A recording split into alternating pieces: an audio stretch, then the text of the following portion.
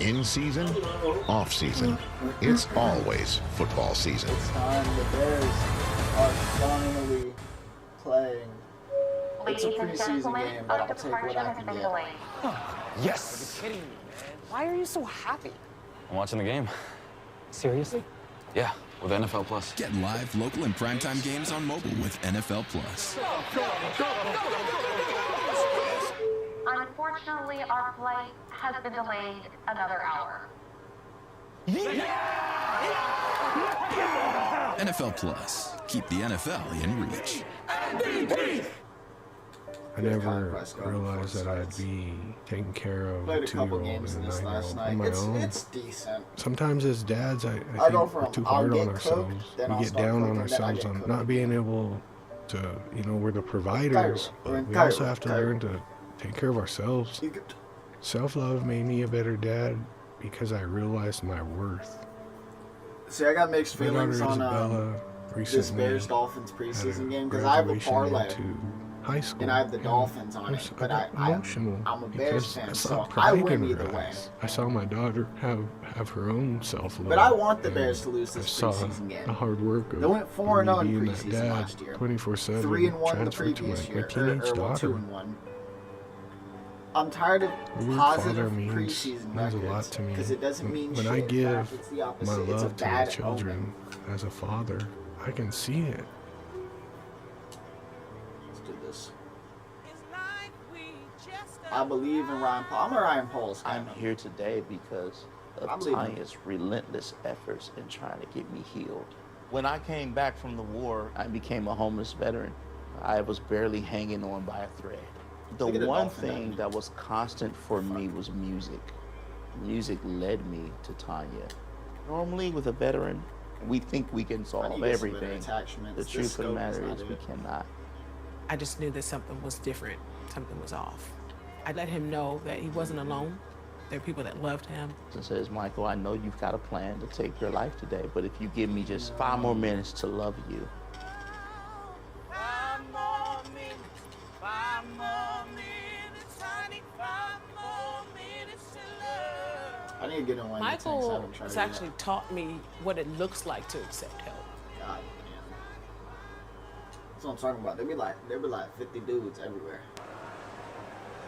So here we are with 2 minutes to play at Everbank Stadium on a sultry summer night. Preseason opener, Jaguars down 6 with 2 minutes to play, and the Steelers punting. If you are a first-time head coach wanting to get as many different scenarios and looks for your football team, man, have they gotten this tonight. Yeah, it's gotten everything. And Liam talked about this in the production meeting about just first-time head coach trying to go through all the mechanics.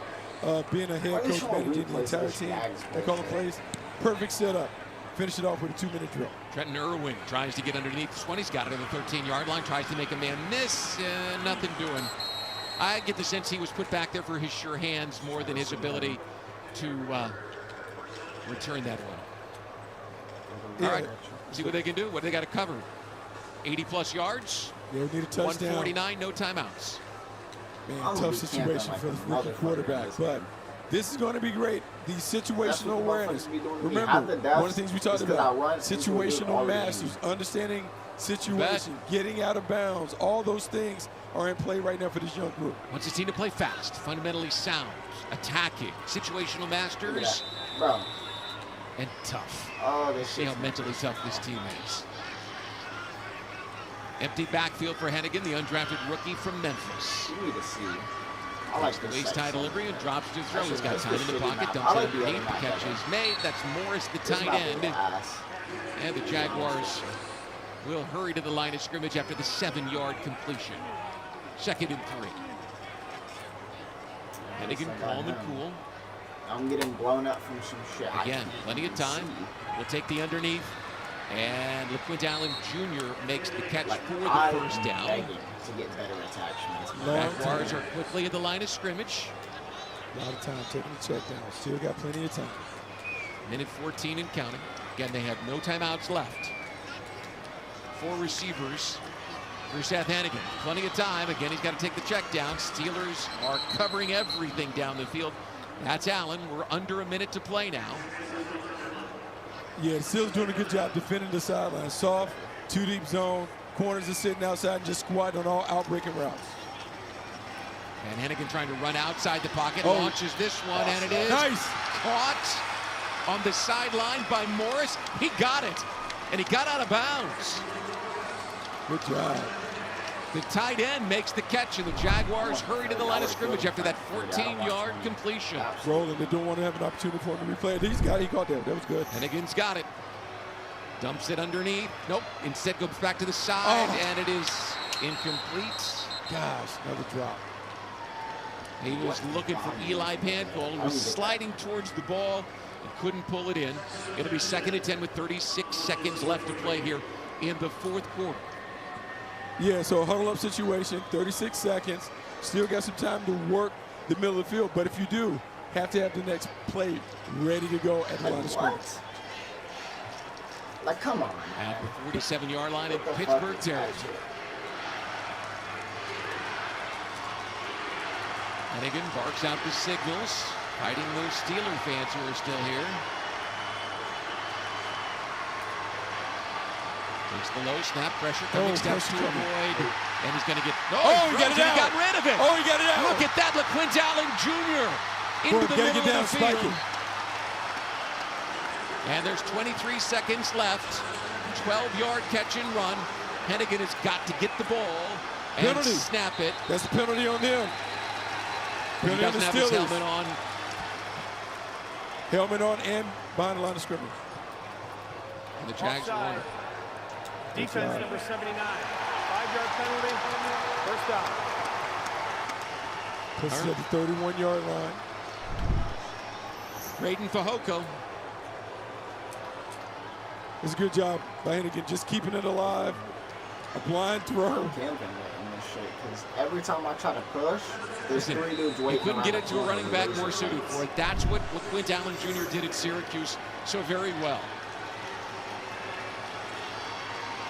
Excellent receiving back was the word on him. Absolutely. 16 seconds to play.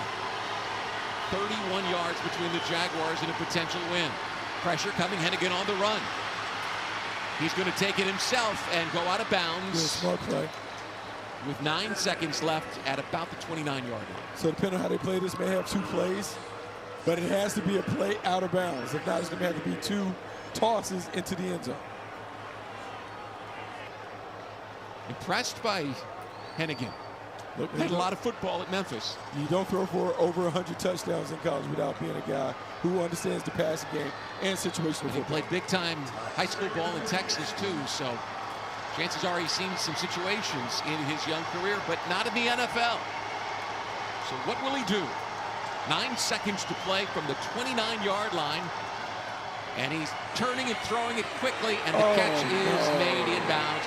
Pankow's got it, but he won't get back to the line of scrimmage, and that'll do it. That's the end of the game. And the Steelers will hold on for a win, 31-25 here on the opening night of the preseason. Of course, we've got 2 more broadcasts for you. Next Sunday, we will be in New Orleans when these Jaguars travel to take on the New Orleans Saints. All right, an exciting broadcast, a 70-yard field goal. None of us in this booth have ever seen that before, ever. And we saw a couple of nice touchdown tosses, and then the rushing touchdown by Basham.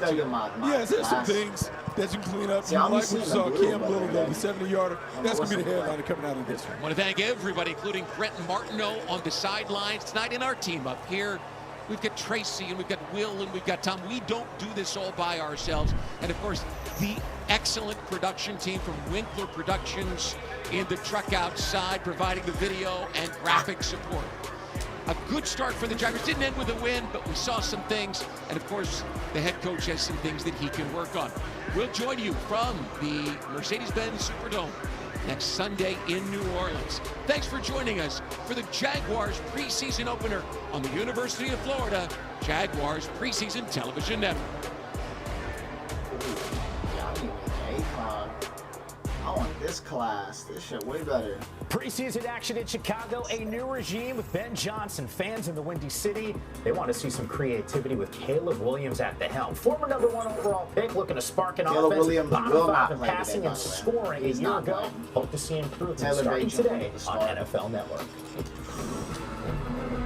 Get down, bitch.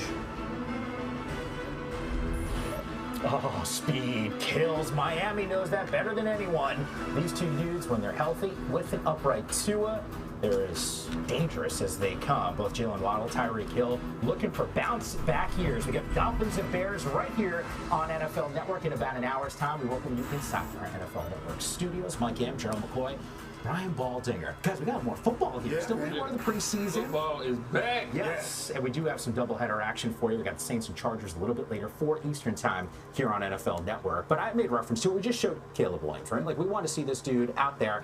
Not going to happen. A little bit of a mistake here in your mind. We got a new head coach and Ben Johnson. I think from a selfish fan's perspective, I wish he was playing today. It's a mistake to me. Yeah, we got an hour. I believe that everybody should play in the preseason. The preseason is about getting your timing down. It's about getting back in the groove. So when you hit week 1, you hit the ground running. Caleb Williams did not have a great rookie season. Sacked 68 times. 9 and 6. 52 of those times was when he held the ball for 4 seconds or more. You're in a brand new offense. You don't have no cohesiveness. When they put me on the other map, I'll be balling. In this map, offense. How are you I don't like these. these. Practice is not where you get it. Practice is where you prepare for it. But the game is where you start to get it down. I wish I could turn off that fucking flare. In the game, everything's spread out. Everything's faster. Everything moves completely different. So he needs these reps in the game. This is a mistake, and I don't understand why he's not playing. He should play. He should play. It's a new offense. It's a new way of doing things. They just scrimmaged the Dolphins on Friday. He's familiar with it. They spent the offseason upgrading the offensive line to make him better so he can get rid of the ball quicker than he did a year ago, Gerald. And look, we just saw Joe Burrow start. We just saw Patrick Mahomes start. I mean, there's starting quarterbacks that want to play. Don't try to use and that people. for the same reason that Gerald just mentioned, for the time to get themselves ready, I think Caleb should be out there playing. And I think this is an opportunity to get him ready. Because people keep trying to make it seem like it's a skill thing. Like Ben Johnson doesn't want to play no spell. You don't want your fucking star quarterback getting hurt in a Dolphins Bears bring up the Joe Burrow factor because this is let him play the next 2 weeks. He's ready. Some slower starts for Cincinnati. The fact if that anything, yeah, that's what it shows to me. Is that like, hey, we don't need to force him out there when what is it? Yeah, you want to get those reps, but we get that in practice. The defense is good. Getting an opportunity to get some reps. You don't want to force something that doesn't need to be forced. So I'm with Ben Johnson on that. I'm a Ben Johnson guy. I think anyone is. Career lows across the board. He's the coach we wanted. End of the year with him, and we never get the coach that we wanted. His quarterback. So I'll sit here. I'm going to defend Ben Johnson. When you say something like that, you don't just come back from that with, "Hey, my bad." No, you got to work that relationship up. You got to build everything up again, and yeah, it's still a work in progress. Not just for me, but for everybody. But like I said, he's working on himself. He's working on the things that he says he wants to get better with and do better on. So that's the first step to me, and so I commend him for doing that.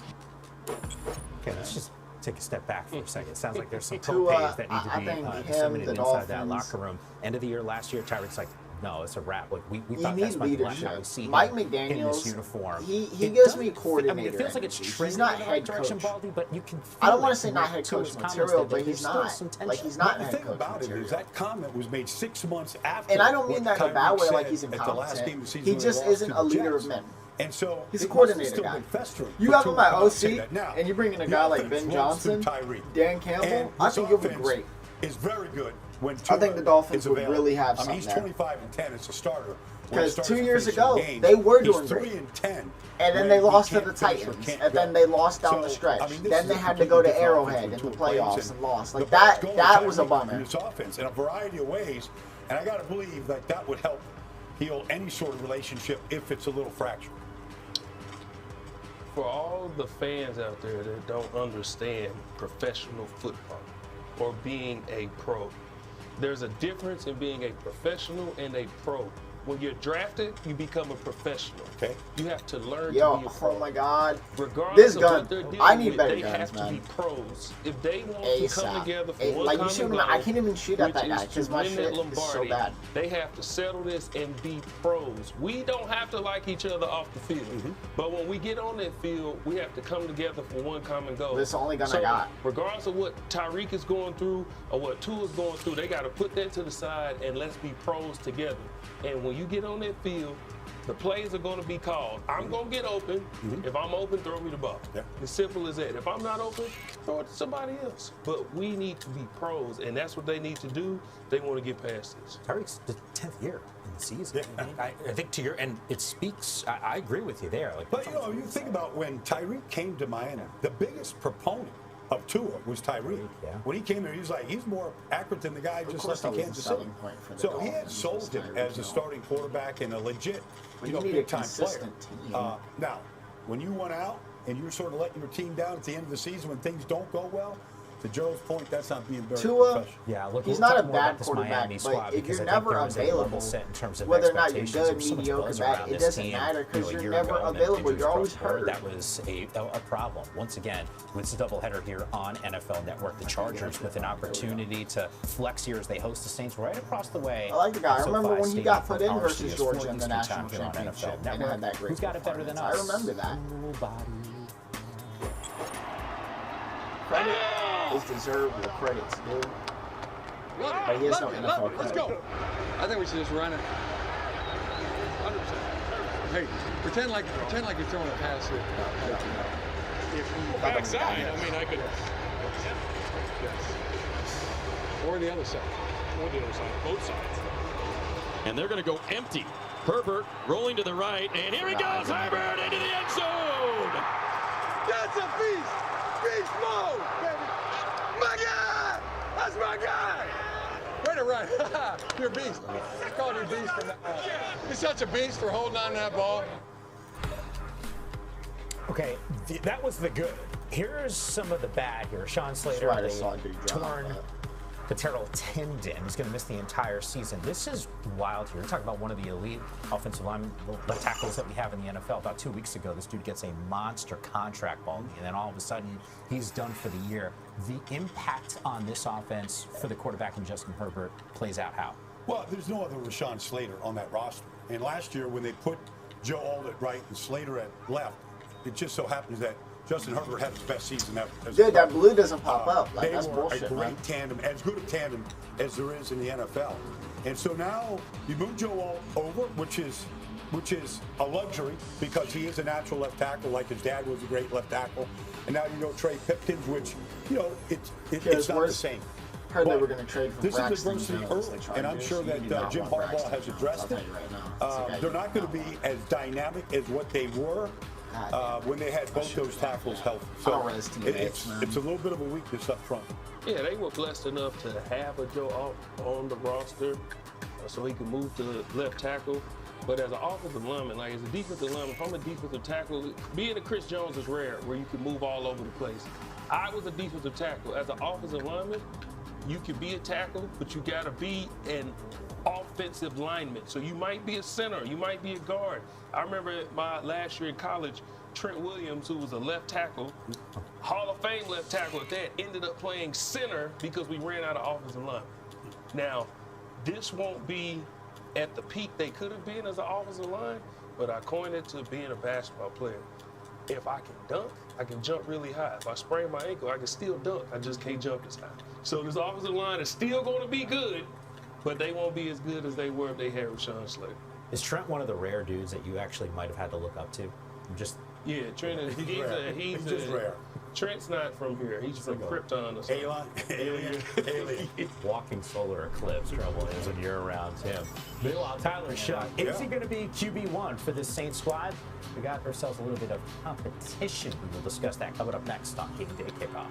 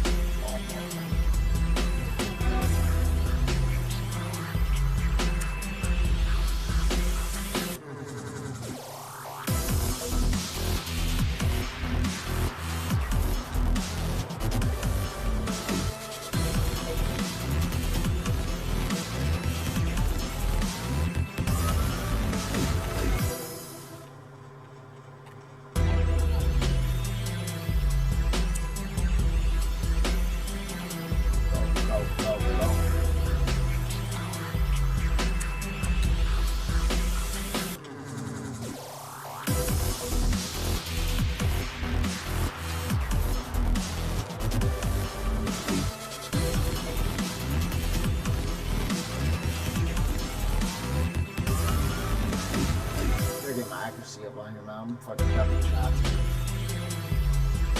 I want that up in that. We took the dub anyways.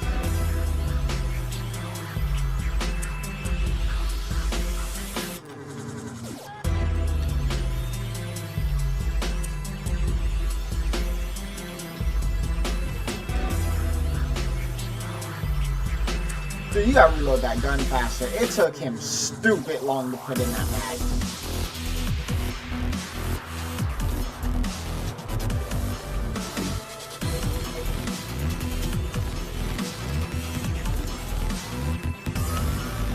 Whatever. I swear that was an enemy.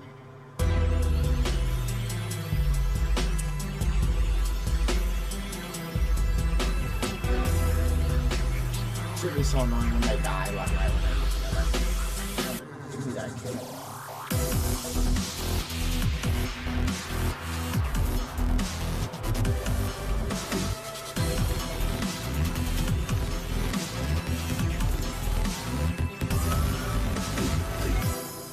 Save 10% on any glass chair mat at Vitraza.com. Back here on game day kickoff, I know everyone's ready for the start of the season. You can visit NFL.com/tickets to purchase tickets today. Verified tickets are available through the NFL Ticket Network, including Ticketmaster, SeatGeek, and Sports Illustrated tickets. Double header action here on NFL Network. The second game for us is Saints-Chargers, 4 Eastern time, right across the street from us at SoFi Stadium. Spencer Rattler will be getting the start. Now, there's competition. Spencer Rattler and this dude, Tyler Shuck, who I kiddingly joke is knocking on the door of Social Security. I mean, because this dude played a million years in college, 3 different teams, and yet we're talking about him as a second-round pick. And I think it was probably a positive sign from the Saints' perspective to go and take a quarterback. Still trying to figure out what they're going to do with this position. Derek Carr, we know, decided to retire, and it's going to be a young player. That can serve. You were down with this team last Sunday for training camp, sitting behind that offense, watching what we're going to see from this squad. The baldy eyes. What did you see from the offense? Well, they had a 126-play scrimmage. You know, basically 2 games last Sunday, and it was pretty good. You got a chance to see both Tyler Shuck and Spencer Rattler and Jake Hader. But if you watch Shuck, I mean, first of all, he's big. I mean, he's 6'5". He's got a big release. He's got a big arm. He's an excellent athlete too. But he can make all the throws like he did at Louisville last year. I mean, he hasn't been around a while. He was on a team with Justin Herbert at Oregon when he first started. But look, you see the sidearm delivery right here. We saw a lot of the same type of throws last Sunday. The ball comes out from different angles. He throws with good anticipation right here. You know, he just has to finish. His drive's better than what he did in scrimmage. We see him in practice right now. But his ability just to extend plays, to run, like he's an impressive athlete. To watch him work. First time I got a chance to see him play, sometimes that kind of gives you a better vision of what a guy can be, Joe. Yeah, and as you mentioned, again, we've been all over the place, played a lot of snaps, has a lot of experience in college. But this is the NFL. Doesn't matter how much you played in college, the NFL is a completely different game. But he is still a rookie. So you need to give him that grace of being a rookie. Let's see how he operates the offense, get everybody lined up, take what the defense gives you. Take the shots if they're there, and if they're not, make the smart football play. But I just want to see him operate the offense. And as far as Spencer Rattler goes, there's no substitute for experience. Spencer Rattler has been in a QB competition before, and he lost it to a guy that's in Chicago now named Caleb Williams. I'm sure he doesn't want to go through that again of losing where he's at. So he's going to have a chip on his shoulder as he goes out there and competes. You know, I was in Baltimore with Mark Ross, who did say, "Don't forget about Jake." Yeah. So I don't. Third guy right now. And you know, kind of also in that mix as well. He always plays with a chip on his shoulder. I remember watching him when he was in college. All right, we're knocking on the door for the end of week 1 of the preseason schedule. We're already thinking about week number 2. This is what we have in store for you here on NFL Network. It all starts on Friday with the double header. I don't have that. Speaking of double headers, that's what we have today. First game, Dolphins and Bears, coming up in about 45 minutes time. Caleb Williams will not start in this game. Like I said, Caleb Williams shouldn't have to start in a game like this. You have 3 preseason games, dude. You can take time to just chill.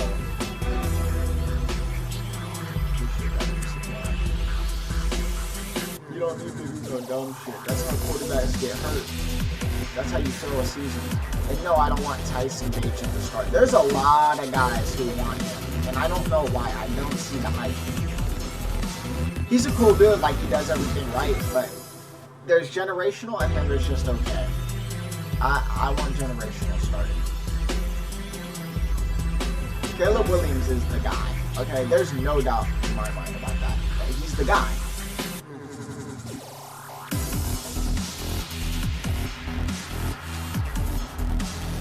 A lot of people be making sock accounts about him, you know? It's stupid.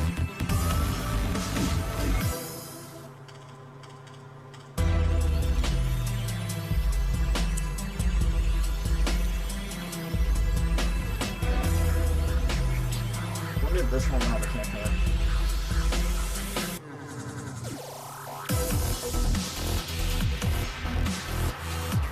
What the fuck? That's the biggest nonsense I've ever seen. I died to a house fire. Like, come on. What are we doing?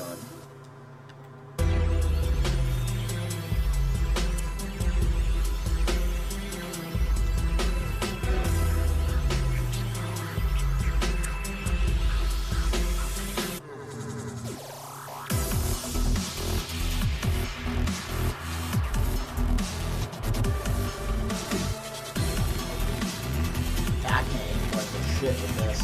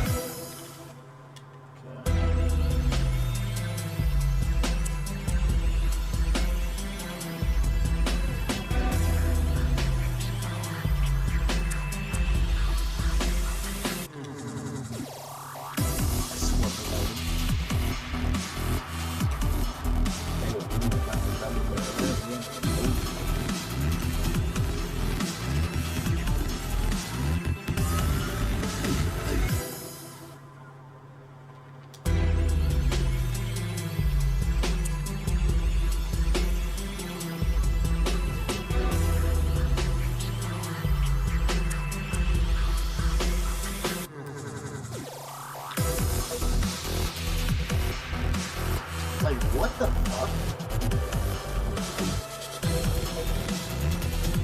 This game is such a joke sometimes. Yeah, I just put a whole fucking bag into his face. One shotgun shot, I'm dead though. I know you're Where's an my NFL fan, armor? which means you gotta have NFL Plus. You can keep the league in reach. Stream live, out-of-market preseason games, live, local, and primetime games on mobile during the regular season and postseason, and NFL Network, including 7 exclusive live games. You can sign up today at plus.nfl.com/network. Terms and conditions apply. All right, doubleheader action for you today here on NFL Network as we close out week 1 of the preseason. Coming up in about 40 minutes, Dolphins and Bears. And then at 4 Eastern time, it's Saints and Chargers. Been sprinkling in, just watching a lot of our coverage here on the network over the last couple days. I was leaving studio yesterday. Fans were arriving for this one. Okay, Schottenheimer. Rams right across the street against that Cowboys squad. All right, second quarter. McVay's actually doing an in-game interview. Look at that. I just spawned. While this play is developing. Joe Milton, who's got one of the strongest arms in the NFL. How about this? What the fuck? Incomplete pass. This game is such a joke. Down sideline though. I mean, you got CD Lamb going, yo, touchdown, touchdown. Here we go. Boom! Oh, it's taken out. The ref. It's like, yo, this is. I got to imagine every Dallas fan who's watching this is going, is our guy okay? Is he okay? But yeah, he was just sort of laughing it off. Cowboys drop this one. Never want to see some of your best players on the sideline trying to avoid getting hurt in a preseason game. Fuck you and your get shotgun, taken out you by a stupid ref. fuck. And just one of those odd scenes. Ian Rappaport is with us right now. I'd ask you for the injury update. We know CD is okay. But when it comes down to Matthew Stafford, Ian, I keep getting these emails hitting my inbox about his back. Give me the latest on what's going on with the QB1 for the Rams.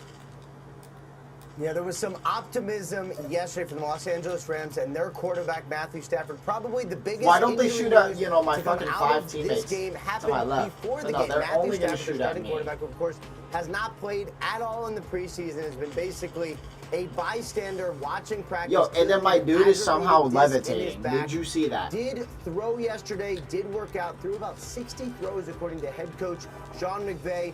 All different kinds of throws, some deep, some they changed the launch point, really got him moving around, wanted to make sure that he was okay. It was his first big test of the preseason. He is expected to practice tomorrow. That is another significant step for Matthew Stafford, giving him a little under 4 weeks to get ready for the start of the regular season for the Rams, which would be excellent. Yeah, definitely a positive and clearly trending in the right direction. Why won't you pull Meanwhile, out my we've fucking got positive secondary? news around James Fine. Cook and a potential contract extension with the Bills. We do not have positive news. No, it actually looked like there would be positive news surrounding James Cook yesterday. He dressed and took part in warm-ups before the Bills preseason game, leaving people to kind of wonder, like, maybe this thing has been solved or maybe he's come back to practice. And then he did not play. Turns out this was really the plan all along. Sean McDermott, Watch the when head I coach, get the talking to fucking reporters A after the game and man. saying he had a conversation with Cook. These The motherfuckers don't agreement get was off the that Cook beta. would warm up and then not play. McDermott did say that he Shit's such and a the joke. organization wanted Cook to play, wanted him to keep participating as he had early on in the preseason. It was not the case. Cook still standing on business, still wanting that big-time contract extension. Did you see that? I spawned right in the fucking sniper Backs in the lanes. NFL That's looking crazy get to me. paid. And I know if there is a deal that does happen, Some of the we'll have worst it covered spawning I've here ever seen. on NFL Network. All eyes on Travis Hunter, both on the offensive and defensive side. How did that preseason debut look? We'll show it to you next.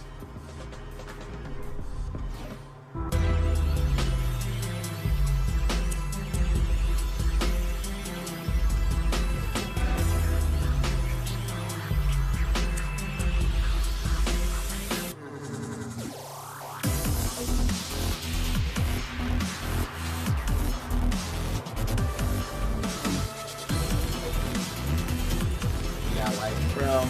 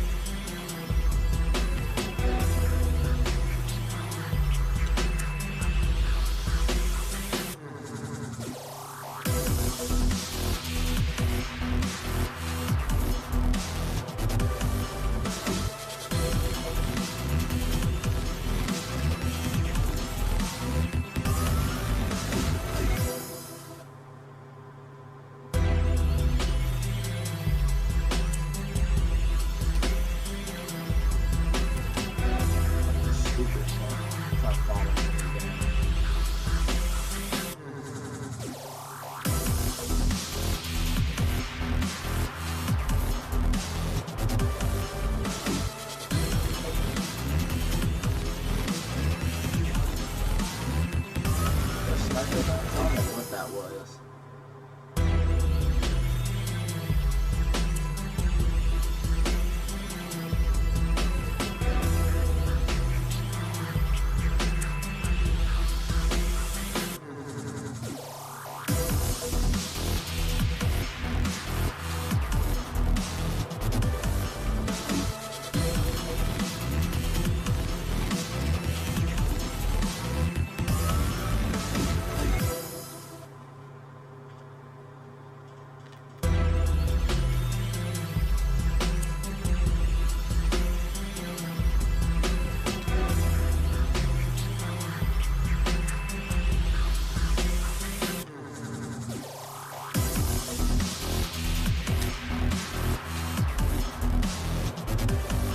Yo, and then all the teammates behind me, none of them pushed.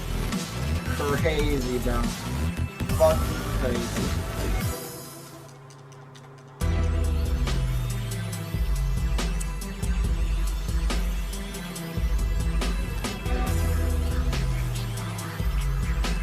Jump, fool.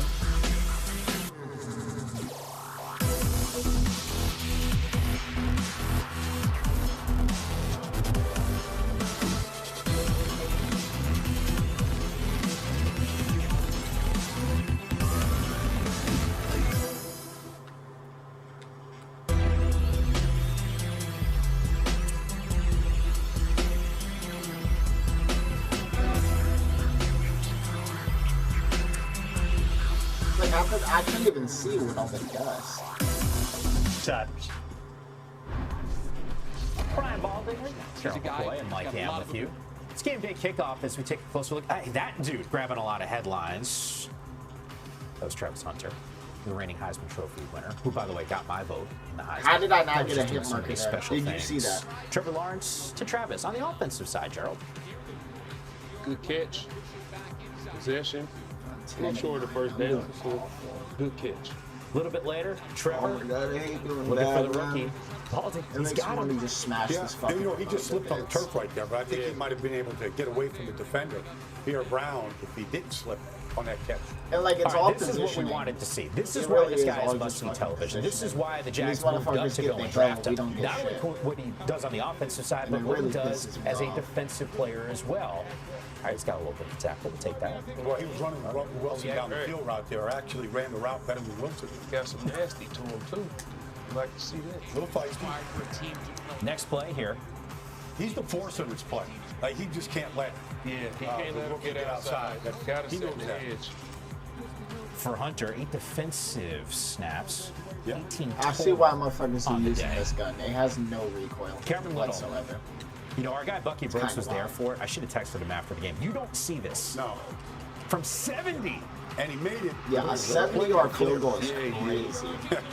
Shout out to the kicker. That didn't barely get there. No. Just in case you're wondering, NFL record 66. Justin Tucker put it through the upright when he did that. So that's a weapon. They got a dude. And this guy. God, I remember when I was a kid, like if you could hit it from 50, that was like a huge deal. I mean, 70, it's like almost unthinkable for that to happen. To be fair, a 70 would have been hit and more coaches before the half would be like, fuck it, just go out there. It really dictates and changes how you can call some of these plays. But let's get back to Travis Hunter. You saw the snap count for him. I made reference to it, both sides of the football. Break down what you saw defensively from him. Well, they didn't attack him, but he looked good in coverage. Here's what I want to focus on is his tackling. At this level, you have to be able to tackle. They're going to force you to tackle at corner. He is a willing tackler, but he just has to get better at it. He missed his tackle, so I'm not going to overreact to him missing his tackle. But at this level, you can't just go and shoot at guys' legs. You actually got to wrap up. And here, he has to push the ball back inside to where all his help is. He can't allow the offensive player to get outside. But I'm not overly concerned. I'm waiting to see how he actually looks in coverage with them targeting whoever he's covering, so we'll see. But, you know, he did what was necessary last night. I think, he was drafted to do exactly what he did last night. Now it's a question of how are you going to, is he going to be the starting wide receiver with De'Ami Brown and Brian Thomas Jr.? Okay, the 3 wide receiver package. And does he play packages I was on balling defense? for a second Does there. he start at that left corner like he played last night? Yeah, this gun is way fucking better than those ARs I was using. Those shits were laughably bad. They were laughably bad. You can't win a one-on-one gunfight with that AR. You the can't. snaps, like playing all the snaps as you've seen on offense, he came out early, like right after a couple snaps, he came out and got some water, then went back in. In college, he didn't come out the game. He stayed in for every snap on offense, every snap on defense. I don't believe it's sustainable to play every snap, but can he play both sides of the ball? Ankle weights on. He's a highly intelligent player. Okay. He's a college graduate. That's not fair, and you 'cause have they to be literally smart in order to understand, especially at DB, what your coverage is, where your help Don't you is want at, to and live? then You think adrenaline would all outweigh those weight? plays. So yeah, I believe he can, just not all the snaps. Yeah, I was on set with Steve Weich and David Carr yesterday. Both those guys saying this is the rookie that they wanted to see play in that preseason. Baby has the biggest impact of the entire class. Maybe there's some good ones though. Patrick Mahomes Company. Well, it's a short highlight because it was just one play. One play and it was a touchdown from Mahomes too. Isn't that the most Patrick Mahomes thing you've seen though? One play, 1 yard, 1 touchdown. Yeah. I'm good. He's ready to go. He is. Kyler and Company. All right. This is what you want to see. This connection has to grow in order for this team to grow. I agree. Baldy, you and I spent some time talking I about don't even know why. I'm not even going to push over there because they're just Inside fucking training camp shows. This is not what we That wanted is to not see. what you There's want literally to see. no point. Yeah. 11 picks for Kyler Murray last year. That was the second most in his entire career. Yo, and then there's tanks. George. 2 fucking tanks waiting for No me. smelling salts, just saying. Bo Nix. All right, this is a dude, ton of college experience. No one had more coming out of college, and he thrived a season ago. He thought he was outside the pocket. He was just throwing it away. He was still within the tackle box right there. So they flagged it. Oh, you see Robert Saleh there? You remember when he was there, DC, like years ago, all those cutaways? Yeah. I think we're going to get a whole lot of that from the broadcast booth as we watch him this upcoming season. Justin Fields, we know, part of a new look Jets squad, including Eric Glenn, now their new head coach. Completions.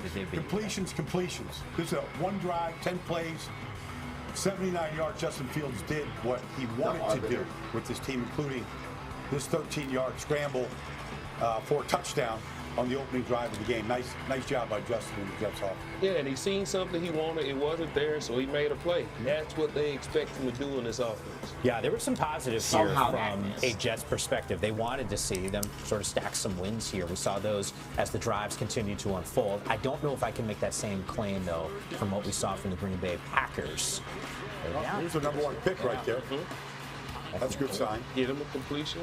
Get him comfortable in the offense. Remember, Golden, the first Packers wide receiver drafted in the first round since 2002. Jordan Love, a little hop, skip, and a jump. Not much offense from the Packers in this one. Nope. Not before it wasn't thrilled when it was over. Oh, game ball. Here we go, coach. Take that. All right. Texans and Vikings. Gerald and I are battling a mosquito on the set. That's a first for me in 20 years. I guess that's better than how some people are doing. A lot of other people are got to help you out a little bit. 12, 11 and 10. By the way, that's a bro.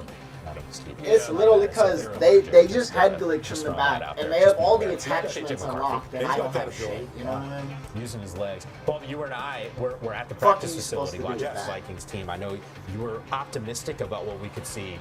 Well, the team around the quarterback is very, very good.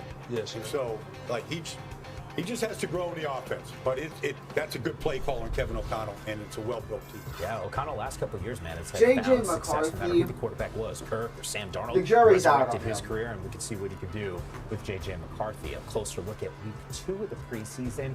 Look, I still have my alarm from fucking last year. NFL Time to watch the Bears lose. Speaking of young 12:30. Wakes me up, gets me ready to watch the Bears lose. I hope I can change that to time to watch the Bears win. Some of his best moments in his NFL debut. That's still to come on game day kickoff.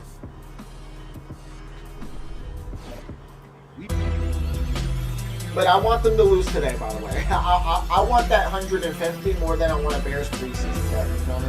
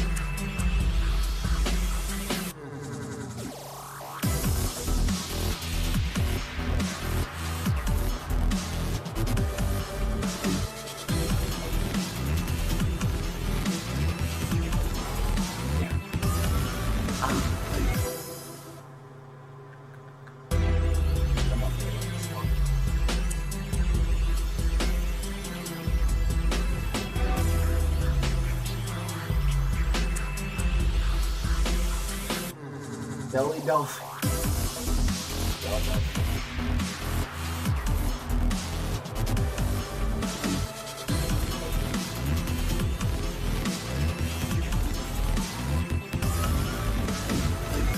Give me a second.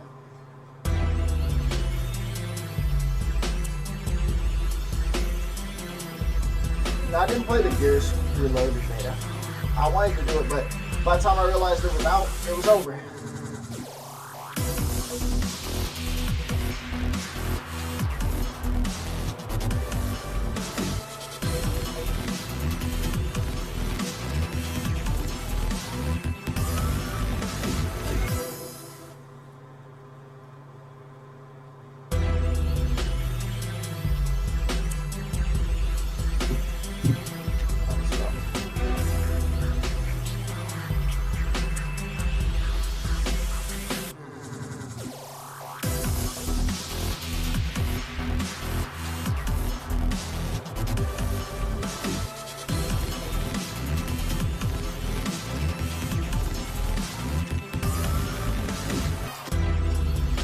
reload the gun, bro.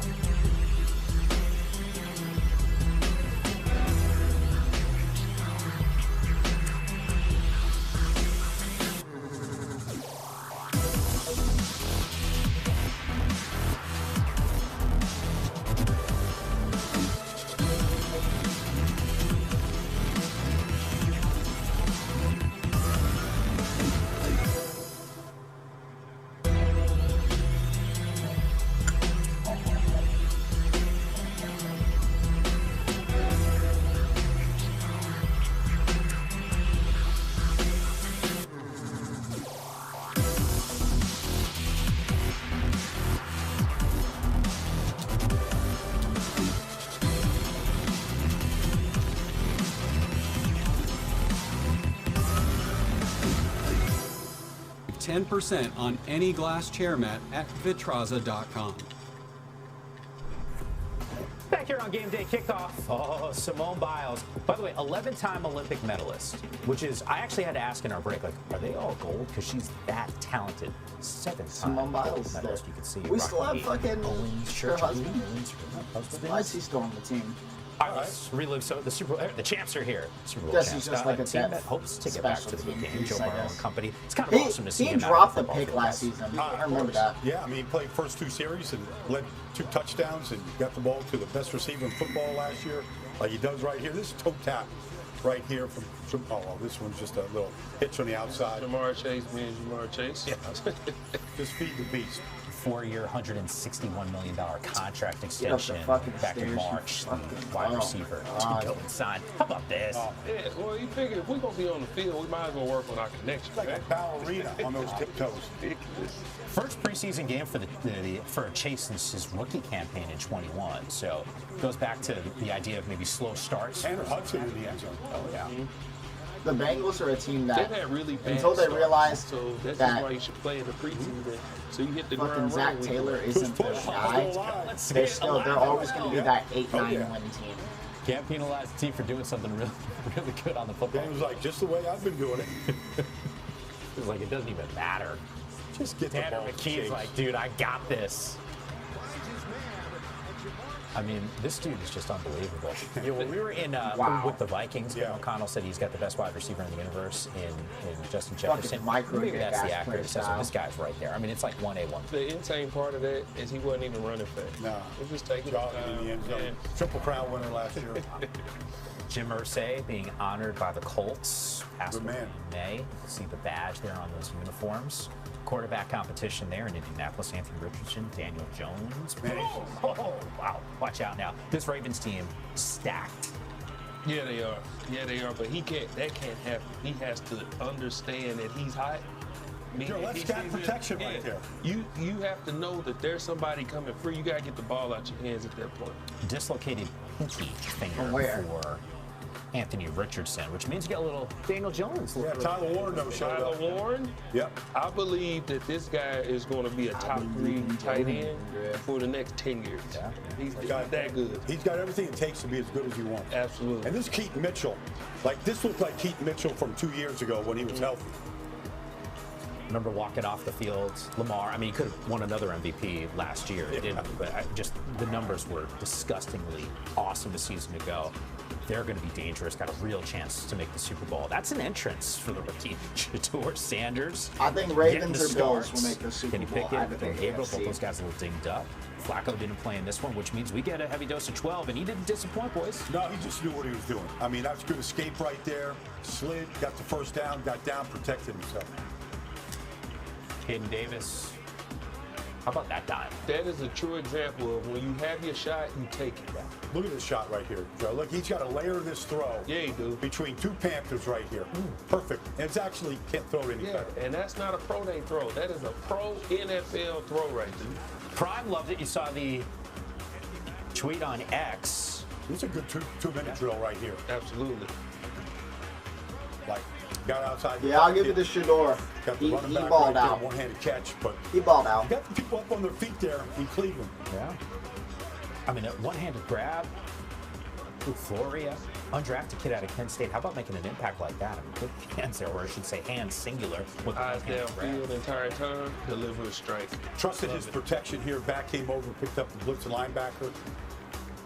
Saw a lot of 12 jerseys in the stands. They showed up. Shador, 11 of 18. Colorado jersey. Oh, yeah. The black buff jerseys, some of my favorites in all of college football. He played well into the third quarter, almost 50 snaps in this game, and continued with some good throws, finding the open receiver here in the third quarter. You kidding me with LeBron? I saw Jamie Foxx posting a video. Posted about him. Yeah, he's got a lot of support. Yeah. Nice little fly sweep right there. Get the ball in the end zone. 3 good drives. Yep. Excellent. Fans loving what they're seeing from Shador Sanders. He spoke with Cam Wolf. I would say a C+. C+? Why? Yeah. It's passing. It's passing because we got the win. You know, that's first and foremost, and that's extremely important. But, you know, Pop said, you know, take advantage of the opportunity, and I don't feel like I did. So, you know, I feel like I let him down a little bit. But on the team behalf, I feel like I ran the offense pretty well. I feel like I got to my decisions, and in some things I could have done better, and different process where I can speed my feet up. So, you know, I'm just thankful for the opportunity. I'm happy Maybe he has won, humbled up. but it's definitely still time to go to work. Nah. Even if you're This for was the most Shador, talked about you quarterback can't lie. At this first, entire he was offseason. walling out, bro. I mean, what He Cleveland was is going doing to do crazy week shit in one. Still pre-draft. not exactly sure. Here are the numbers and an interviews. opportunity He where was acting Shador like a was fool. able to capitalize. I mean, But if he's humbled up, dinged up, Dylan Gabriel. Can't imagine what he's thinking about right now watching Shador Sanders he's have the humbled up, preseason debut and that he that had. But interview told what me did you make of what you saw from Shador and how it If impacts he really what we is could see in humbled week up, that's number one? good. That's a good He thing. took advantage of his opportunity. I know I'm he's for saying that. that he believes he didn't, but that's Shador because he's being the good ultimate would be good competitor, for the league. probably the son of arguably the greatest football player we've ever seen. So competition is What what just they killed do. me? But he just has Did so he much just kill me? that he feels like he has to live up to. But in my eyes, he did exactly what he should have done with this opportunity. He made the necessary throws, the throws that were questionable in the draft process. His eyes were downfield. He didn't panic. He made rookie mistakes with the scrambling, retrieving, losing ground, but that's expected in your first preseason game. But overall, he took what the defense gave him, and he delivered strikes. Now, as far as the depth chart, I think that the Browns are going to make this a fair competition. Here's the difference in what we've seen. We've seen he's had practice reps where people have been complaining about his practice reps. Well, he got to play in the game. Dylan Gabriel has not had a chance to play in the game, so I think we need to wait to see what Dylan Gabriel does in the game, and then we can start talking about depth chart, because I think they're going to make it to where it's fair. He took advantage of the opportunity. The opportunity presented itself. The guys that were banged up, he went out there and he balled out. And he did it with poise. He did it with all different type of throws, layered throws, movement right here, trusting the protection. He didn't look like a rookie. He looked like a veteran out there playing. Set his feet, pointing there to the back to go deep. I'll get it to you. Like he saw the field. None of this was too big for him. See, and then there's these times in the game when you can't find nobody, and then there's like 3 people crouching down a fucking street. They play like pussies, man. It gets boring. Over the last really 3 days. boring. And that's what he did. He raised the awareness of what he can You know, like do. I get shotgun from like 50 feet. Didn't feel too big for him. 50 career starts, by the way, in college, right? Like that's a decent sample size. We see guys that have that. It makes a difference. It totally does. We saw it even last year with Bo Nix. This guy's been everywhere. From FCS quarterback to #1 overall pick, Cam Ward. We don't talk nearly enough about him making his debut. Flashing. He got a big arm, too. He's got a whip, and he found Calvin Ridley quite a few times. And he's a guy that sees the field real well. He gets the ball out of his hands quickly. Helps when your receiver can go out there and lay out and make that type of a catch. But he looked large and in charge on some of these drives. This is a dude who knows how to orchestrate some effective offenses, 158 career passing touchdowns. It's college record for him. That torque he gets on the ball. And he's getting the ball out of his hand. He's not holding. Nope. Looks like he's having some fun, too. Kind of has to, right? Given where not a whole lot of depth on this squad. And you gotta love his energy. He's calling he's calling everything at the line right there. Pollard finished that drive for a touchdown. Nice. Cam Ward, touchdown drive, 5 of 8, passing 67 yards. I'm about to just start. Pick last year's MVP. Josh Allen. But not it playing. gets Russ was boring, cooking man. at that opening drive. It really does for the get G-men. boring. It's not like Battlefield Looks like 1 he's where probably there's your like 50 QB1 maps in and week shit. It's 1. 2 maps, like. Got that 1-year deal in this offseason. Speaking of quarterback rooms grabbing some attention, this was certainly one of them what the Giants are working with. Theo Johnson with the reception. Wilson just played 1 series, guys. 67 passing, 28. And another tank. This shit is ass, man. I will not be buying this game. But the story for the Giants is right there. I mean, this dude, first round pick. The same dude literally We'll talk about spin him the and block Cameron in around just with a the moment, fucking but tank guys, he what killed, we man. witnessed, I don't want to say Shador-like, but it was sort of like in the same vein where that fan base, this Giants fan base, has got what they saw. Yeah, they're hungry to find the guy. And look, it's one game. He played over 30 snaps, and he was efficient. I mean, this touchdown throw to little Jordan Humphrey right here, he threw him open right there, and you can't make that throw any better. Everybody's looking for explosive plays in their offense. Explosive play in the end zone. Like that should get him excited as it did. Should get the Giant fan base excited. He was a walking explosive play. You watched that Ole Miss offense last year. I watched a ton of those games. It felt like with Lane Kiffin, this is what they did. And this was a big reason why. His God-given ability, what he can do with his arm, what he can do with his feet. And that's why what he did yesterday, I'm sure the Giants fans are excited. With darts. Nice job stepping up into a crowded pocket right there. Keep his eyes down the field and find that receiver in the middle of the field. Real good pocket. Dude played 4 series, 12 to 19 passing, 154 yards, 24 on the ground, led to 3 scoring drives. Oh, Jameis. Let's go, Jay. Whether Get him he in plays there. or not, I just want a mic on him. No doubt. He's going to be entertaining. Quarterback room's happy. Yeah. All right, let's go back to these first-round quarterbacks. Cam Ward, #1 overall pick. We saw the Giants move back into the first round to go and draft Jackson Dart. When you're watching these guys play, take me through what you want to see early on in the preseason. I'll let you start on Cam Ward. Yeah, well, when I watched Cam Ward yesterday, what I enjoyed watching Cam Ward as a first overall pick. His ability to lead, his competitive nature. I don't know. That Usually you expect like a generational type guy. I wouldn't call him generational. He understands that this team is going to go to the next level. We got to put up points. And he took his team down the field with poise. You see, he had no rush yards. So that means he's standing in the pocket, eyes downfield, pocket feet, and just delivering strikes. And he's guiding his group, and that's what I love to see. You said it looks like he's having fun. He loves the game. Everything's about the game, and you can see it on this drive. I'm excited to see what he can do moving forward and just building off what he did yesterday. A couple things about both these guys. One, I thought they both were aggressive without turning the ball over. They didn't shrink out there.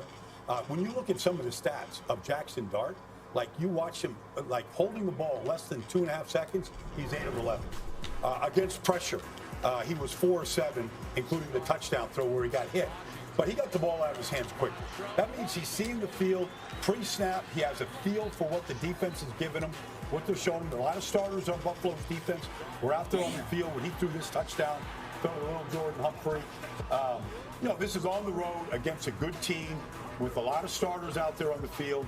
So it wasn't like he was just all against backup. And you can see, like, the excitement that he's playing with. Even this screen right here, John. Like, he had to throw that ball with some touch. He had to float it Plus over, a couple of them defensive second, ends third-year guys. Sometimes, guys are Zach just, Pickens like, just needs to make a mechanically. difference. I think Javon Dexter's good. I'm actually glad that you bring up that specific play because David Carr was sitting right there. And David's like, that's not an easy It's throw. not an easy throw at all, and a lot of people. You got to take something off it, right away. And he's got a completion. And he's got Giants fans smiling. Tyson Bagent, Baldy in our production meeting dropped the Tyson Bagent reference very early in our production meeting earlier this morning. We'll see him in the postseason debut.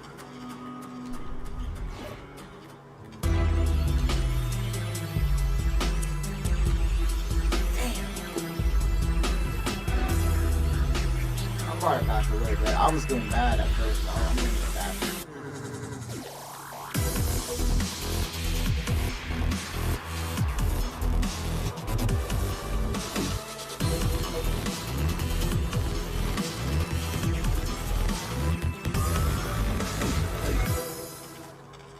But here we go with this nonsense.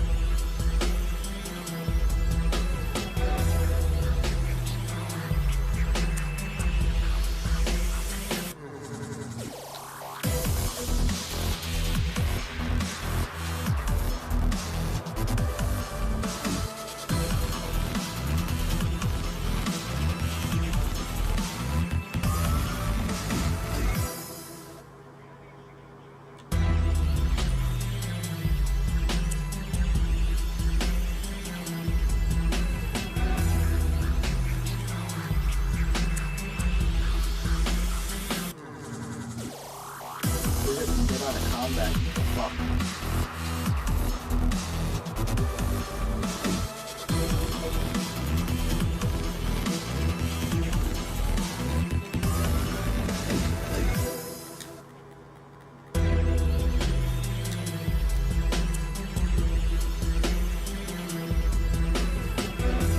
Yo, if you don't know what you're doing, just get the fuck off the beta, okay? Jesus Christ.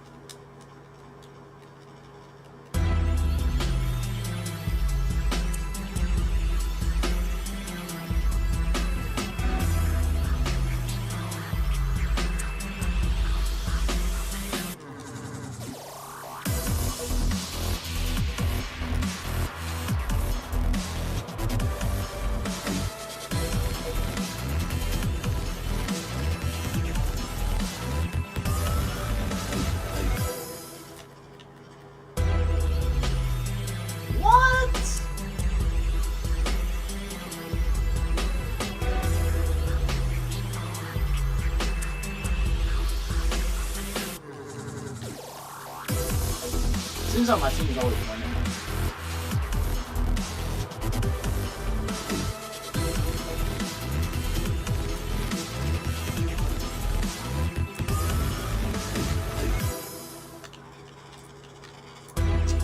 Get the fuck off of me. My own teammates fucking sucking my dick in the corner. Like, come on. Don't do that. Don't ever do that. So now. Ready to run. See what I was saying? It's windy. And we just throw it, Mom. Lines it up for DJ Moore to the end zone. Perfect throw. Perfect catch. Touchdown Bears. In the pocket, looking, time, being chased now. Up inside the pocket, like a snake through trouble. He gets the Bears a first down. They need to be humble. You know, it's like from zero. You know, the team there was is some coming good with from Caleb nothing. Williams in that rookie season. #1 overall pick, face of the franchise, expected to really turn around the Chicago organization. Didn't necessarily play out that way, but there is a renewed sense of optimism around us. Ben Johnson comes in, we got an offensive coach. We saw what he did with Jared Goff in Detroit. Kind of thrust him into the MVP conversation. We've had that talk as well. What's he got to prove? Like, Baldy in you year dead number ass 2? have a small Bears dick been around for if you use that type of shit. No quarterback has ever thrown for 4,000 yards. Caleb told me on Tuesday he's going to break that mark and throw for 4,000. But look, they have upgraded this football team from the coaches to the offensive line to the receiving core with Colston Loveland and Luther Burden coming in as rookies to the defense. Like, there's upgrades everywhere. Like, why can't they go out and compete for the division title? Like, that's what Caleb should think. That's what Jaden Daniels did in Washington a year ago. I'm sure that's Caleb's mentality right now this year with Ben Johnson. I feel like there's some good pieces, too, around Caleb Williams to have some success beyond just a new head coach. But I think, Baldy, you put it really well. It's like, why not go and win this division? And then I think to myself, well, I know who else is playing in this division, and maybe that's a part of the equation here. The Lions might be the best team in the NFL. The Vikings, I know there's J.J. McCarthy there. Let's just ignore what we saw with the Packers and the offense. Jordan Love barely played against the Jets in the preseason game. Where do the Bears 35 though? Right where you're seeing it right now. They are last in the division right now, but we play this game to win. You drafted Caleb Williams to win. You drafted him #1 overall. That's most to change the franchise. You bring in a Ben Johnson to change the franchise. So it doesn't matter where they are currently. What do they have the ability to be? They can go win this division. This is just where they are right now, but it's all going to be on how Caleb Williams develops, which is why I don't understand why he's not playing today. But we shall see if Caleb Williams can take the next step with the defense playing the way they are, with Ben Johnson's creativity, with all the weapons, they have a great shot to go and win this division, or at least just get in the playoffs. But right now, they still sit at the bottom, but this is preseason, and, you know, we all just make predictions, right? Well, I do think that the quarterback coordinator relationship is really important. And I think Caleb, and working with Ben Johnson, he's coaching them hard. He's coaching everybody hard, as they should. They've got to turn this thing around. And so if they take to the coaching, if they stay reasonably healthy, like they've got every reason to believe that they can get into the playoff hunt like the other 3 teams did a year ago. Yeah, look, at the end of the day, we didn't have this conversation around Washington a season ago because you brought up Jaden Daniels and what he was able to do. They figured out a way to make it to the postseason because of their quarterback. We'll see if Caleb Williams is able to lift up this team in year number 2. Meanwhile, they are playing the Miami Dolphins. Clearly going to have to run a pretty significant gauntlet to get to the postseason in the AFC. Contenders in the AFC. That's the front line, no games off where the powerhouses compete. And they trophy chasing, battle tested, the conference ain't for the weak. When your game talk, you don't speak. And this is the game's elite. Even after what happened last season, you never count out the Chiefs. How they gonna respond to that? Can Mr. Mahomes get back in his zone? I think it's time for that. Dude, I literally went back to menu. What am I doing in a game? Did I not click to menu? What are you doing? Cincinnati looking loaded for this year, I see you. Jamar Chase and Joe Burrow all set to lead the Bengals. The Baltimore boys on the clock, Ravens fly. King Henry can't be stopped. Lamar Jackson on trophy watch. Josh Allen, excuse me, Mr. MVP. Buffalo's identity with Bills Mafia energy. Harbaugh got the Chargers hungry, that's to say the least. All on the line playing for keeps, high stakes in the AFC.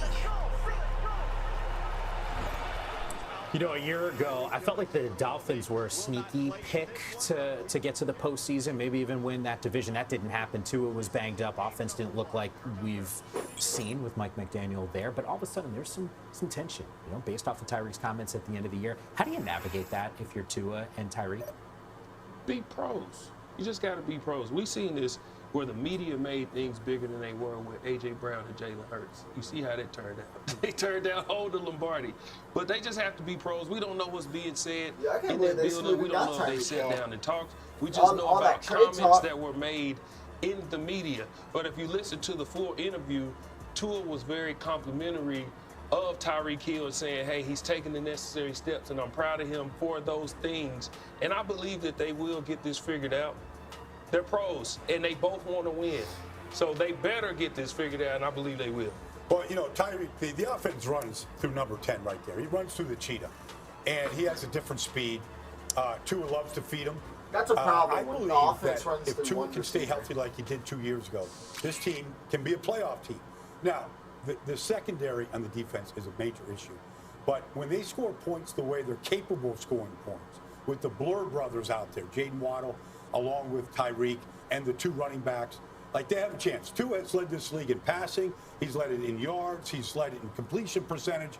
He can be an elite player if he's protected and he stays healthy. Yeah, I think the last part is the really significant part about this. Can Tua stay upright and lead this team? Because when he is out there, to Baldy's point, they win. Meanwhile, we are taking you to kickoff Dolphins and Bears right here on NFL Network. But for fans in Miami and Chicago, you need to check your local listings for live coverage in your markets. For the rest of you, it's Dolphins and Bears, and it starts right now.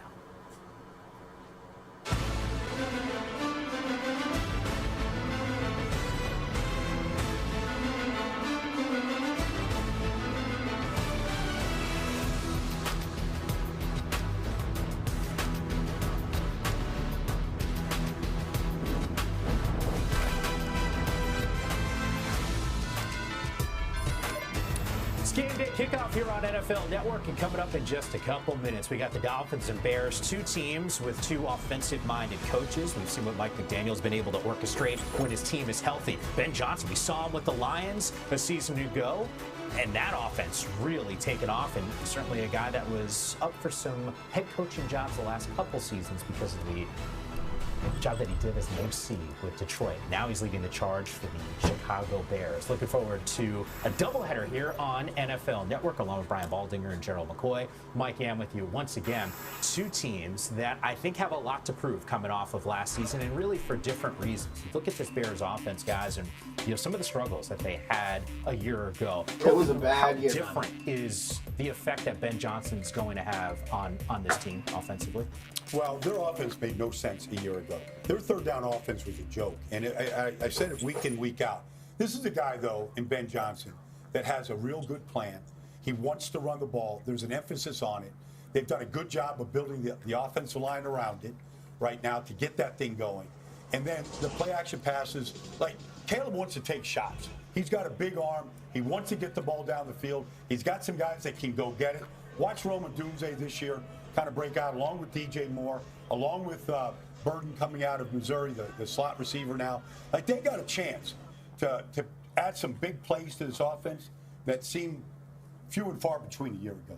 Yeah, and Ben Johnson is extremely creative. He came from the Detroit Lions where Dan Campbell was able to turn a whole organization and program around. So he's seen how it needs to be done. It all starts with the quarterback.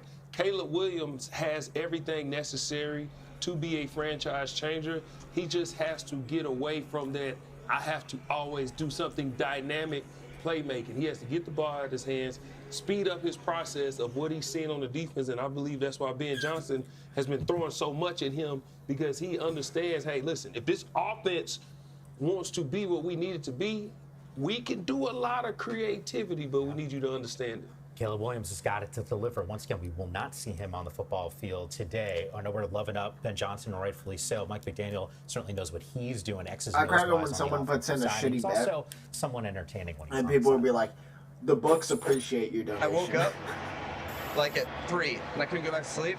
So I was thinking about when you randomly hit me up that you're YouTubing me. Yeah. And so then I YouTubed you and heard and saw this Trent Dilfer thing showing all this high school from you. Great. And bro, your technique was trash. You know what I mean? Thank God for Bev. What are you talking about? No rhythm, no timing? Is that what you're talking about? It was cool though, because you could see little elements of like your swag. But you were stressed out. Woo!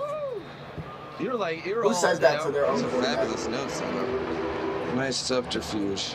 Clock, clock, clock, clock, clock, clock, clock, clock, clock, clock, clock, clock, clock, clock, clock, clock, clock, clock, clock, clock. He is fun to listen to and to watch. I mean, it's just entertaining. You watch any of these press conferences, and he'll sort of give you a thesis on a variety of topics. He's not when the it comes worst to the head coach, offense, but I don't think he's a what's winning the head state coach, Mike McDaniels, of this team, for the just based Dolphins. off of what we saw a season ago? Well, the offense obviously is very explosive. Jalen Waddle's explosive. Tyreek Hill's explosive. We've seen what Tua can do when he's healthy. And I believe that Mike McDaniel has done a great job navigating everything I don't want that's the Bears to win today. with us not understanding. I want them to knowing look if good, Tua was even but going to play lose. football again. With how the season started last year with the Tyreek Hill incident, I believe he's done a great job of navigating and keeping them afloat. They just have to come together as a team. They want to push past what happened last year. There is a concerted effort by Mike McDaniel at the very top to get this team tougher. I saw him running wind sprints during the summer and OTAs. They practiced in the soup of South Florida outside in the heat, run through rainstorms.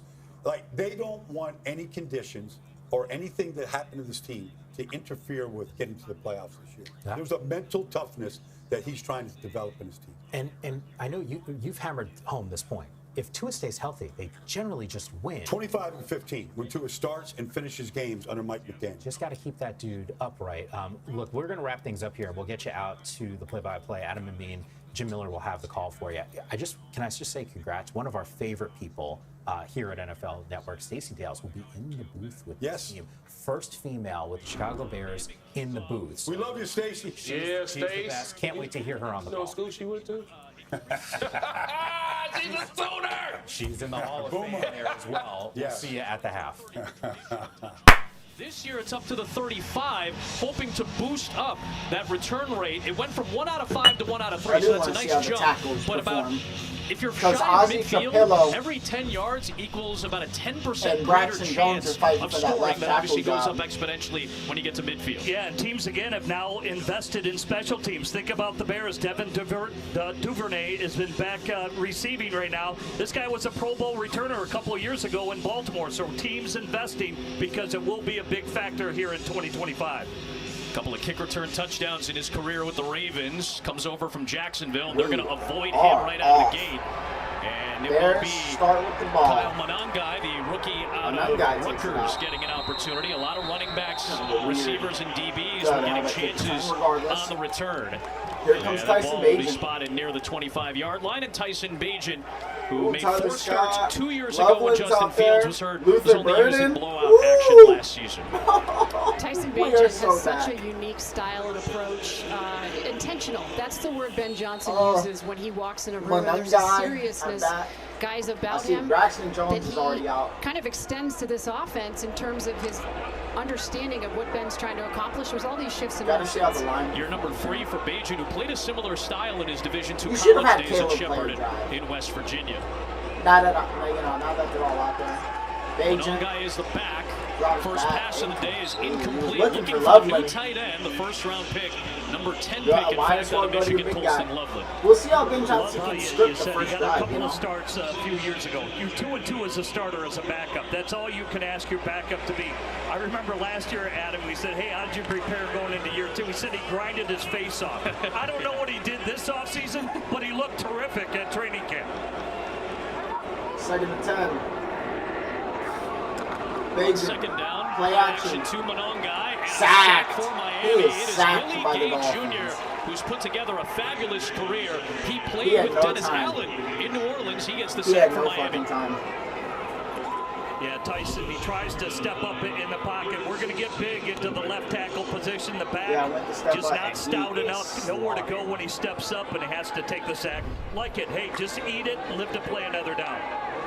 3rd and long. Ben One of Johnson. the things about Ben Johnson's Detroit offense, Probably they a didn't see a screen, ton of maybe a 3rd run. and long because they You were know, so you're not gonna effective get in the run crazy. game. Agent's got 5 in the pattern. Here comes It's the rookie Loveland. Loveland. And it'll get past the original line of Still scrimmage, short, but it's no going to be a punt. 3 and out for the Bears Good to see offense to Loveland start get his the first day. catch, though. Getting Loveland involved early. 3rd and 16, it's a good check down. They're playing a zone defense, really a 1-1 funnel where they bring the safety down. And that's all that's there. You got to take what they give you, give yourself a little bit of room, and hey, let's be honest, you got an outstanding punter who can really flip the field position for the Chicago Bears. So one more and be more productive, but opening series jitters, getting it out of the way. Torrey Taylor definitely punted more than Caleb Williams told him he would last year. He was Torrey second in the Taylor's league in total punts. That Malik motherfucker Washington on the return for Miami. And he spins his way to good field position past the 40-yard line. There is Mike McDaniel now in year number 4 as the head coach of Miami. It feels like perhaps a little bit more pressure on McDaniel and the Dolphins this year after they missed the playoffs last year. Yeah, certainly with Mike McDaniel, but you know, interestingly, the questions about this team after what we saw from Tyreek Hill at the end of last season, that New York Jets loss, are they too soft? They're sick of answering the question. Certainly didn't have an opportunity to be on Friday at these joint practices because Chicago was all over them. Tua Tagovailoa has dealt with concussion issues over the last couple of years, only made 11 starts last year. Very high completion rate.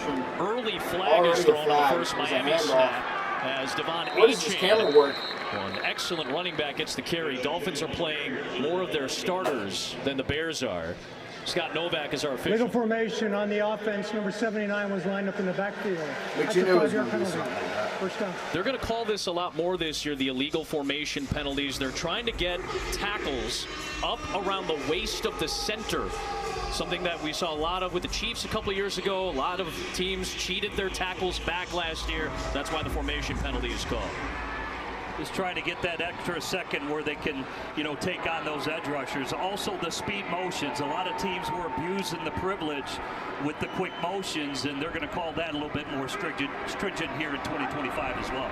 So the Bears already in a good position defensively at 1st and long for Miami. Right back to Achane. Goes past the 40 again, gets that penalty yardage back. You'll notice Nashawn Wright at cornerback starting here for the Chicago Bears. It's been quite a competition with Jalen Johnson dealing with that soft tissue injury. They're hopeful that he'll be back by week 1 for the Minnesota Monday Night Football game. But it really is, Jim, a competition between that young man, now in his 5th season, and Terrell Smith, the young speedster. Yeah, Terrell Smith showed promise in his rookie year, got hurt, and we haven't seen much of him is really going to since. talk about being aggressive at the line of scrimmage as you see the corner rolled up to the receiver on the backside right now. Oh, little trick play, and receiver screen did not work. It's read well on cue by Nashawn Wright. And And got a little bit of help from the rest of that front line. Tono Passigno, who's played a lot of football for Dennis Allen, was there too. Just what Stacy was talking about right there. You can't see to the far right, but Michon Wright is up in the receiver's face. Watch him, he sheds the block, gets up, he makes the tackle. Long arms, extension. That's not the only way you can be aggressive, but when you've got aggressive corners at the line of scrimmage, really helps out, Stacy. Long arms to the tune of about a 78-inch wingspan. Don't forget about Elijah Hicks, too. Al Harris in Dallas when he entered the league. Al Harris now the defensive backs coach for the Bears. Tua steps back. Lefty Tua dumps it off from Malik Washington, and he gets run down right away by Josh Blackwell. And he prevents a first down just shy of midfield. We'll see if McDaniel's aggressive near midfield on 4th and short. Really love Josh Blackwell. He really has done a lot of things for the Bears over the past few years. He's a good Gets a 2-year extension. He's played nickel. He's played safety. You see him rally down, creates this 4th down situation here early in this preseason game. Major Burns see this, and you'll see this more and more. You'll probably see this from the Bears. You're near midfield, 4th down. They're going for it. 4th and 3. A lot more teams go for it. Ben Johnson's team, with Dan Campbell as the head man, notorious for that. They snap it. 4th and 3. Tua gets rid of it got to it. Washington. He beat Deshaun Wright that time on the near side. It is a first down for the Dolphins. Just a really good job by the receiver finding space over there in the flat. Ruben Hippolyte, too. But guys, That's another guy I want to see. Why are we seeing Tua Tagovailoa play in his first preseason game ever? I'm told he lobbied with Mike McDaniel to get in this game. He wanted some action with his guys. He did not perform well on Friday in their joint practice. As Lou talked about, those 3 picks. Maybe needs a little bit of a redemption here today on Sunday football. It's a good point you bring up. It's the first time since 2021 that he's playing in a preseason opener. And obviously that's a big discussion that takes place among coaches across the league. Achane with a nice play. Chris Williams wraps him up. Williams played every game last year for the Bears. It's a good gain, and it'll bring up 2nd down and 4 for Miami's offense. Yeah, good penetration there by Chris Williams and really tracking it down. Not only played in every game, did add 3 sacks for Chicago, and that's going to be really the talk. Can they get to double-digit sacks from the outside? We'll get into Sweat. We'll get into Dio, who they brought over from Indianapolis. Can their interior, with the revamped new guys, let Grady Jarrett get some push as well? Yeah, you're overpaid a little bit. Tagovailoa floats it. That's going to be incomplete. They'll bring up 3rd down and 4. So let's dive in a little deeper into this defensive front. We know about Montez Sweat bringing the pressure. The addition of Jarrett, Odengbo, veteran guys who've got a lot of experience. Jarrett in particular, what do you guys like about these additions? Too. That's another one, Jarrett, but I don't think he's off the air. Dabo Sweeney, where he played in college at Clemson, if he were to ever start a program, it would be with Grady Jarrett. And I thought it was interesting that Ben Johnson said, this guy does everything right in the locker room. From the meetings, from the practices, he wants everybody to emulate what he brings to the table. Bears show some pressure. They bring an extra body. Tagovailoa to the sticks. One caught. Washington. First down by the rookie Ruben Hippolyte, who we're going to pay a lot Ruben of attention Hippolyte to got beat this one-on-one. afternoon. Stace, give me a sense of what you like about this defense. Well, obviously the aggression, right? And the whole philosophy for Dennis 4th Allen round is pick out of Maryland. the timing of receivers. Noah Sewell, too. That's another guy who needs to get and the these fuck players have bought out into it. there It's going to and be make interesting plays. to see what they do with Montez Sweat because they believe, Dennis believes, he's got untapped potential. You'll even see him inside on the inside shoulder of the offensive tackle this season. They're going to use him all over the place. Kind of like he did with Cam Jordan last year in New Orleans. First There's a handoff for Achane. And another strong Goes run by all the Devon way for Achane. first. And he's picked up 11 for a first down. Time for the players to watch. They are brought to you by Advocate Healthcare. We've seen both of the plays that Ruben Hippolyte has made. We'll see Luther Burden a little bit more on offense. Luther Burden can take the top off a defense and certainly plays with physicality inside. And I know Stacy watched him a lot in training camp. They even lining him up like a chess piece, sometimes putting him in the backfield. So another weapon for Ben Johnson to tap into. Hippolyte is a 4th round pick out of Maryland. But a very productive college career. He's going to get most of the run today in this first half. And linebacker A little toss. eye candy The from the backfield, Dolphins like offense. one of the Statue of Liberty type To the plays. lead. Washington He again. fumbled out of bounds. Football, but it's out of bounds. It will stay with the Dolphins at the 17-yard line. Noah Sewell was in there to punch that ball Yeah, loose. Noah Sewell knocked it out. I was just saying his name. I was just saying Noah Sewell. Sewell is the brother of the tackle on the Lions. But guys like Nashawn Wright getting involved once again. He's had such a good camp. Made a good play, but and Dennis Allen was so anxious to see a lot of these guys. We keep mentioning Ruben Hippolyte. Shocking. The guy isn't invited to the Combine. He's not invited to the Senior Bowl.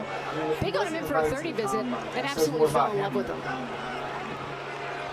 4.39 time for Ruben Hippolyte, which is elite at the linebacker position. Tagovailoa bobbled it, but got it to Jalen Wright. Maybe a yard. It'll be third down and short. These are the types of situations that the Bears have to get off the field defensively. They should kill the Bears from Yeah, key red zone. That's an area that the Bears struggled last year in terms of their defense. They finished second overall, but they got worn down towards the end of the year.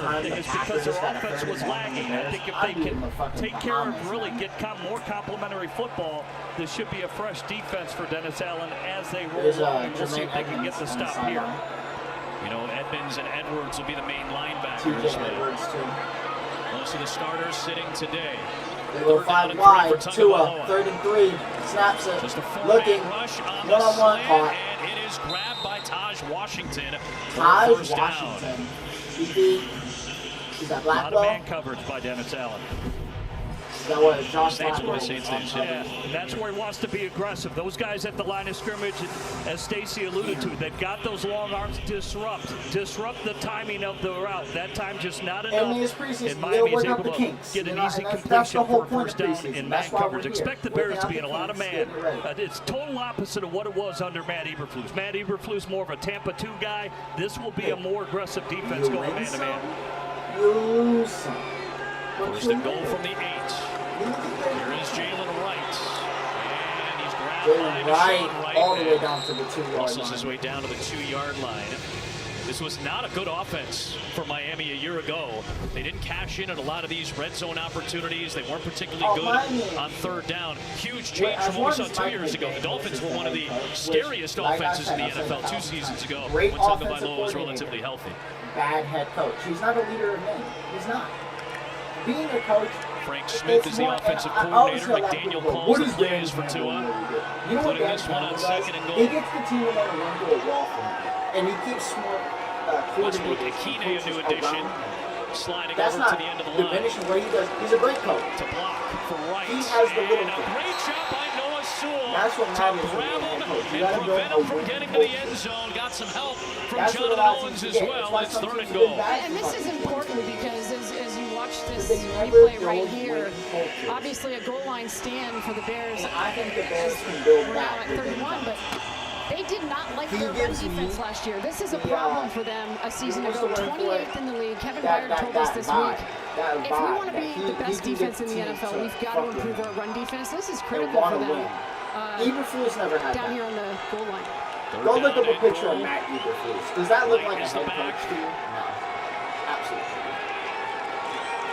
Handoff, 3rd and goal. He is stuffed. One of the best red zone defenses in the NFL last year wants to carry that over. They get the goal line stand on 3rd down. Let's see what the decision is on 4th and goal.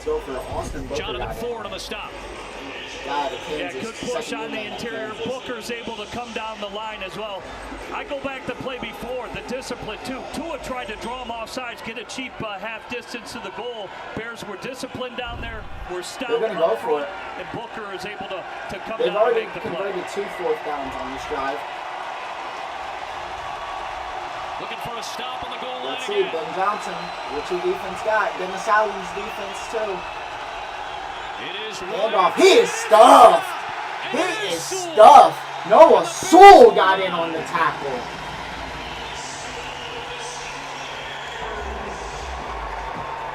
Woo! Dennis Allen's defense comes up clutch.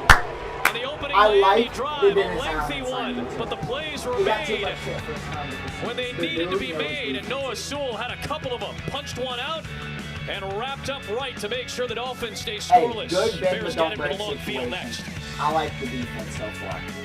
All you need is another edge rusher, and this would be a top 5 defense, maybe even top 3.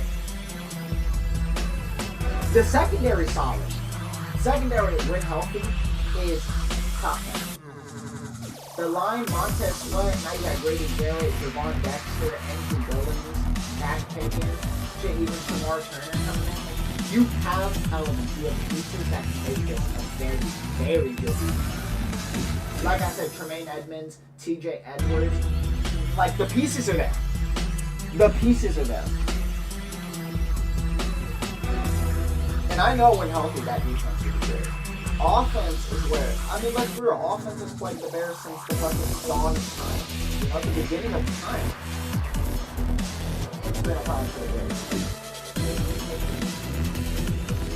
And you should have had Caleb Williams play that first drive. I don't know why he's sitting out. You know, earlier I was saying, you know, I agree with it, but then once the game starts and you see all the rookies and the guys coming up the roster, not even fringe guys, like Tyler Scott, Reefer Burden, Colston Loveland, you want to see Caleb get some chemistry with those guys in the game.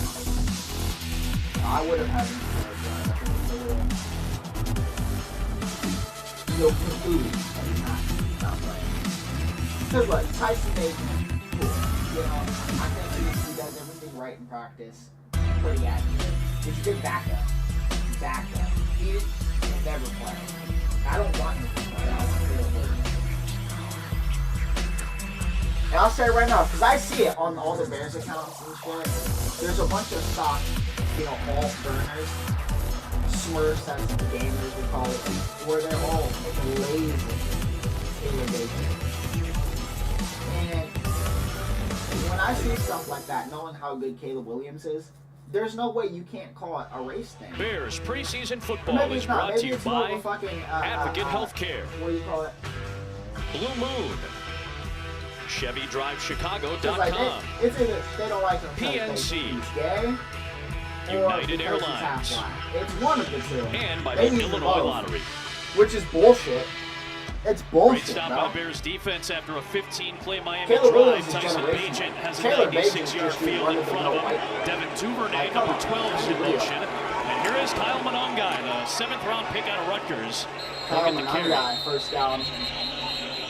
Right to the line. Ben Johnson takes over as the head coach, coming over after 3 excellent years as the offensive coordinator. Took over play calling duties about midway through the 21 season, and Dan Campbell never looked back. He loved what Ben brought to the table. Yeah, really is a creative guy, as I mentioned. One of the best offensive lines in football with Detroit. But you look at the trick playability, you look at how Jared Goff elevated his game. They traded with the Rams and added what was already a Super Bowl quarterback. Granted, they lost their Super Bowl, but he elevated his game. And Jared Goff has thrown more touchdowns than any quarterback in the National Football League over the past couple of years. Duvernay about to the 10-yard line to set up a 3rd down and medium. Yeah, Ben Johnson isn't just trying to beat you. He's trying to dominate you offensively.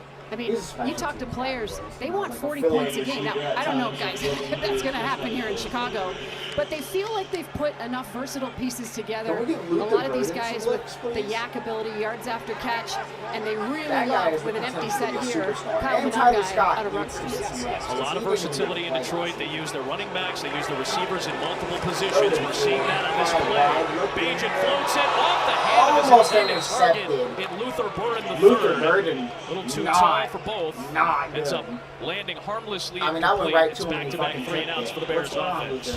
Luther Burden, he's a 6-foot target. Like to see him go up with 2 hands on this one. Yeah, what are you Makes trying the to one-hand one. I it think for, he knew dude? he was going to get dotted there by the are not corner on the Odell backside, Beckham but he has really come on strong as of late. I'd say the Jerry last Rice. 4 practices, Let's maybe catch some a early pass mistakes first because he before was we out start with a doing some hamstring, crazy but has been strong as of late and will be involved in this offense in 2025. Torrey Taylor, great punt, 57 yards to force Eskridge all the way back behind the 35-yard line. But he's able to get away from the initial surge, and he'll take it to midfield. Good job by Eskridge. Terrell Smith finally brought him down after Luke Elkin, the long snapper, missed the first tackle. He's one of the best punters. We're back after this. And that's not even, honestly, that's not even nice. Like, he fucking proves that shit. Dude has a rocket leg. I actually like the Bears special teams. The fucking Claudio Santos and Corey Taylor. Now you got Scott Daly. I guess Patrick Scales.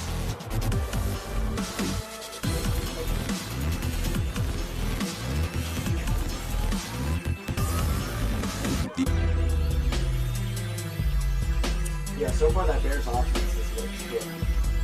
Like dog shit. But it's pretty, you know what I mean? That we're here to work out stuff like that.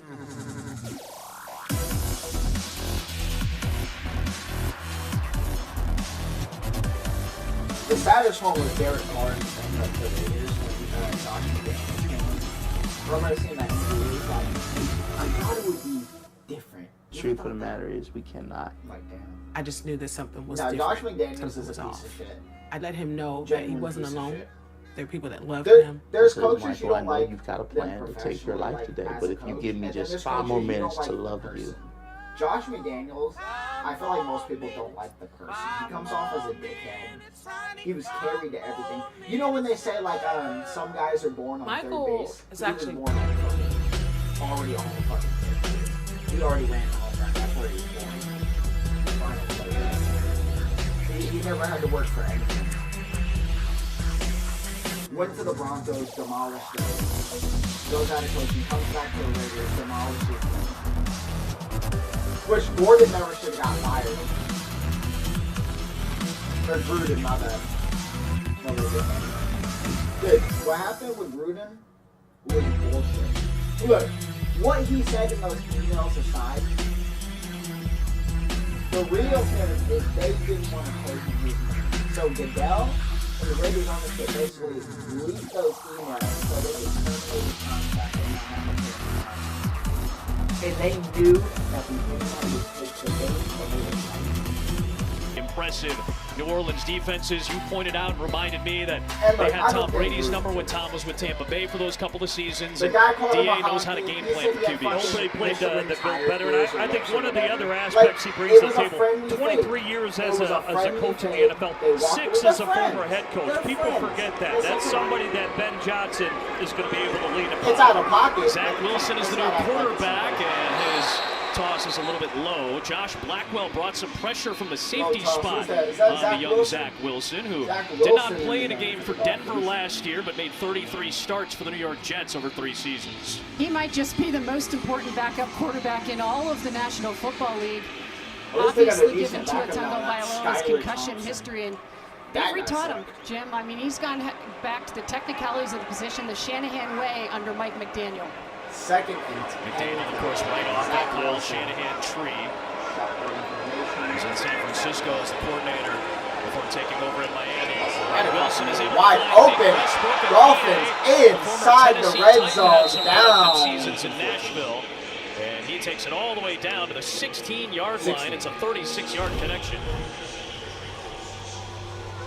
Yeah, a little leg cut over the middle, and obviously Major Birds missed tackle. That's something that you're going to have to work on. You got to break down, you got to square up. It's in the open field, and when you don't, it could be out the gate. That's why you're playing safety. You're the last line of defense, and you have to make that play. And we're already getting a little deeper into the depth chart on that back end with guys like Major Birds and Alex Cook out there. Here is a handoff for Jalen Wright, and a good stuff up front by Ruben Hippolyte. Got plenty of help by Zach Pickens. Ruben Hippolyte has such speed, and the thing the Bears love most about him is you see him just jump into this tackle right here. The violence with which he plays the game, that really flashed on tape when they watched him. I told you guys about the 30 visit. The person, the leader, the character, he's got all of it, and he was one of the guys that Dennis Allen was really anxious to see out here today in terms of his response. He played with Tua Tagovailoa's brother at Maryland, Talia, for 3 seasons, or for 2 seasons, I should say. This one goes out to Taj Washington, who's able to maneuver around Blackwell. He's got to be a little bit sharper, does Blackwell out on the perimeter. Cook drills him out, and it's a gain of 10. Yeah, simple flat route, and Blackwell, well, he missed the pick. He was able to avoid the pick. Now just make the tackle. Again, break down and tackle. Typically, this is what happens in training camps and early in the season. Tackling is not where it needs to be, and we've seen a couple of plays here on this series where players got to break down and bring the player down. And you forget, Holy Cross was, they were See if they dangerous. run the play. They will not, and that'll take us to the end of the opening period. That blocking was crazy, so. Bears offense didn't get much going in the first. Bears defense gave up some big chunk plays on the first 2 drives. They got the goal line stand the first time. We'll see what's in store in quarter number 2 of the preseason. Bears and Dolphins scoreless.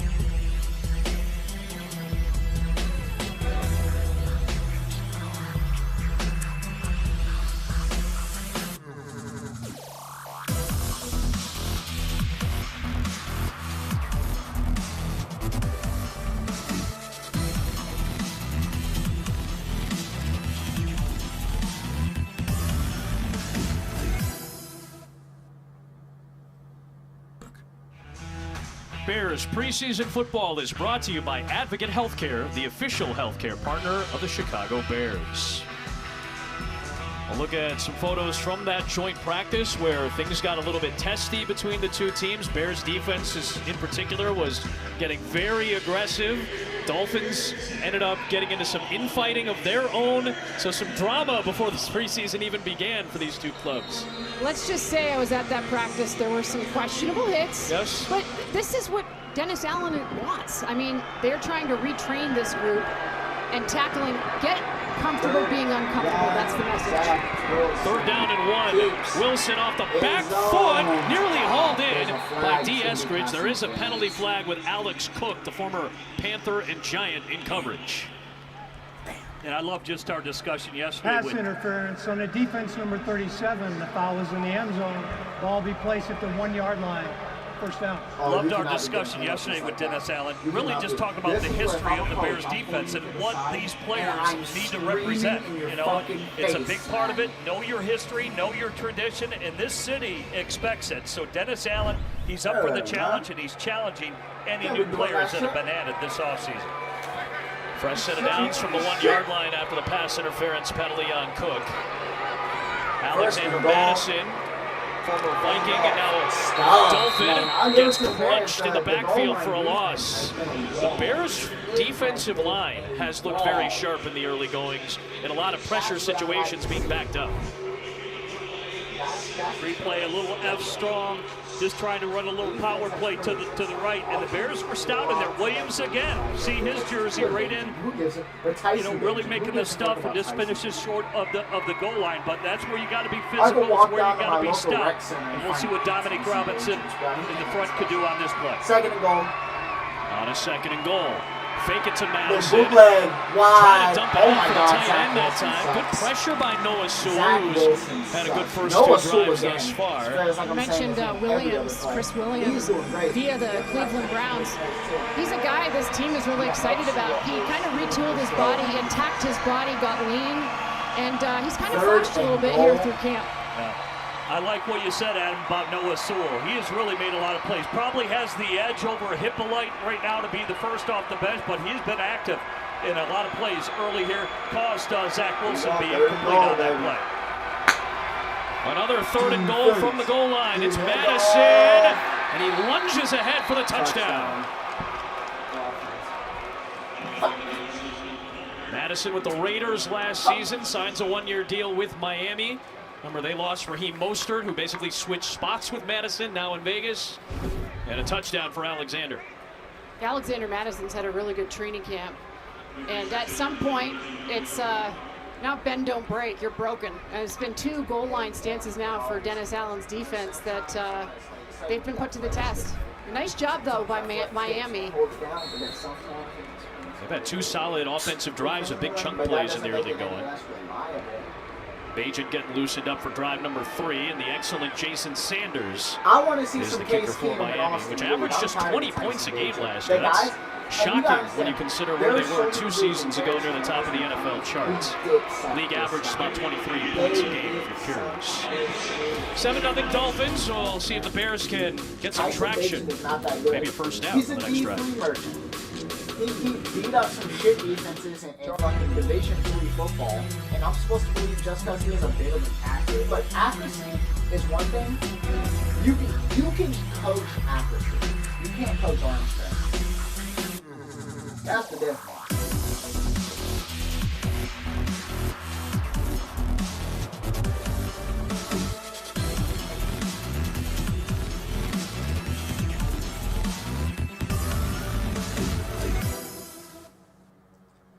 Caleb Williams is a prodigy.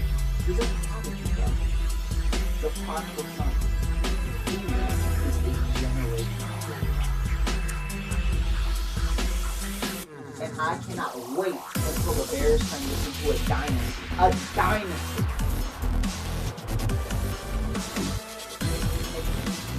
You can see it now, man. It's like the end of Transformers, you know? Like, Optimus Prime, you know, I called all the All-Sparks or whatever, you know, the All-Spark. I called all the other Transformers, you know, and that's going to be the Bears at the end of this season. Holding it up, man. The Lombardi coming to where it belongs.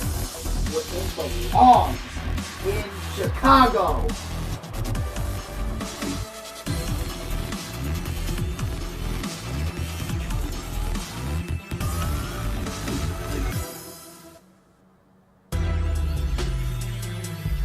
And then we're going to change it to the Ben Johnson Trophy.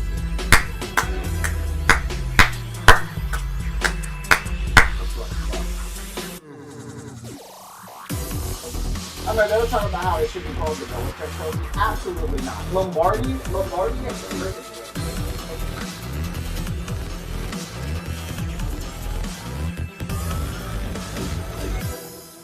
Plus, he didn't date high schoolers. Now.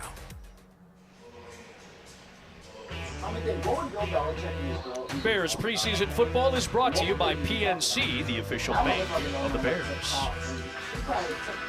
Part of the reason the starters aren't playing for the Bears is that this coaching staff kind of felt that they got their best reps against the ones in that joint practice against Miami. You're seeing a lot more of that. The Bears and Bills will have a joint practice next week, although we probably will see some more of the starters, but that philosophy has shifted greatly over the last 5-10 years. Yeah, and what you didn't see 3 hours before kickoff was a 70-play workout that Ben Johnson specifically went through with his quarterback, Caleb Williams.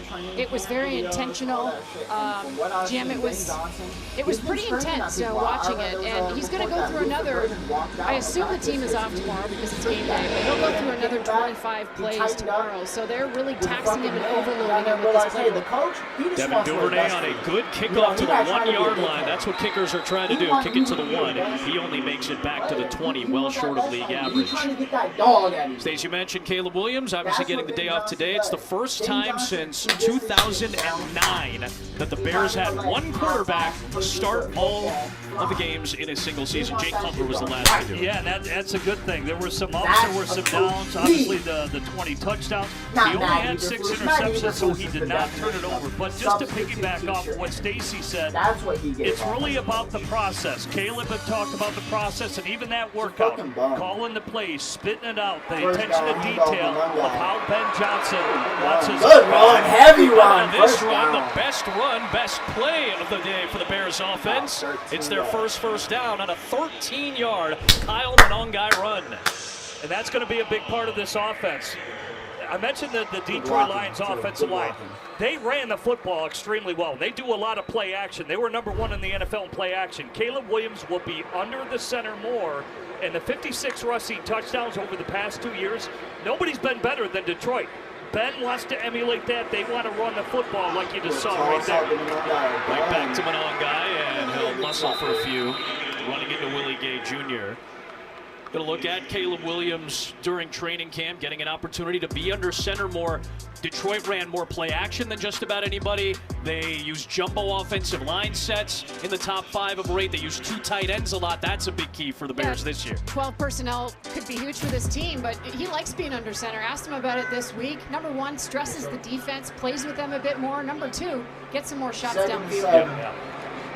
Here's a play action and a roll out, Bajan. He's going to run. Athleticism. He's going to try to gain some yardage. He stepped out of bounds, though, at the 45-yard line. That's good enough for the first down. No, it is. And the beauty really of getting under center, as Caleb described it, it's hard to tell, man. That's on the, you're making the play look the same consistently. Yeah. So it's run, play action, run, keeper, run. Oh, we're going to run it. And so the beauty of that is the creativity within Ben's offense. And again, it's going to take the offensive line to get into a good chemistry together. That's why Detroit, in year number 3, could run those ridiculous plays that they were able to run. Downfield for Duvernay, and he's got it. Devin Duvernay, the new addition. A nice strike from Tyson Bagent for the burst.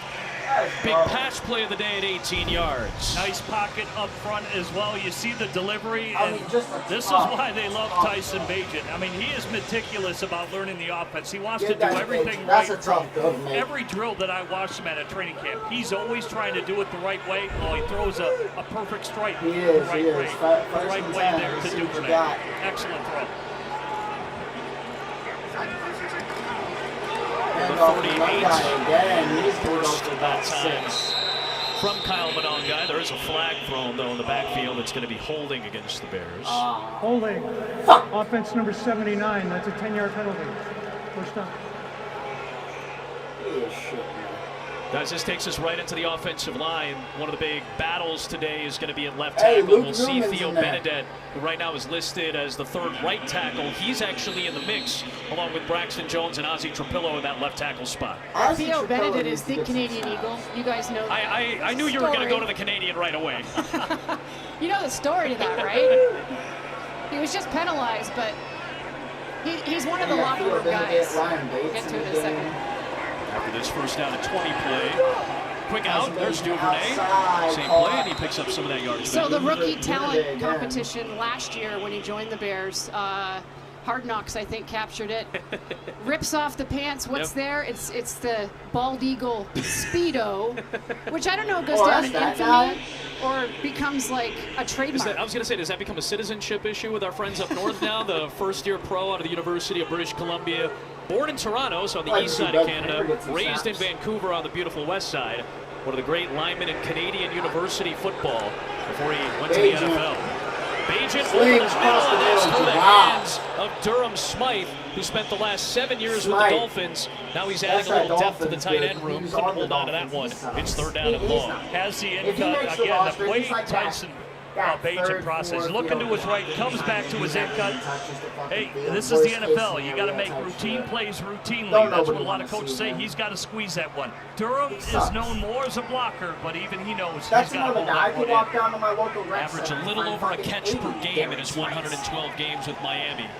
3rd and long. Bears looking for their first 3rd down conversion. It's a tough one. They need to get to the 28-yard line. With that little hit. Go. Oh, Bagent look floats it. hard. And it's past Hits the sticks for the first down. Luther Good Burden. awareness by Luther Burden the third, knowing exactly where the line to gain was. Got it and lunged for it. Luther Burden is just so technical in his routes, and he missed some time with a soft tissue injury, but he has started, as Jim alluded to earlier, come on of late and start to figure this thing out mentally, which is a really good sign, because I had a good conversation with one Bears exec. They kind of see him as, if Rome and DJ had a baby, it's Luther Burden. A really nice combination of skill set. Right back to the running game, and this time it's Travis Homer. Special teams Maven get some carries. Burden was the final pick acquired in that massive haul of trade for the #1 pick with Carolina. So you get DJ Moore, you get Darnell Wright out of it, you get Torrey Taylor, Tyreek Stevenson, eventually Caleb Williams, and now Luther Burden. So some credit to the front office for that trade. It seems like it's going to be a very important haul when it's all said and done. Burden right near the top of the draft charts for the Bears, the second-round pick. One of the great receivers in Mizzou history. He's got the first down, part of that same draft class. This is how good our crew is. They hear us talk about 2 rookies, and then we throw the draft class right up on your screen. It's a very solid haul this past draft. Zach Frazier, he's out with Yeah, it's going to be key. We'll see what Ozzie Trapillo, we're going to talk about the Boston College tackle. He's in the mix to be a starter at the left tackle spot. Already, you mentioned the running back. He is really impressed these coaches. And again, you have to think of his special teis value when you look at Mononga. He is making a case of making this team just with the special teams, but already the coach said that he trusts him in his ability to know the plays and know his assignments. The fact that he turned what should have been a loss into a no-gain play, pretty impressive strength by Mononga in the backfield there. Well, right now, guys, he's really second on the depth chart behind DeAndre Swift. That's how good he's been. He's not necessarily the sexy pick in the 7th round, but he brings the consistency that you want. And he was a top 3 runner in the Big Ten. The Bears saw that as, hey, they can run defend in that conference. And he's got great contact balance. By the way, didn't fumble not once in his career in college. Back-to-back 1,000-yard seasons at Rutgers. All Big Ten each of the last 2 years. He's in there to pass block. Bajan has time. Dumps it off underneath for Tyler Scott. He'll set up 3rd down and 2. 3rd and 2. Let's go. Good pass protection, good delivery. Nice calm, nice feet in the pocket, and just going through his reads, taking his patience. He knows he's well protected. And again, you see him going through the process. You can see him going through his reads to get to where the ball needs to go. There is structure to the offense, and Tyson Bagent follows it to a T. And on 3rd down and 2, he's under center. With a handoff to Mononga with a patient run and a first down, and it's 1st and goal. A flag late is thrown on the near side of the field. This may be for a face mask, so it'll be kind of a negligible yard penalty, about a yard here added. Personal foul. Face mask on the defense, number 22. Some of that balance and strength that you're talking about, as you see Elijah Campbell down to the deck, he committed the penalty, and there's the injury to the insult. It'll be 1st down and goal on the other side.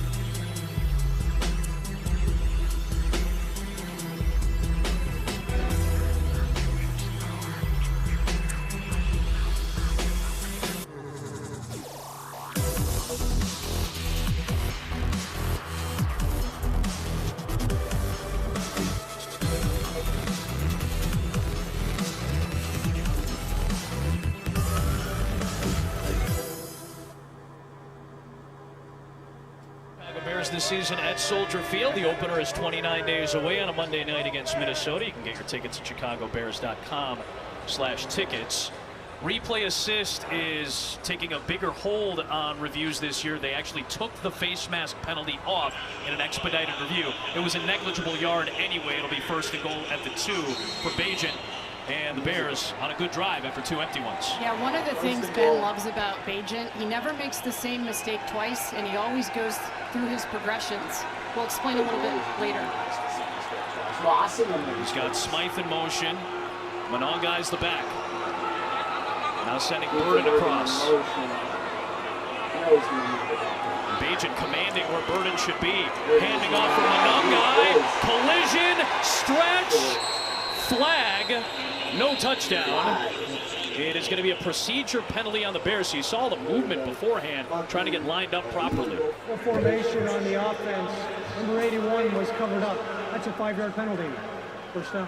So need to be off the line. There can only be 7 players essentially on the line of scrimmage, and that was 1 extra on the line of scrimmage for the Bears. Just get the fuck out of the game. That's what I would do. That's for the quarterback. You got to be aware of that too. Line up who's on, who's off. You know, you've got to be able to direct it all. And that's where Ben Johnson talked about the details. They can't be sloppy like that. Coach referred to it as sloppy. These are things that you have to clean up within the offense as, hey, here you're on the 2-yard line. Now you're snapping from the 7. Roll out, Bagent flips it, it's caught, it is Steven Carlson, and he'll go back near the original line of scrimmage. It will be 2nd down and goal. I want to go back to something Stacey was talking about Bagent, kind of working through progressions. But like, yeah, just a really nice rollout by Bagent here. 2 tight ends on the field at this point, but you watch Bagent in practice. Let's say it's a pure progression offense. He's got 4 different reads, 5 reads. He makes the 2nd read, throws the ball. He's going through on air, Jim. That 3rd, 4th, and even 5th read. That's how attuned he is to the details. Play action fake to another guy. Bagent running out of time, and he gets sacked from the backside by Derek McClendon. Brought down in pursuit. McClendon is able to make the play. It'll be 3rd down and goal. It's like that Vikings game last year. Trying to step up in the pocket again. He's been patient. Ben Johnson wants the quarterbacks to play from the midline, play from within there, much like Jared Goff. Had to step up twice now. Has taken 2 sacks, trying to find a lane to potentially run. But hey, you live to play another down. He didn't turn over the football. Come away with points on this drive. They've converted twice on 3rd down on this drive. Screen pass in space. Maurice Alexander is not going to get there. Maurice Alexander, the 1st-year pro out of Florida International University. Again, if this is the regular season in the first half, there's certainly a lean towards kicking the field goal. In preseason, you're probably going to go for these plays more. And then the question is, when is Ben Johnson going to go for these types of plays in the regular season? Because we know how Dan Campbell and Ben were in Detroit, being aggressive. Yeah, the Bears want to win, much like the Lions. Hey, you want to create a winning culture. And Dan Campbell went for it on 4th down more than anybody because he trusts his team, and they needed to win. They need to feel what winning is like, and I think Ben's going to be very aggressive year 1 as that coach. Nice Alexander! Did he get his feet down? He did! Touchdown, Chicago! Touch throw.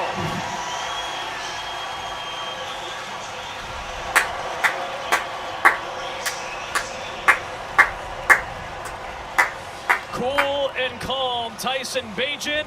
Impressive and athletic, Maurice Alexander. It's really what Stacey talked about. He's working through his reach. He's looking to the front pylon and says, no, I'm going to 2. Let me put it up high by the ESPN cameras and give my guy a chance.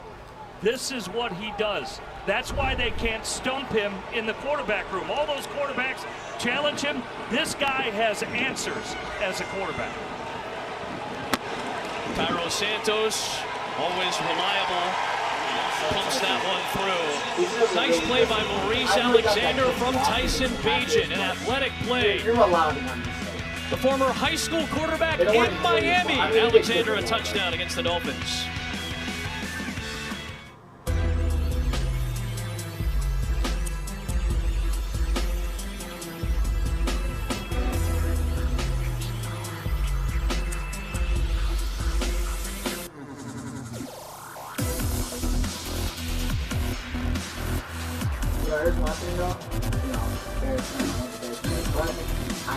have a parlay. I have a parlay that says Bucks, Jets, and Dolphins. Bucks and Jets won. I kind of want the Dolphins. I'll take that one. I'll take that 150.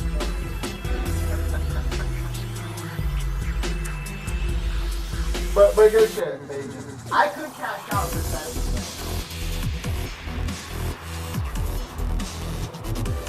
But fuck it, we ride. We'll ride. I'll make a decision at halftime.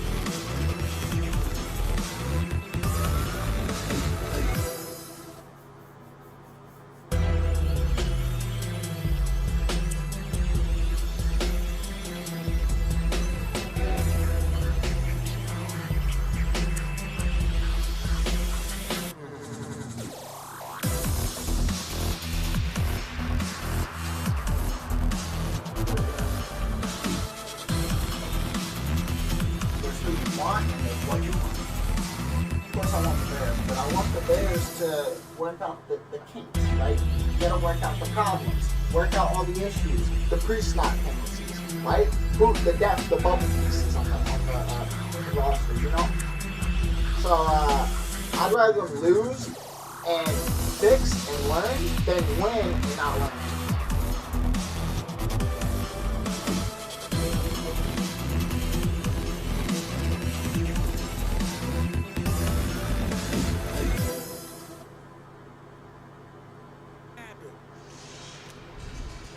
Bears preseason football is brought to you by Blue Moon, the proud beer partner of your Chicago Bears.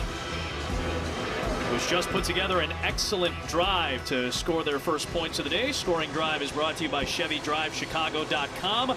Great play by the former high school quarterback in Miami. Went to college at FIU as a QB. Became a wide receiver for his final 2 years. Doesn't get drafted. Has to go through the USFL. And then the last 3 years, Ben Johnson saw him in Detroit. Only 7 games, but knew that Alexander had something to bring to the table. And he puts together a very impressive play for the touchdown.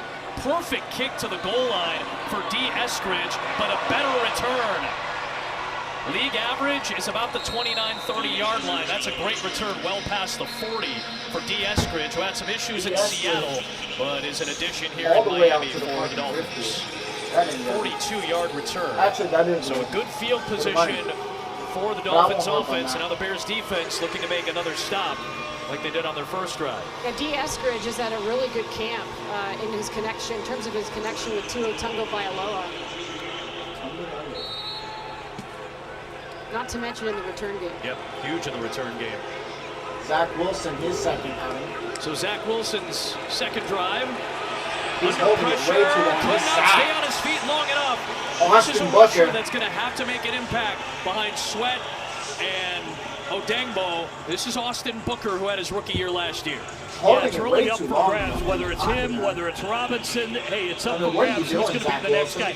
Booker, we've described. I mean, this guy is a poor man's Mad Max Crosby. Probably came out too early, has gotten bigger, has gotten stronger. The Bears like his juice, and you saw it right there on that play. Wins the one-on-one, and that's a nice sack for a loss.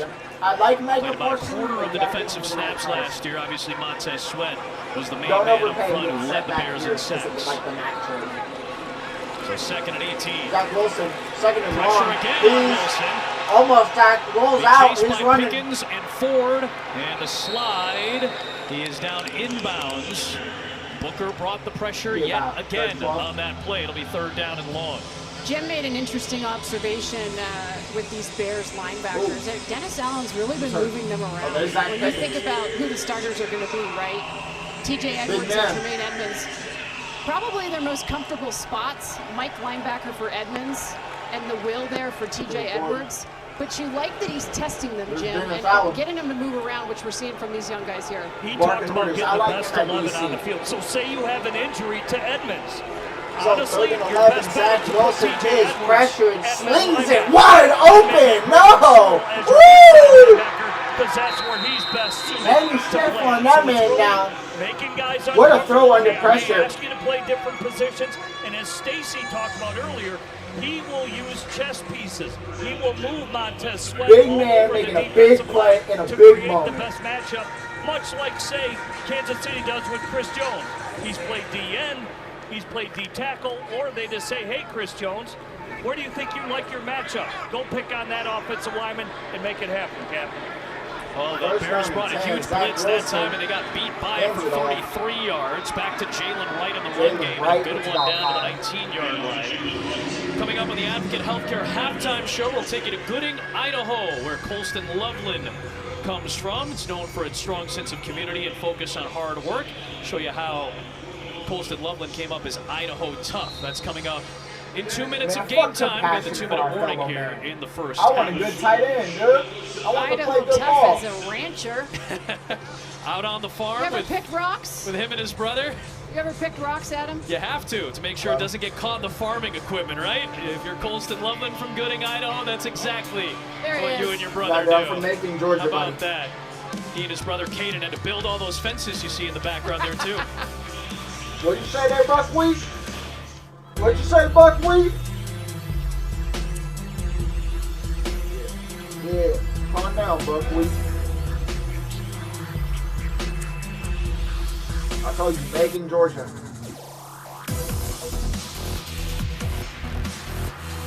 Something like that. Who's going Beijing? Yeah, this dude in the Prox chat on Warzone talking crazy, man.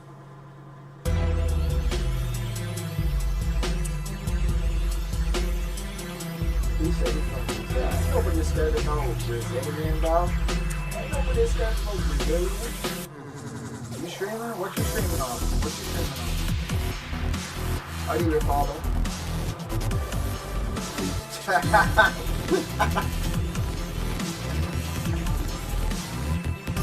Fuck out of here.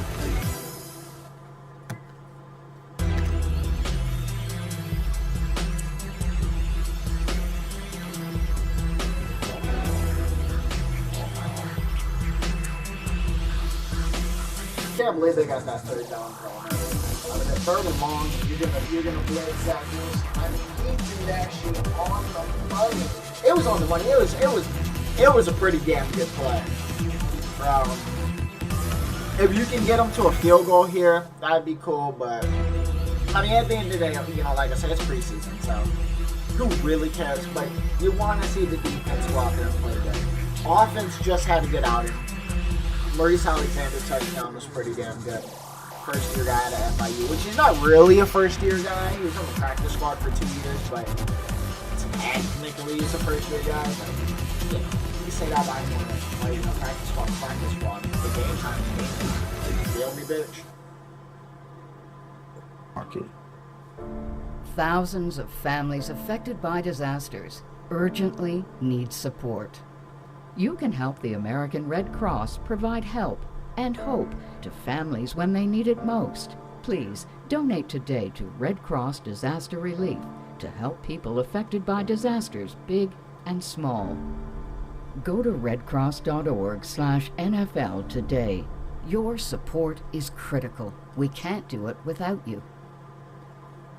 Yeah, it's like that Boondocks Mike, here in our episode. NFL Network studio for this game break. A couple first-round picks, grabbing some headlines in Week 1 of the preseason. That dude, Jackson Dart, one of them, led 4 drives for the G-Men, 3 of them leading to points. You also had the number 2 overall pick, Travis Hunter, giving us exactly what we wanted to see. Snaps on both offense and defense. They showing this Jaguars-Steelers game. Get you back to game action. Excellent penetration by Hardy. 3rd and 5. You read that screen pass perfectly. Mostly special teams last year, but remember he had the key block punt in the opener. He reads these plays well. Yeah, well, the awareness. He's knowing he's prepared for it, has his wingspan out, ready to bat it down. It's knowing your opponent, too. And obviously, the way football has gone, there's more wide receiver screens, and there's the awareness to it. So, again, I think it's And then you're already out of Montana State. You're going to say, play right there. And here's a 4-man rush. You might send an extra man. No, they'll stay with 4-man. Zach Wilson in the pocket delivers a strike for a first down to the 7-yard line. He's got the first down. First And and one of the goal. philosophies of Dennis Allen is, we take a look at this replay right here, right over the middle, just a really nice sits right down into Who that even is throw, that who caught that? but is protecting the middle of the field. They want to force leverage outside. Is Zuka Mana? They got burned a couple of times in the middle of the field in this first half. Certainly something to be emphasized for Allen. You going back to commercial? We just got back.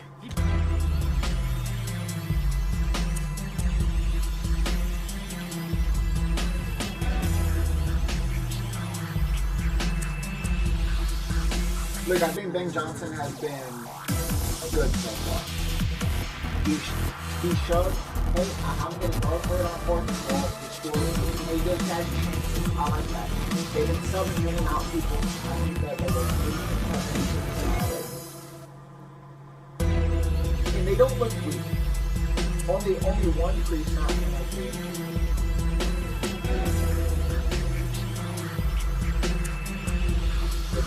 You've shown, hey, we're getting this right. And then, like I said, it's preseason.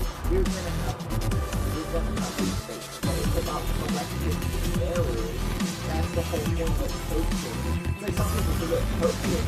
You know, because I see a lot of people getting the players. Dude, coaching's coaching. Like that's like a teacher. Right? A teacher's supposed to teach the class, right? So if the class, everyone in the class fails, and you can't go in the class, it's the teacher. Same thing with a coach. If the team's losing, it's on the coach. Oh, that's the rebuild. That's the last thing.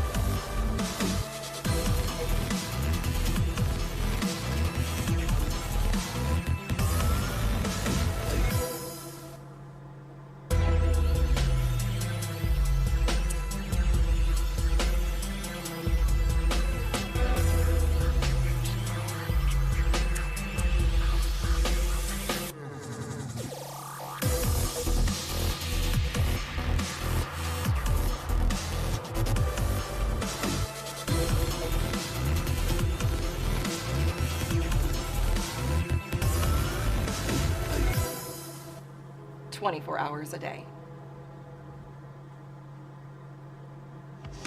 You see some familiar names, some big-time names as part of this Bears staff. JT Barrett as Detroit that Johnson Eric always talked about the depth of the staff around Dan Campbell. Great He's done a pretty good job of building like this actual together. coaches I've Of course, heard Dennis of, Allen's like, defense is still out on the field. It's usually, first and goal like I for said, when the Miami. Bears do that, The it's fucking 7-yard line. bumfuck League nowhere average coaches in the red zone for touchdown rates about 57%. So almost 6 out of every 10 times the team gets here, they score a TD.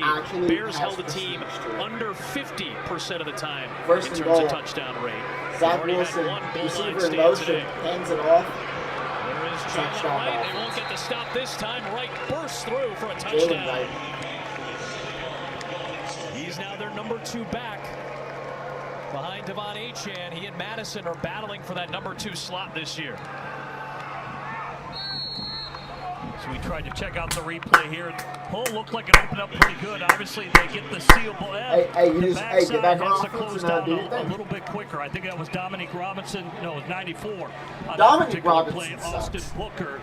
Just see it a little bit quicker, come down the line of scrimmage and make that tackle. Yeah, and they're expecting a big jump from him. I don't believe he had a touchdown last year in his rookie campaign, so must feel good to get in the end zone here, albeit a preseason game. He was 3rd in rushing behind Achane and Raheem Mostert, who again went to Vegas. We'll step aside. Kickoff coming when you come back. Quinn Ewers is also on the Dolphins, so he might get some time.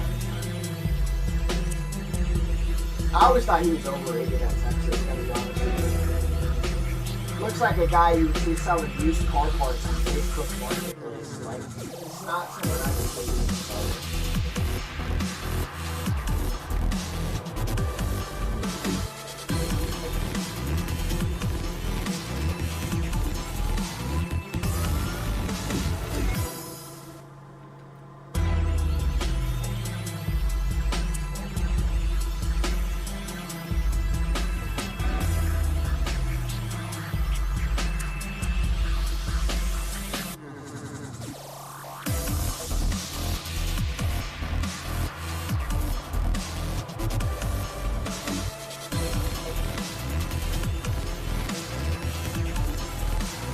They also have Ollie Gordon out of Oklahoma State. He was pretty good there.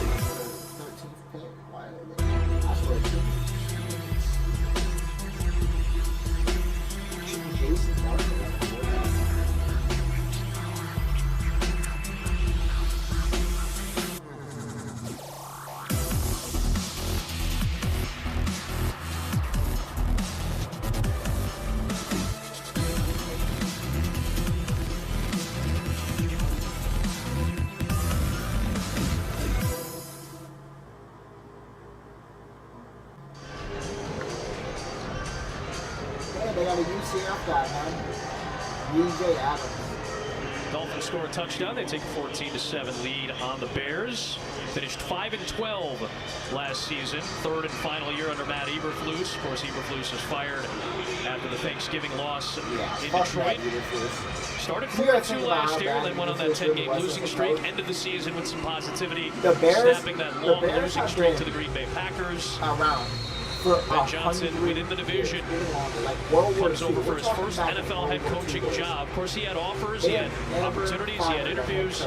Opted to stay in Detroit, build up his resume a little bit more, and now has an opportunity with a young quarterback. Alexander has a catch for a touchdown. He'll get a chance to return, and he'll get back to the 25-yard line, shy of league average. Tyson Bagent has 100 seconds and 2 timeouts in which to work a 2-minute offense. And it was interesting to hear from Tyson Bagent this week because he told us essentially there's a piece of Ben Johnson they haven't tapped into, a layer they haven't tapped into. He said it's been 99% gridiron all the way back to OTAs, and I was like, well, what's the other 1%? Personality.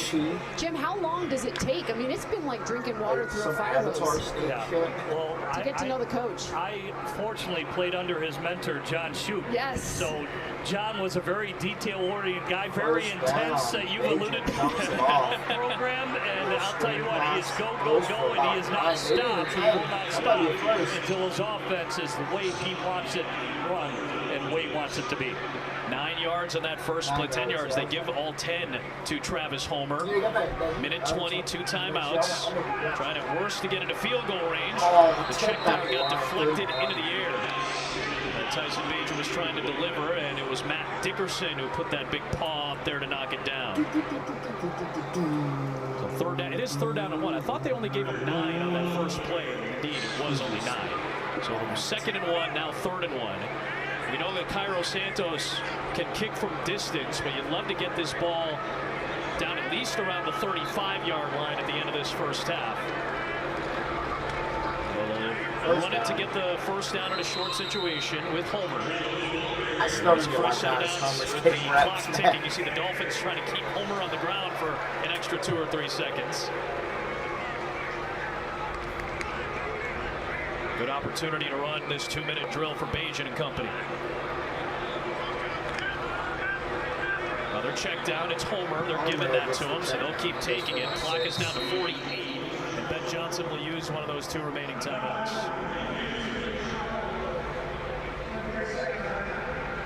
Obviously, the starters, for the most part, sitting today, but most of those starters got to go through that 70-play workout. Give me a sense of what you think Caleb is going to get out of these moments and what he's trying to get to with Ben Johnson. Well, it's more reps. I talked to Ben Johnson for a period of time after the workout was completed. They're going to have him go through another 25 or so tomorrow, and it's literally taking him through the cadence.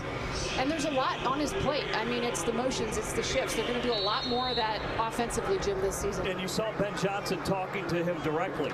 All right, that way he can call the play, say, hey, here's the coverage, and this is where the play caller and the quarterback, they talk through things. Hey, man, I'm expecting this versus this coverage, and they will talk through where Caleb will get a good vision of what his play caller is expecting of him. Dude, Loveland has been a deflected pass. Bagent was looking for Steven Carlson. That ended up falling just short. It's going to be 3rd and 4 with the clock stop. That's one of the things that Caleb pointed out in terms of insight for Ben Johnson. Caleb got frustrated at one point early in camp because things weren't going very smoothly. His headset went out at one point while he's going to the line, and he got a little frustrated. Ben went up to him and said, hey, if your headset goes out, give me the plays that you like. Give me the 3 or 4 things that if all things go haywire communication-wise, we can go to it. Screen for Alexander, and they get the first down with 37 seconds left. And just if you're wondering, are they going to simplify this offense at any point as the season approaches? No. I mean, this is a very complex offense. They have overloaded him on purpose. And Ben Johnson told me that I'd rather give him a ton now and have to peel it back than not give him too much, Jim, and say, shoot, we should have done more. When things like that you bring up, Adam, where say the headset does go out, and give me those 3 or 4 plays, that's where Ben, as a coach and a play caller, is going to say, hey, you know the personnel that's in the game. We've already talked about 3-3. So let's say he's got 12 personnel with Loveland and Cole Kmet in the game. All right, what's your top 12 personnel play? we're going to expect you to call that when that happens again. Go to your best play, son. Just a little bit of that insight and experience from Johnson. There's Bajan, throws over the middle. It's up in the air. And it's intercepted by the Dolphins. They were trying to find Samori Toure. Instead, Patrick McMorris comes away with the interception for Miami. They're trying to be better ball hawks. They got Minka Fitzpatrick back from Pittsburgh. He's back with Miami to add to that secondary. A turnover for the Bears here. And that's what I'd say for Toure. Either you come down with it or nobody comes down with it. Yeah, it's a tough play. It's contested by Miami, but you've got to fight through the football, fight for the football. You got to fight through coverage. You know they're going to hand swipe it, and so try to prevent the interception. It was a tough play, good coverage all the way around, and well executed on all accounts. I thought Tyson made the right read. Everybody did their jobs there, and unfortunately ends up in a turnover. Ethan Bonner had very tight coverage for Miami on Samori Toure, and it ends up with a McMorris pick. So the Dolphins still have all three of their timeouts. Jason Sanders has a huge leg. You only have to get down to about the 39, 40-yard line to get into his range. Wilson gets swallowed up again. It's Dominique Robinson on cue. And this defensive line continues to play well in this first half for Chicago.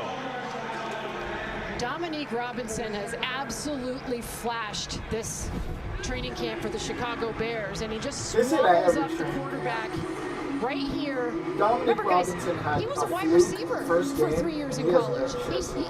He starts in college as a quarterback, moves to receiver. He's really only played defensive end for about 6 years. Before that, he was a high school quarterback. So think about all the changes he's had to make. And I would imagine he was frustrated last year. He had a big role 2 years ago, was only used in 6 games last season. Yeah, he will be used totally different in Dennis Allen's scheme.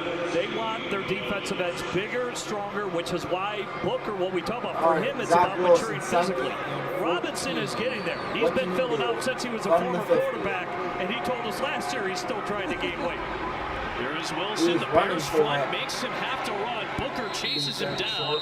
Dolphins still have 2 timeouts, and they'll use one of them here with 14 seconds left. You are just on the cusp of Jason Sanders' field goal range. Just some really good pursuit here by Austin Booker. Jim mentioned him earlier. He's always going 110 miles per hour. That's what the Bears love about him, and that's the jump he needs to make. Maybe doesn't always make the right decision, but he's going to give you that motor and that effort. Same thing for him last year. Played about a quarter of the snaps as a rookie. Matt Eberflus always used the word instinctual to describe Austin Booker as a rusher. You saw some of that raw talent last season. He's relentless. That's why I did classify him as a poor man-match Crosby. We know Crosby of the Raiders. That guy is 100% effort, and Booker has that. He's just got to get bigger and stronger. Again, he came out a year early. Some people thought he should remain in school, so he's just got to mature physically. But if it marries up his size and his motor, outside, almost picked. Terrell Smith, and it should have been a touchdown the other way. Terrell Smith almost took it the other way. Full speed, man. And with that speed, there was nobody in front of him. That would have been a house call. I'd go for it at this point. 10 seconds wasn't half. Just got to squeeze it. Just got to squeeze it. Maybe how do you not pick that? A couple more reps, but listen, this guy is a state champion out of Georgia. Looks like they are going to go for it. Yard sprint, just meter sprint, 100-meter sprint. I mean, he's going to dream about that one tonight. Yeah, that's going to be tough for Smith to swallow. Remember, he's battling right now for that CB2 spot. 4th and 6, 10 seconds. You got a receiver motioning. Zach Wilson looking, steps up, and he's sacked again. They sack him out of field goal range. Zach Pickens shuts it down. Announcer said sacked him out of field goal range. On 4th down? What are you talking about? Wilson to step up in the pocket, so good push on the outside by Robinson. Seen a couple of flashes, as Stacy alluded to.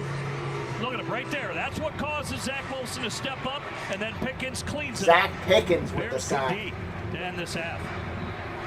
And that's a mistake for Zach Wilson as well. You're in field goal range for a good long-legged kicker, and you end up taking the play that you can't have. 6 seconds. 3rd down and now 4th down as well. So Bears take over. Chance to test out do something with it here. They can certainly throw for a Hail Mary or maybe try to go short and let's see. 6 seconds. Bajan. We'll go short.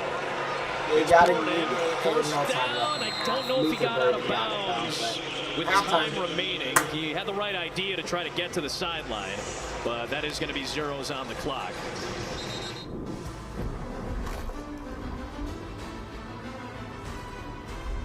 It's game day at the half. Tyson Bagent. Oh, here we go, back in the end zone. Nice fucking throw to Maurice Alexander. That was a nice throw on 4th and goal. That was beautiful. I mean, she put it right where it needed to be.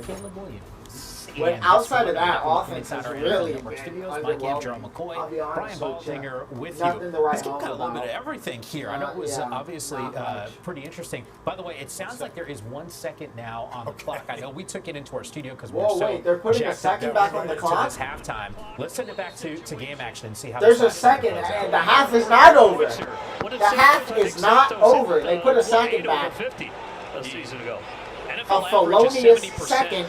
From 50-plus yards. He was 8 of 57-yard attempt for Carlos Santos. Family Fest last weekend. This will be from 57. Carlos Santos with the ball. Got it. It is good. He got it. It's 10-14. One of the most reliable kickers in the NFL. Now in his 6th consecutive year with the Bears. Wasn't as good of a year as we've come to know from Santos last year, but from distance, he's as good as they get. And credit to Bagent and Burden, who teamed up with 6 seconds left. Now what's happening? All right, it's game day at the half. Bagent delivering a strike. Reese Alexander with the touchdown. We know Caleb Williams not playing in this one. 14-10, the Dolphins still on top. Santos, you have a 57-yard field goal. You turn to me, it's not a 70. That's 70. We get a little spoiled sometimes. Cameron Little burying that 70-yard field goal for the Jags yesterday, which of course went a little viral. Here's the reality. No Caleb Williams. Both of you guys said, hey, like this is a little bit of a mistake. We want to see him in this offense. We'll talk about how the Bears defense has stepped up, but Tua did play. What did you see, Baldy? Yeah, he took the team on the opening drive down the field, completing a lot of passes, including one on 4th down, very accurate, as we've known Tua to be. Took him down to the goal line. They got stuffed on the goal line, couldn't get it in. But you see just the short area throws that he made, 5 of 6, just 27 yards. But that's a 4th down completion for a 1st down to keep that opening drive alive. I thought he got protected well. Again, 3rd down conversion right there, able to keep the ball moving all the way down to the goal line. And rather than throw it down to the goal line, Mike McDaniel opted to just work on the run game, and they just couldn't get it past that Bears defense. And Baldy, we know it's not how you start, it's how you finish. And the Bears finished this drive with 3 stops inside the 2. Ben Johnson came and said he wanted to establish a certain type of attitude, a certain type of identity. That's why you bring in a Dennis Allen for this defense. And this first half showed that they are establishing an identity. You take on the identity of your head coach, and this defense showed up. They did. But at the same time, I give Mike McDaniel credit because you can't work on short yardage and goal line plays really live. So you can take advantage of it. Like, it wasn't productive. They didn't finish the way they wanted to. But at least they took this opportunity to work on their goal line offense. By the way, I thought the Dolphins defense actually had some pretty good moments in this first half. Anything that popped on tape when you were watching? No, more so what the Bears did to finish the half. So you start the game with this stop on the goal line. But then you get in the 2-minute drill, and how does the 2-minute drill end? You end with 2 sacks and a near pick 6. So it means they're not only starting well, they're finishing well. So I'm excited to see what they do in the second half. All right, let's keep in mind here, we got a doubleheader action here on NFL Network. This is game number 1. Game 2 is Saints and Chargers 4 Eastern time. We're already thinking about week number 2. The slate that we have for you here on NFL Network starts on Friday with also a doubleheader and then quadruple header on Saturday. I've made reference to the fact that we do have a second game. Spencer Rattler getting the start for the Saints right across the street at SoFi Stadium, not to mention Travis Hunter delivering in his NFL debut. We'll relive it with you coming up next. Do what we just said. Flacco smiling because he knows he won't have to come with this. He's going to get that check. Nah, hey, Flacco a cool dude. You can see how happy he really was for Sanders. With fucking Watson and what's that other fool's name? Morgan guy? Dylan Gabriel. Those motherfuckers look like someone who's murdered their family, bro. Look at their faces. They all mad.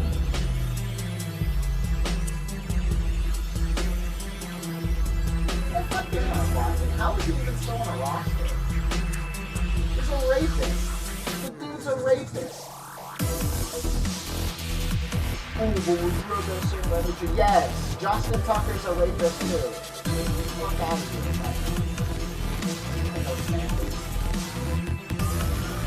White and Justin Tucker on the roster. And his record just got broke. I don't care if it's preseason. That Jaguars kicker has the record in my book.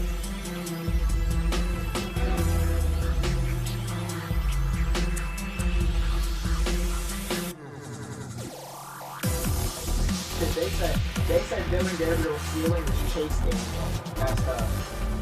If I think someone say that about me on fucking Instagram and I'm a quarterback, I'm retiring. No, that's so disrespectful. Chase Daniel, former Bears QB.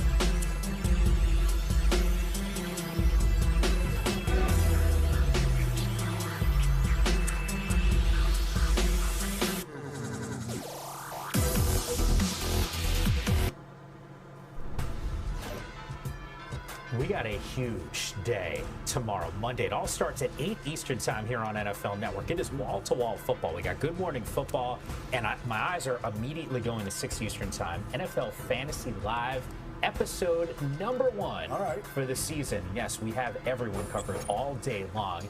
And, of course, our Fantasy Live crew asking, what are your biggest fantasy draft questions? Make sure you hit them up on X. You can throw it in there. I know our guys are so interactive on that show. Trust me, they'll go through some debates on draft strategy. Is he going first? Yeah, let's find out how this draft order is going to look. Meanwhile, we got some preseason action.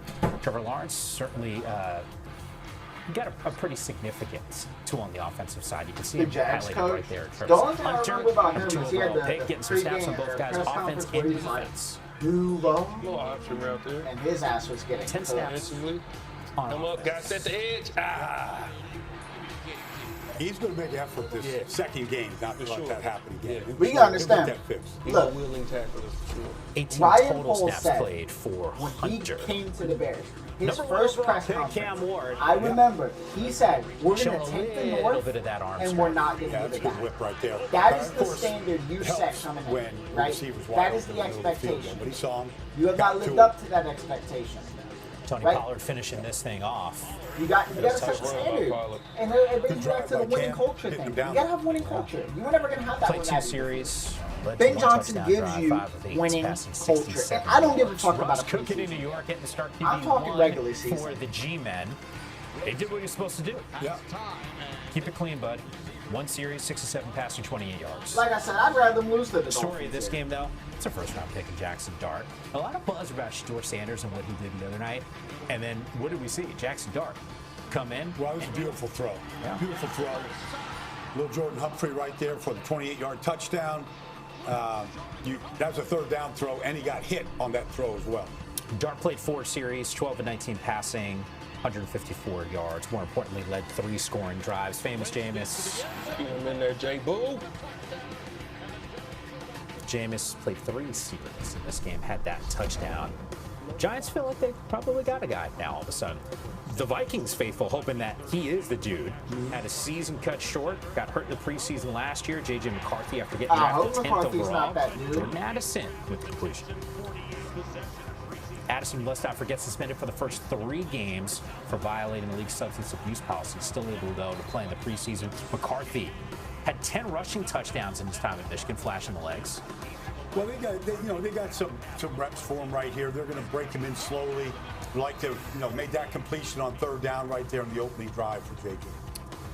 JJ played 1 series, 4-7 passing, 30 yards. Kevin O'Connell feels, Baldy, you and I talked to him, like they got their guy. Yeah. Patrick Mahomes, he is the league's guy. We didn't get to see too much from him. One play, one pass, 1 touchdown. Go put the headset on. Let me throw it today. Something tells me he's like, nah, Eddie, I'm good. I know what I'm doing when I'm out there. We all would agree with that. Justin Fields, the debut for Gang Green. Aaron Glenn, the same as the head coach of the Jets. Remember, used to rock that uniform as a player. Possession for the Jets. Here we go. Justin over the middle. Tight end. Short pass, long run. Good situation right here. Doesn't like Garrett Wilson on the outside. Decided to pull it down himself, and we've seen this before from Justin Fields. Yeah, nice pickup on a 3rd and 5. Played just the one series. Had the rushing touchdown. Jets rolled in that game. You can see Jordan Love there. He put that one series 1 of 5, 7 yards. Sean McVay, Brian Schottenheimer, of course, the new head coach. Dallas, well, we've got some firepower there, huh? With CD Lamb and George Pickens. Second quarter. All right, we're going to show you Joe Milton. Airing this thing out because that's what he does. Just maybe on the short list of the strongest arms in the NFL. You're like, why are we showing an incomplete pass? Well, I'll show you exactly why. CD's kind of hanging. He's like, yo, that's we got it. Ooh. Head's got to be on the swivel there, Gerald. I don't think he was ready for that one. I wonder if that whole incident is why he dropped the pass. It just wasn't meant to be. He got disrupted. Yeah. You could feel it. CD, by the way, was laughing. He's okay for any fantasy owners who are going to tune in on Monday for Fantasy Live. All right, Brock Purdy and George Kittle just taking this thing in. Bo Nix took the league by storm, I think, a year ago. Not sure many people would have anticipated the team having that much Tommy success. was just throwing it away right there, but it was still between the tackle, and safety. Oh, I can't wait for the amount of flashes of Robert Saleh on the sidelines. Back now with the Niners as their DC. Once again, we got the Saints in a quarterback battle. We showed you Spencer Rattler, Tyler Shuck also in that competition.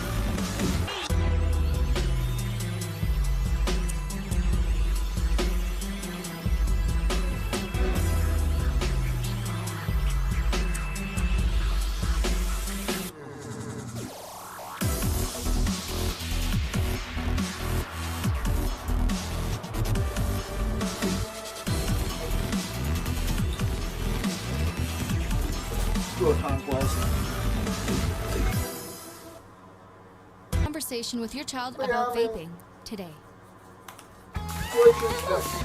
Todd's in the hospital. From vaping. Promise you won't vape, Emma. Not cool. Wacky sitcom teens aren't the best people to talk to your kid about vaping. Hey, you got a minute? You are. Talk to your child about vaping today.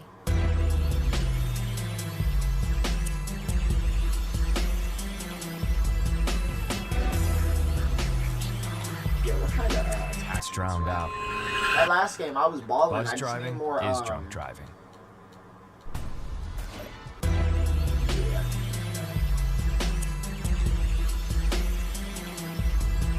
Here on NFL Network, and on Friday night it's Titans and Falcons, Chiefs and Seahawks. We'll see if maybe the magic of 1-5 Patrick Mahomes gets more than one throw in that game. Keenan Allen, welcome home. I actually saw this thing. This is pretty good for He's got pretty good. That. You gotta love that when you get to go back to where you know most of your career was at. I know he's feeling great. Justin Herbert's like, dude, I balled out with this dude on my roster. Battlefield 6, though, not bad. He can still beat Not man bad. I coverage think with this the will best be a of good them. game. Great route. All right, I made reference to this I when know we've been when I talking start about. We getting do have a cooked, I'll doubleheader talk today. shit We'll get you about back it, up to second but half. I right just now. wish there was more Dolphins maps, and but Bears it's a coming up beta. in just a You know, moment. what We got do Saints you and expect? Chargers in just a little bit. A quarterback competition. What do But, we, Spencer no, Rattler getting the it's a start here. legit What do we expect to Battlefield. see from him? Growth. We want to see what he's learned from last year. See his improvement. He's been in a QB competition before. When he was in college with Caleb Williams, didn't win that one. Caleb Williams ended up taking his job. So there's no substitution for experience. He's been here before and knows what the NFL entails. And knows The what a shotguns are competition looks like. retarded, So though. he's just I going to can't show lie. his The growth shotguns and show are that he's a fucking vet. retarded. Tyler Shuck, once again, an opportunity to flex here. Let's get you second half action between the Dolphins and Bears. Depth chart players. This is Jonathan Kim, the undrafted rookie out of Michigan State, who's working on a kicker role. And there will be a touchback. This is going to go out to the 35-yard line. That's the change this year on the kickoff. So with all that, you may have heard the jovial voice of the chairman of the Chicago Bears as well. George McCaskey is kind enough to come into the broadcast booth and join us as he often does at least once a year, once a preseason, to give us kind of a state of the union, so to speak, and a little bit of excitement for the year. As always, we appreciate the time, George. Thank you. I'm sorry, I used to be on TV. Was I breaking the cardinal rule of TV? Don't talk when your microphone's on. We don't mystify this stuff anymore the way we used to, right? It's a lot different now. Obviously, as we get set for the season, 29 days away, a couple more preseason contests. I wanted to get your impressions of the field first. Ben Johnson kind of taking over. Can you kind of walk us through the process of getting Ben, and then your impressions of him as a head coach so far? Well, we got the coach that everybody wanted us to get, and that's not always the best choice. But we think here we've married the best choice with the popular choice. So we're very excited.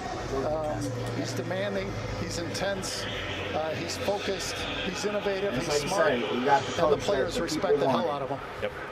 Well, you've talked about him being an agent of change, and obviously for the players too. For young Caleb Williams, the impact, I'm always going to talk about the quarterback, and you've got such a young, talented guy, and Ben Johnson really will have give him a path and direction here to really bring out his talents. Yeah, we're hoping that quarterback, head coach partnership is going to lead to a lot of success for the Chicago Bears. How have you seen Caleb grow, George?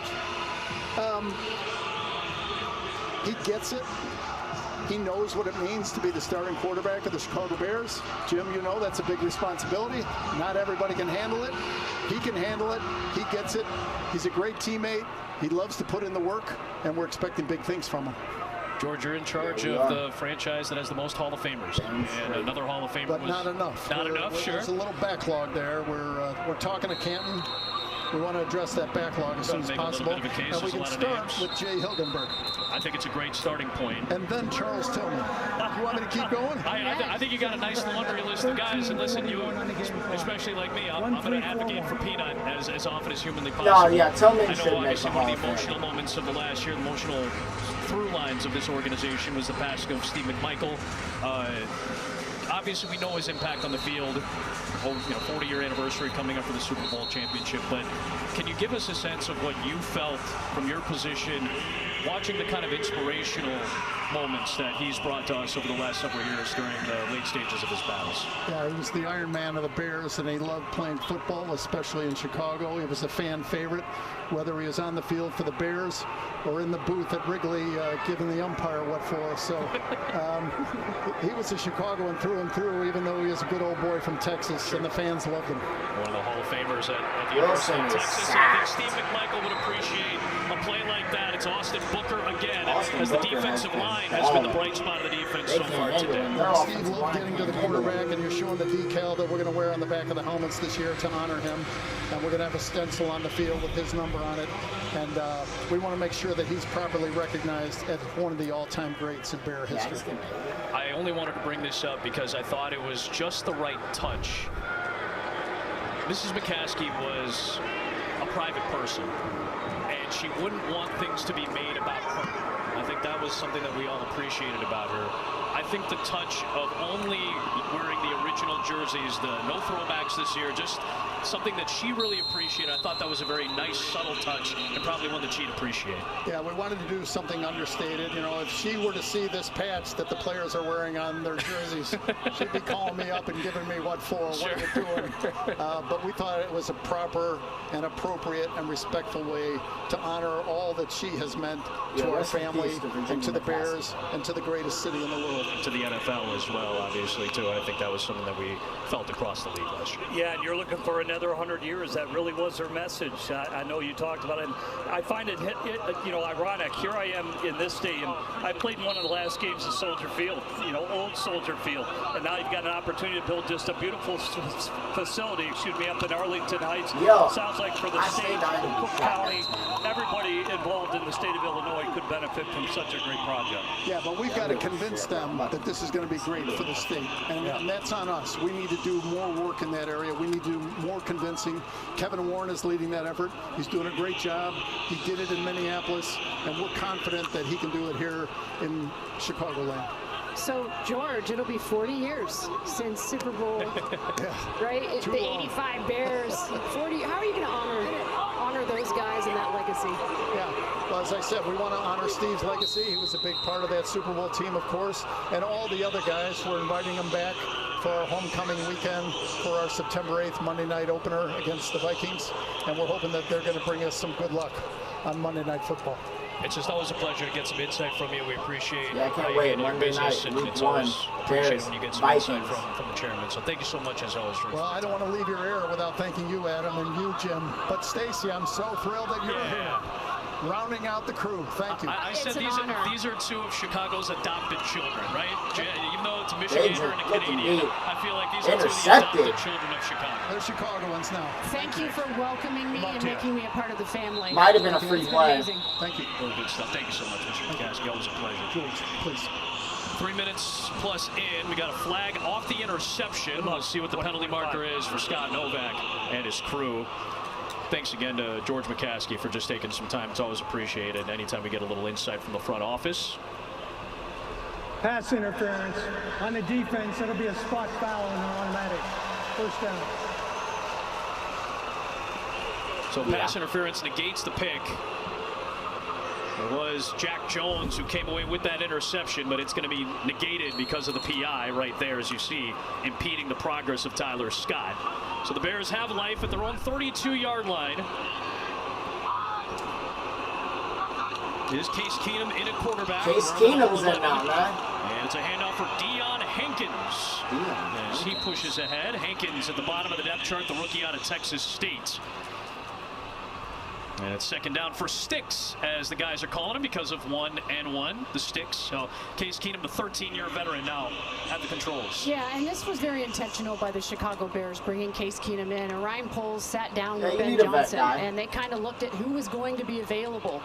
And they wanted a savvy veteran in the room, somebody that when the coaches are in meetings can grab those quarterbacks, Jim, and teach them how to operate on the field and off. It's a good pick. Hey, the last 2 years he was mentoring the young C.J. Stroud down there for the Houston, Texas, so he's well traveled. Oh my! Oh! And obviously he's it was almost pick. It was only that would have been a pick six. The gravity of young Keenum almost like threw a goddamn pick six. Dangerous play now there. It's another flag. What's John going Saunders on? Jr. deflect that ball. It was a near pick, but another flag. Prior to the pass, holding on the defense number 41. Another hold on the defense. Oh my God. So another Miami penalty.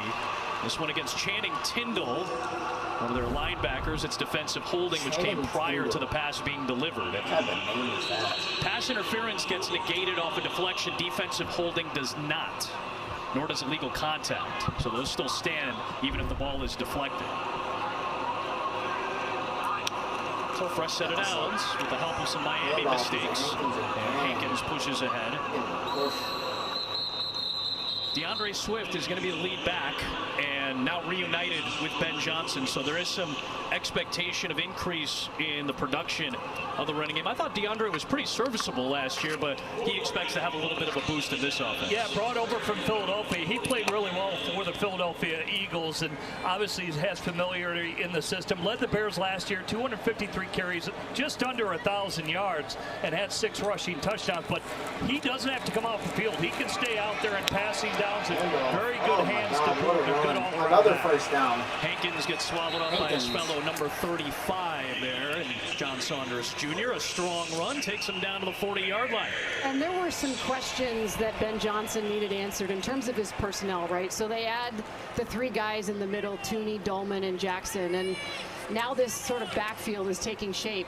He really believes they can be a wide zone run team where they're attacking space with that zone, that offensive line, or they can be a gap run team, Jim. And so he likes the versatility that he's seeing thus far. And the personnel groupings that you mentioned. When you got 2 tight ends, 12 personnel, people forget Detroit ran quite a bit of it. They were 26% at 12 personnel.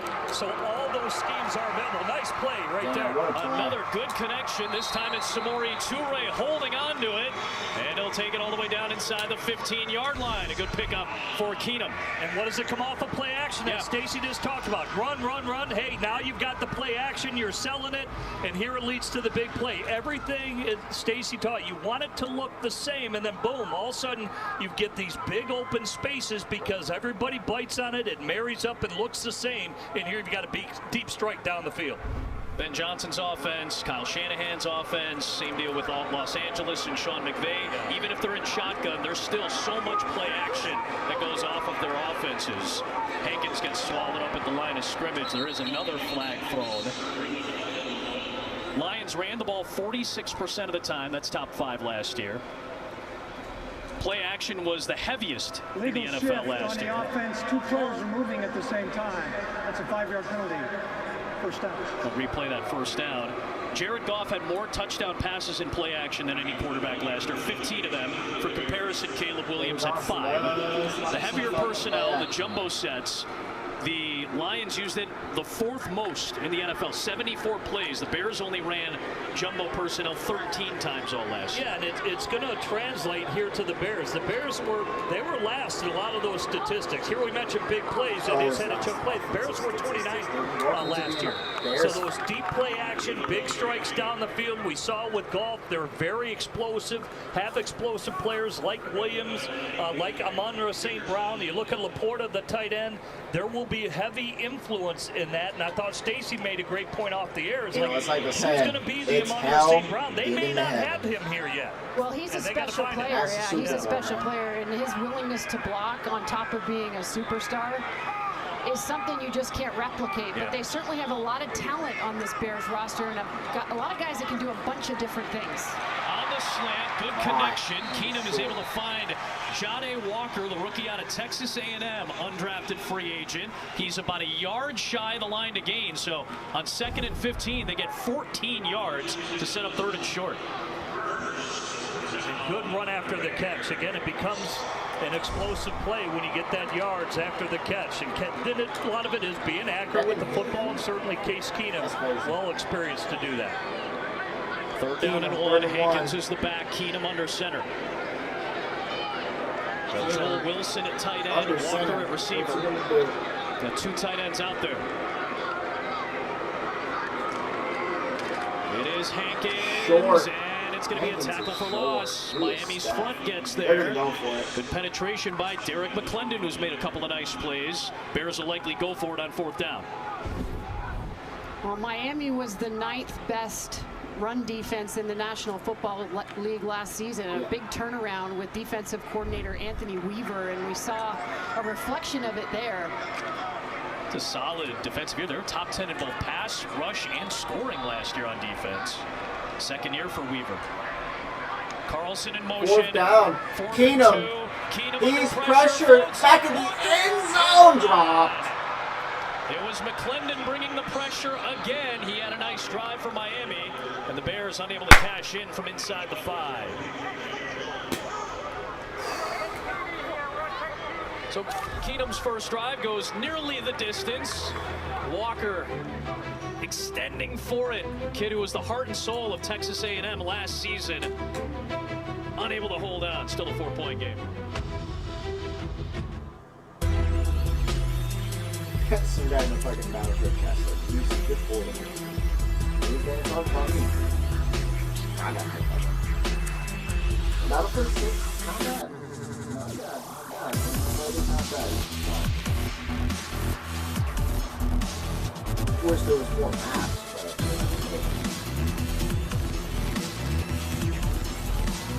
those maps would be a little bigger, like small ass. That's when they Battlefield 1 so good. It's just so big, so vast. Where you're not running in, every street you go on. There's fucking 5 guys camping doing a goddamn human centipede.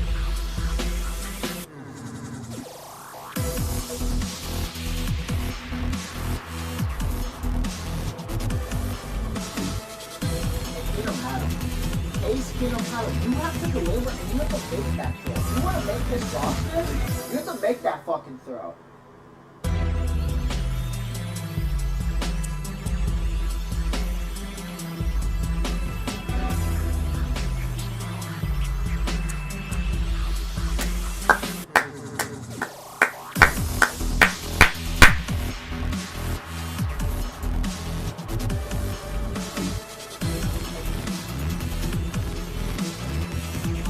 football season, though. Not only do I get an actual entertaining sport but I can actually make money betting. Whenever I bet on football, I make money. Any other sport, I don't make shit. Baseball betting, like I said, I'd rather get a urethral swab than ever bet on baseball betting. Those motherfuckers don't even give a shit.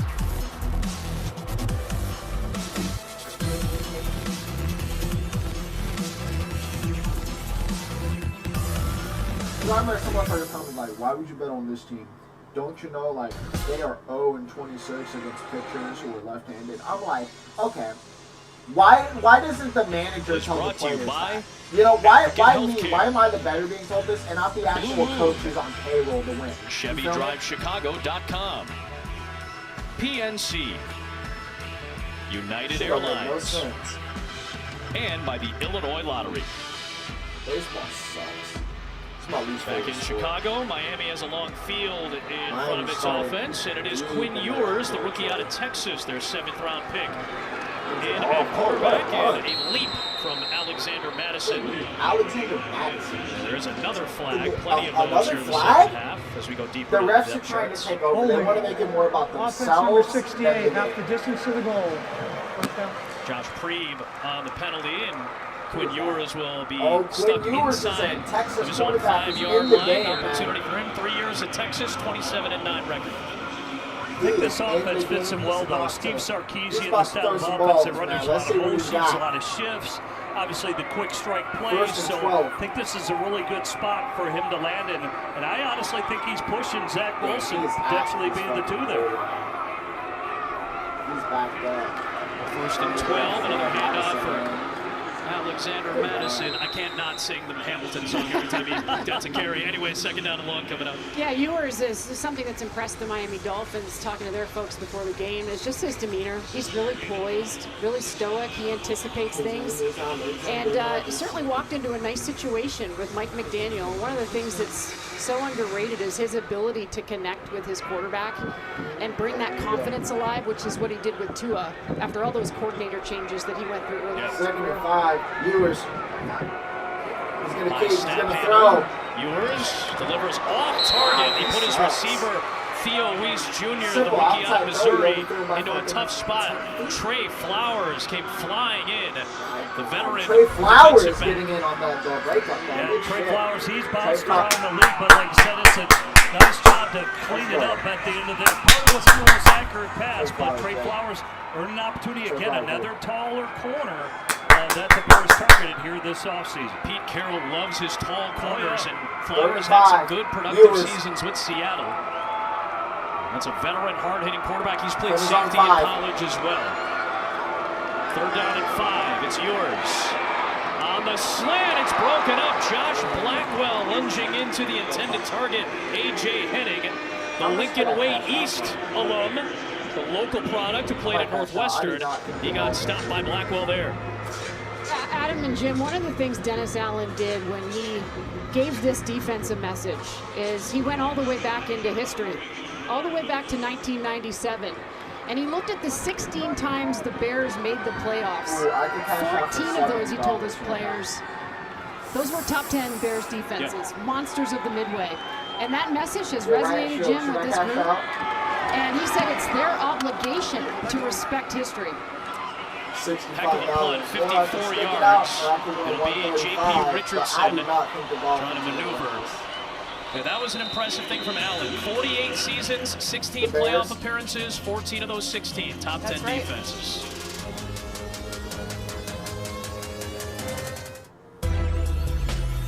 Oh, I bet on it, but in a different way. I go like, which team is usually going to be like shit when the 3rd string comes in, and which one is going to actually try? Like, I took Bucks, Jets, and Dolphins. Bucks and Jets already won. They threw their opponents out. I don't know. After those 2 throws, Ewers looks like a shitter. He did not look like he was going to be that good. Damn, it's already down to 65.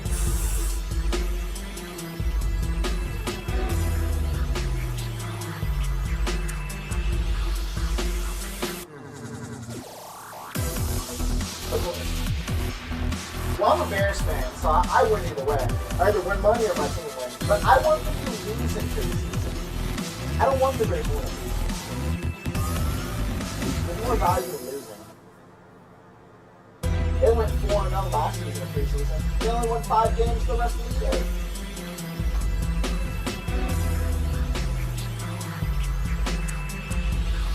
In preseason, that shit don't even count.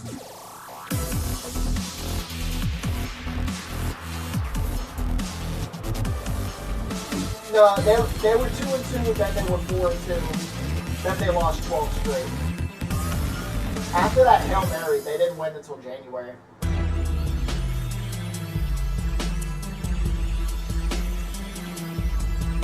No, he big dog. He big he like 3 coaching regimes late. Nah, we on Caleb Williams. Man, nah, Caleb Williams is the future. He's the future. It was Trubisky, then it was Justin Fields, now it's Caleb Williams. Bears offense on the field, late third quarter. Let's go down to the field, check in with the newest member of our team, Jasmine Baker. Hello, Jasmine. The Bears have been showing support for the next generation of female athletes. Throughout training camp, they've invited 5 high school girls flag football teams to come and watch practice. And these players are getting a VIP access, a chance to meet Bears coaches and players. And to top that all off, President and CEO Kevin Warren and his wife Greta are donating brand new cleats to every team that comes.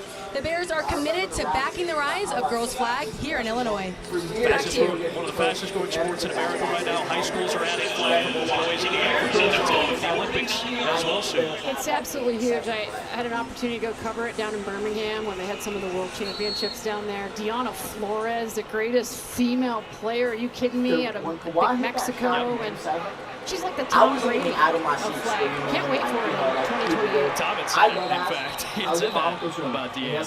Good pressure that time by Grayson Murphy for Miami. Their defense continues to pad on some pressure against this Bears front. The offensive line is going to be a discussion point from start to finish this year. Obviously beefed up the interior of it with the veterans.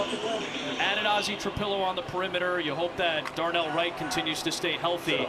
The big additions are on the interior to help the run game. Yeah, bringing in Dahlman and Jonah Jackson. We haven't talked enough about him. Played for the Detroit Lions. Was a Pro Bowl player. People forget that before he got injured for the LA Rams a season ago. And then, like what you said about Ozzie Trapillo, I think it's kind of leaning that way that potentially he could be the starting left tackle. And I think, Stacy, in my opinion, when you've got this guy, Joe Thuney, a 4-time All-Pro player, tied in with that rookie, I think Ozzie will pleasantly surprise a lot of people what he potentially could do. Yeah, not to mention a 4-time Super Bowl champion. Yeah. Patriots and Chiefs. Ozzie's just a good football player. He is not a typical rookie, is what I would say. Motions, Case Keenum. He's protecting on third down and long for Keenum under pressure. And he's able to get rid of it at the very least. It'll be out of bounds in midfield. It's 4th down. So this competition at left tackle, it's real. It's real. And Braxton Jones, we saw him earlier. They're going to rotate those guys. But the important point here is this is the first week that Braxton Jones has been back 100%. He's been rolling at about 80% coming off that fibula fracture on the left side from last season that he had to have surgery for. So are the Bears going to weigh Ozzie versus Braxton from last season, or Ozzie versus Braxton from right now through training camp? Because he hasn't really been 100 until this week. Yeah, multiple injuries for Jones last year, including the one that ended his season against Detroit. Torrey Taylor gets it inside the 5, and it's going to flirt with that 1-yard line, but it's going to head into the end zone. We'll check the penalty marker that was thrown at the 15 on the far side of the field. During the kick, holding, receiving team number 46, half the distance of the goal. First down. Punt touchback goes to the 20. This will go back to the 10 because of the defensive penalty. Taylor thought he could have pinned that one inside the 5. Did he pin inside the 5? They called that inside the 5. No, that means Ewers is just going to punt it out again.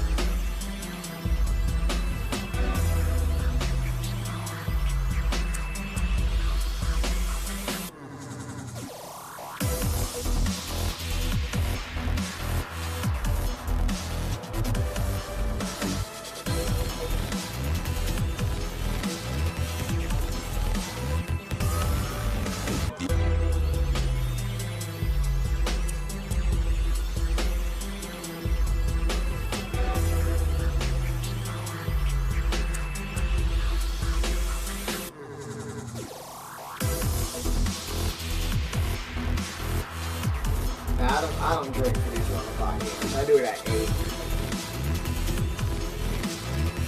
When it's like an 8 o'clock game, yeah, I'll drink. But when it's 1 o'clock, yeah, it's just, I don't know. This is your very first visit. That's like, your commitment to education motivates me, your coworkers, and your students. You showed me that if you come from nothing, you can still be anything. You told me I deserve to succeed. It's been 15 years, and I still live by that. You're the model for success for your kids, grandkids, and your students.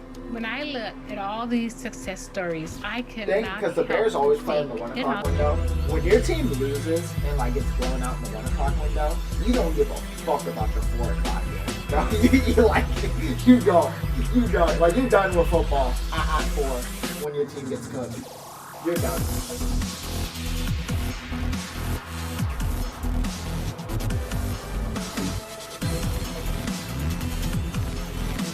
As a Bears fan, whenever my team's on Sunday Night Football, I know we're about to get fucking whooped. So when you say you'd never leave your child in a hot car, know it can happen. Before you leave the car, always stop, look, lock. The Rams. I'm missing Mukamara. Bears preseason football is brought to you by Shell, the official fuel partner of the Chicago Bears.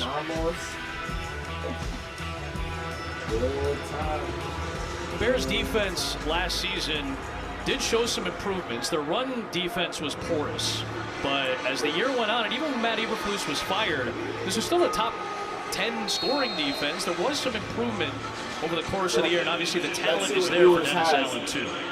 They have talent. You look at you like the secondary with Jalen Johnson when he returns. I mean, we haven't talked enough about Spidey. I mean, their nickelback signed him to an extension, and Kyler Gordon, the guy's got blitz. He gets turnovers on the football, strip sack, fumbles. They have it, and then really it's about the health of Brisker. They've got to get Brisker healthy because Kevin Byard, he led their team in tackles. That guy is a very active safety, so that secondary is very good on the back end.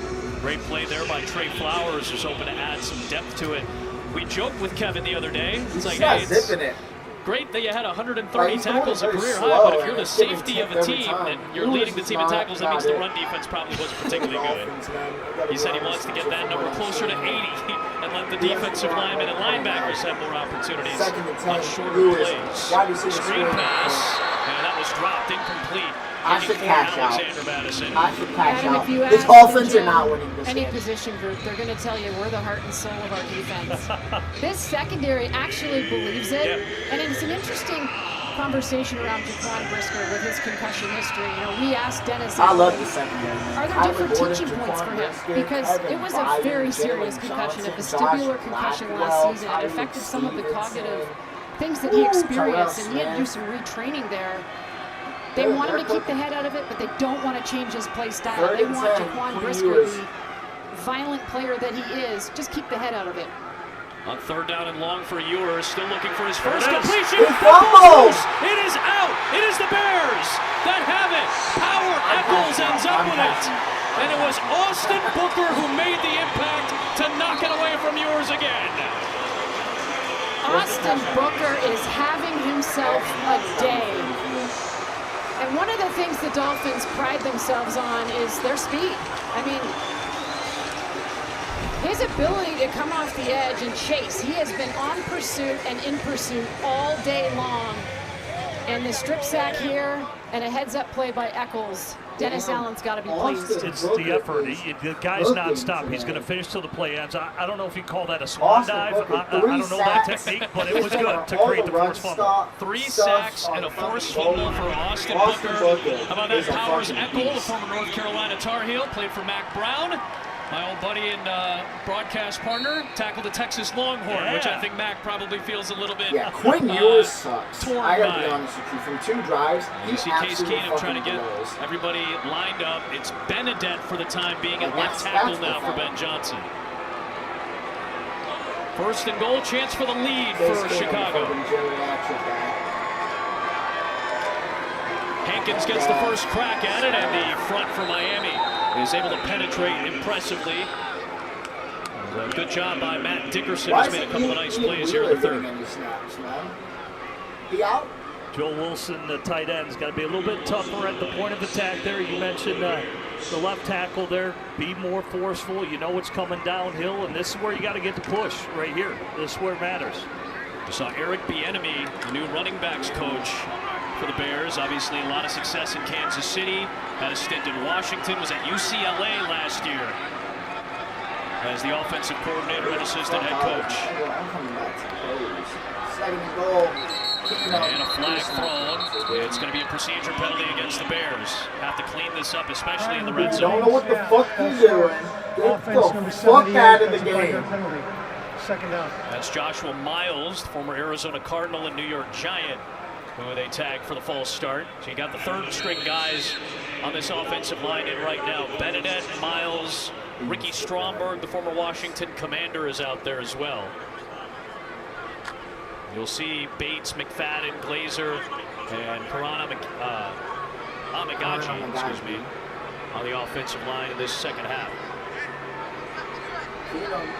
Trying to see if the Dolphins are playing man or zone with that motion from Hankins. Screen pass, sidearm from Keenum.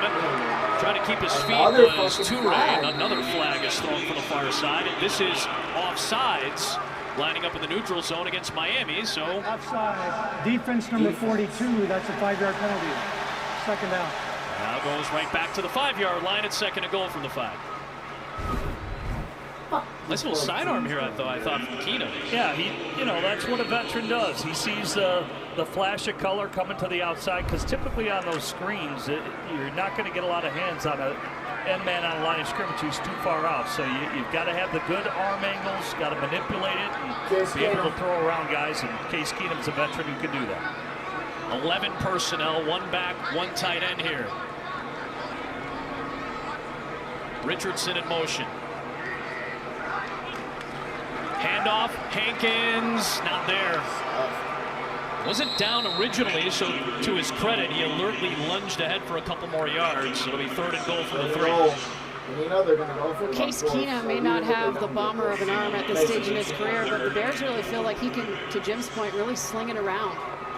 And he's seen everything. I mean, we say that all the time, but when you have that luxury in this league, you have trust in your play caller, and that's what they have with Case Keenum. And a veteran presence that at times has been lacking in the quarterback room. It was a much younger room last year, even though Brett Rippon was in for a while. Third and goal. Play clock winding down. It's Keenum. Third and goal. Keenum. 13-year NFL veteran who's going to sling it for the touchdown. It is caught by Hankins, and the Bears have the lead.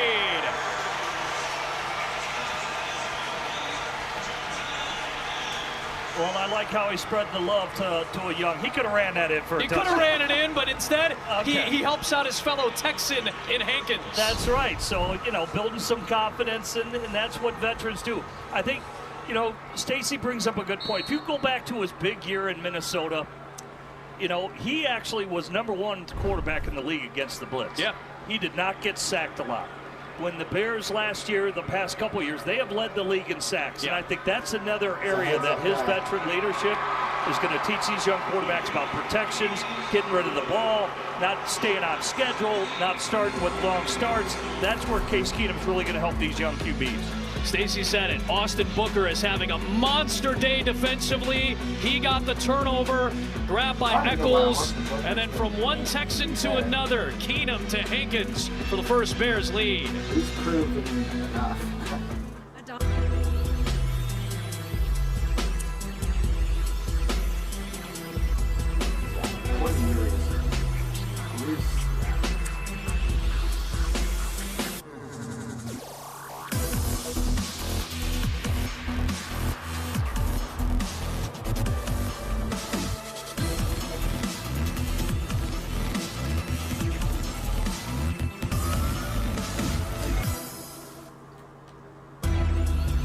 I should have crashed out when it was at 70. Now you gotta ride it out.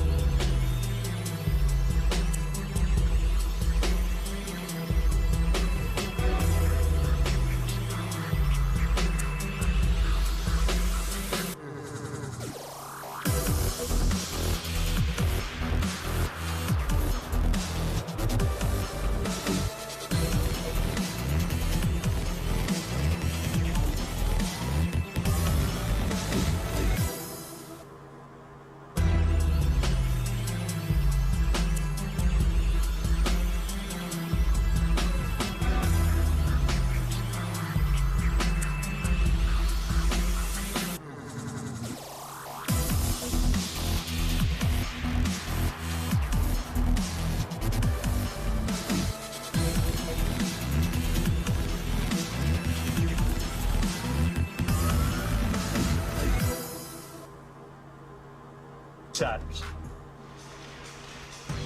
Case Keenum's FBS passing touchdown record. He stood by himself up until Dylan Gabriel finished his college career with the same amount. Obviously, Gabriel with the Cleveland Browns now. And, of course, a Division II legend, Tyson Bagent. He just had his passing touchdown record passed last year by John Matacho, finished with 162 touchdown passes at the Colorado School of Mines. So a couple of collegiate legends. And hey, Caleb Williams, you get your number retired at USC when you win a Heisman. That's a pretty good group in terms of resume right there. Here is Eric Ezukama, an excellent return to Chicago territory. Bear special teams has not been as sharp in kick coverage today. That's going to upset Richard Hightower, who's the only holdover for the Bears coaching staff. Ben Johnson recognized how important Hightower was to the special teams positives last year for Chicago, so he maintains his job. 40-yard return, though, against Hightower's kicking unit. But let's not forget, Case Keenum was in Houston last year. Yep. Who was he mentoring? C.J. Stroud. C.J. Stroud. So he can bring that experience to Caleb Williams into 25. It's an excellent point. Williams, you can already see how much he's leaned on somebody like Case. Ali Gordon is the rookie running back, 6th-round pick out of Oklahoma State, standing next to yours. And he'll sling it away, another incompletion for Quinn. That's a great shot. That's a lot of collegiate experience, talent, and accolades in that shot right there between those three. Yeah, with J.T. Barrett, their quarterback. Yeah, that's pretty good too, right? J.T. Barrett had a pretty good run until he got hurt at Ohio State. That's right. I just think it says a lot about quarterbacks that play a lot of football. Bagent throwing 159 touchdowns, that's throwing a lot of football. I think 50-plus starts in his career. I think we see Jaden Daniels last year, 5-year starter. You look at Bo Nix. These guys played a lot of games, and Bagent is one of those guys as well. There's Gordon. Nice spin by Ollie Gordon. Who breaks through inside the Chicago 30, and the rookie makes an impact with his first opportunity. And you got these three guys. Oklahoma State. Jaden Daniels, Bo Nix. Hey, Cam Ward, the #1 pick. He started a lot of college games in different levels. To the fourth quarter we go.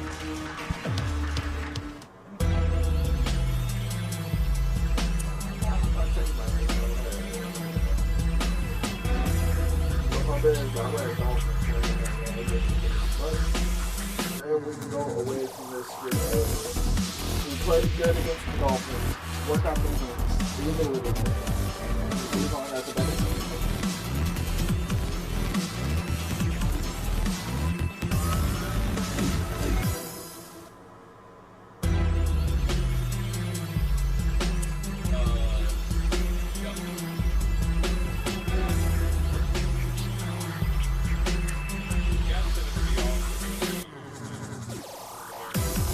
Who Austin Reed's going to get to?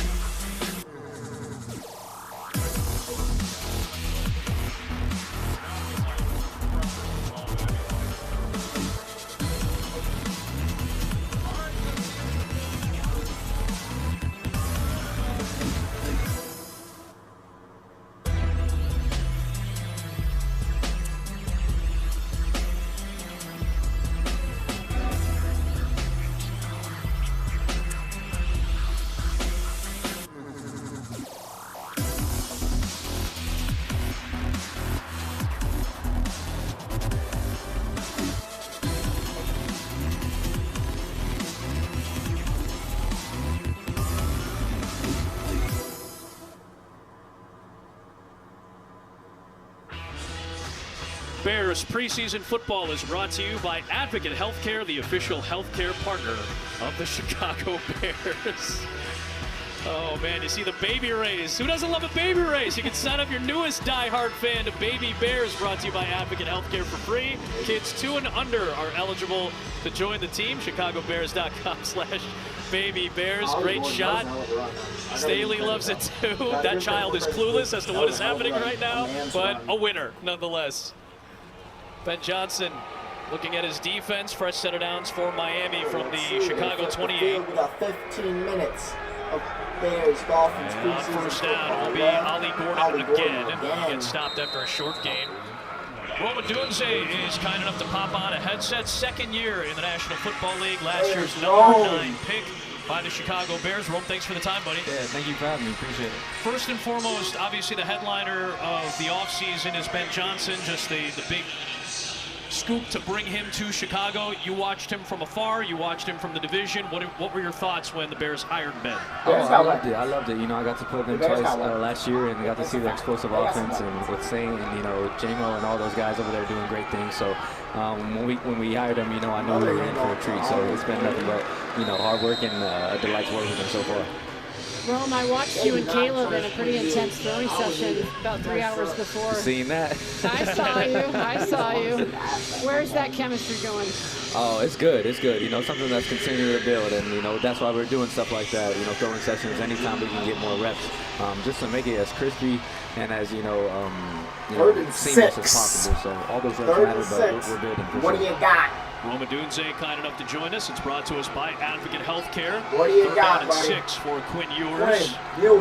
Shotgun. Nope. Yep. You got your analyst hat on too there, Rome, if you see something. Ewers. Slings it. And still going. Trying to get chased down. Inside. First and goal. Down eventually. Dolphins. Be good. Carl Jones ended up missing a tackle, but finally the tackle was made.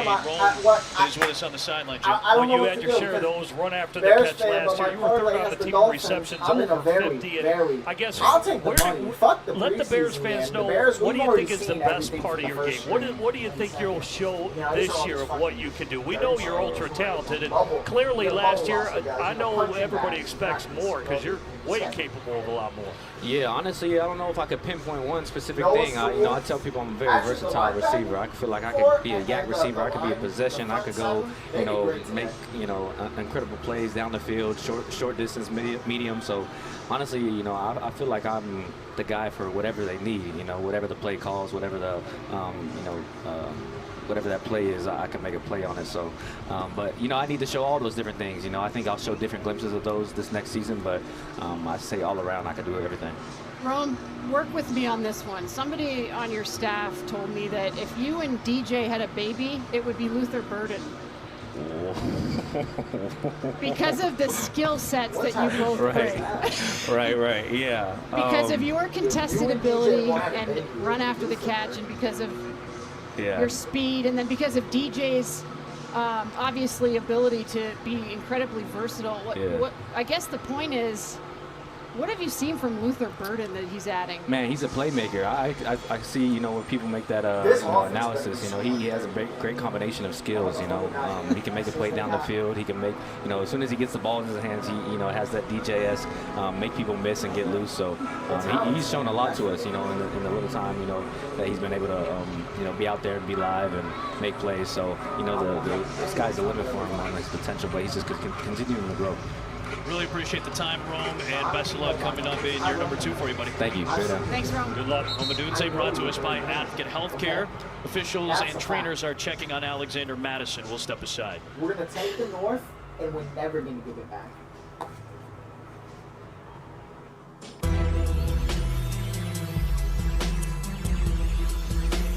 But Rome wasn't built in a day.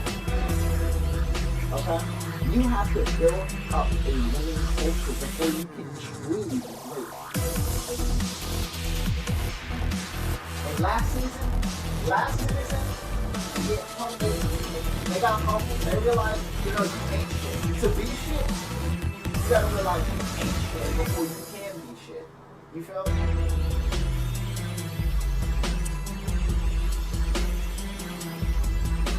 You gotta come to the brink of disaster before greatness can truly be achieved.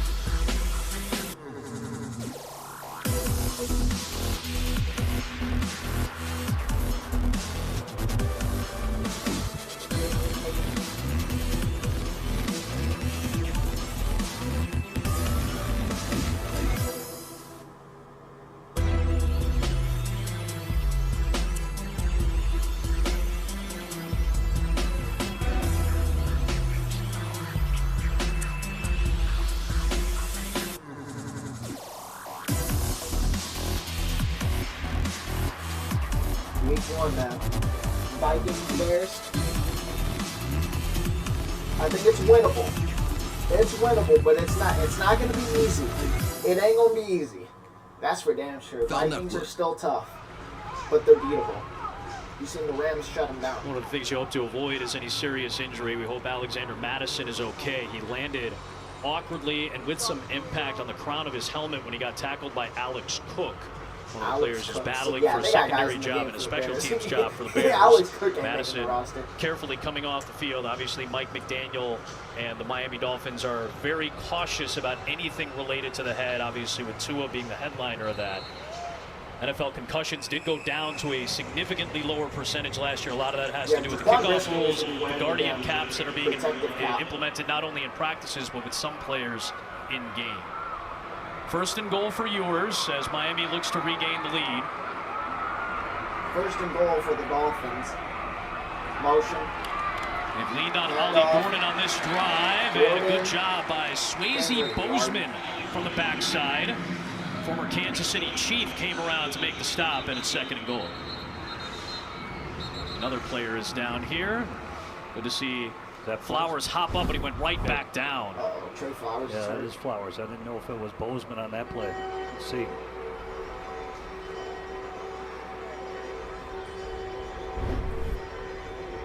And Flowers tried to hop back up and then immediately went back down. Trey split last year with the Jaguars and Colts in the AFC South. It's a 6-team in 8 years. Hard hitter. 95 NFL regular season games for Flowers. Safety at Oklahoma State, made the transition to corner. He's played outside, has played inside corner, played for Pete Carroll for a long time. Adding some depth to that secondary, which is going to have Jalen Johnson hopefully back for week 1, but if not, you have Tyreek Stevenson, you have Nashawn Wright, who's had a great camp, Terrell Smith nearly had a pick today. Yeah, drafted Za Frazier in the 5th round. Amir Speeds had some experience in the NFL. Yeah, Terrell Smith needs to. Like you said, whether it's Nashawn, they're all over 6 foot. You know, you mentioned Za Frazier. I mean, he's legit 6'3". Wright, I'm not sure about Wright is legit 6'3" and above, probably 6'4" is what I look at him at. Trey Flowers is so there is a conscious effort to get bigger, to get longer, to have more length. For what Stacy talked about at Dennis Allen, it's about contesting the receivers, disrupting their routes at the line of scrimmage. You have to have the arm length to do that. And so you can see that was a predicted effort by the Bears to get bigger in their secondary. All 8 of the outside corners listed for the Bears depth chart are all 6 feet or taller. There you go. Well, you're dealing against Jordan Jefferson. You're dealing against some big-time weapons. You know, this is the highest scoring division in football. You know, and you've got midline passers, as I mentioned. Jared Goff's going to be a midline passer. Love has some, you know, he's got the wiggle to him, but they want him. Coach LaFleur wants him to play midline, and I would think Kevin O'Connell, he wants J.J. McCarthy to play midline as well. So you better be able to contest things down the field when guys are throwing from the pocket. Think about all those receivers that Green Bay has added in the draft this past year to help Jordan Love out. Right back to Gordon, looking for a hole. He may have been stopped. He was. Oh, Power Echols able to save the touchdown. Is that a fumble recovery? And right there, he saved Gordon from entering the end zone with the ball. Now, Power Echols is taking advantage of the opportunity that he's been given here today, and just a really heads-up stand right there at the goal line. Remember, he recovered that strip sack earlier. They can't score here. That's by Austin Booker. And I'll say this has been for a lot of these veteran Bears defenders, as they've told us, the toughest training camp they've ever been through in their words. Imagine being a rookie now and jumping right into it. Here is Gordon over the top, and this time he's in for Miami, and the Dolphins are back in front. My parlay is still alive. Ollie Gordon going over the top that time. And it's a 3-point Miami lead with a point after coming. Dude, Ollie Gordon has actually looked impressive. 25-pound back, and Ollie Gordon, he is a big back who runs with power, left his feet. He scored that drive himself. Able to power Twin it in there. Ewers actually did nothing. We've seen the ability to rush the football against the Bears front with some of the splash plays. It's negated some of Miami's drives. The goal line stand negated one of those drives, but the rush defense is going to be a question mark as we get closer and closer to the regular season. And for all the passing we talk about in this division, the running backs are no slouches in this division either. The Bears are going to have to be ready for that ground game in the grinded out NFC North this year. Miami's got the 4-point lead.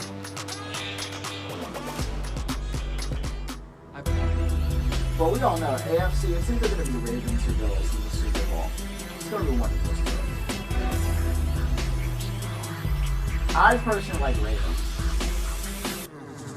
I wanted Ravens Eagles last year. Hurts, Lamar, Derrick Henry versus Saquon. Like, ooh. I want to see Derrick Henry in the Super Bowl, man.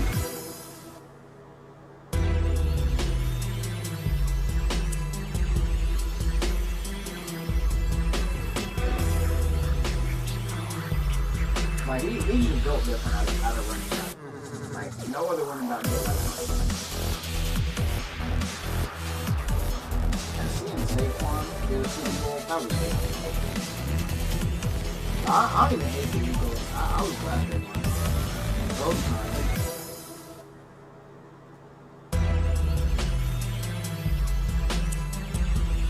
Like, yeah, double joint and whatever, but I don't hate the Eagles for that. I really don't. The Bears had to lose to any team in that wild card. The Eagles would go on my life. I did not hit. Don't get me wrong, it hurt. Man, those such a good team.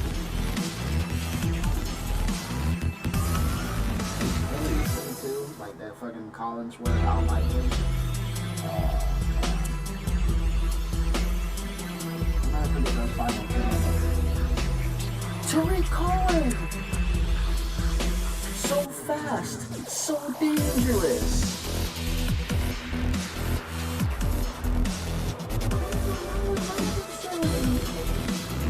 Dude, and Trubisky still Allen Robinson it was a chef's kiss. That shit was probably the best throw of his career.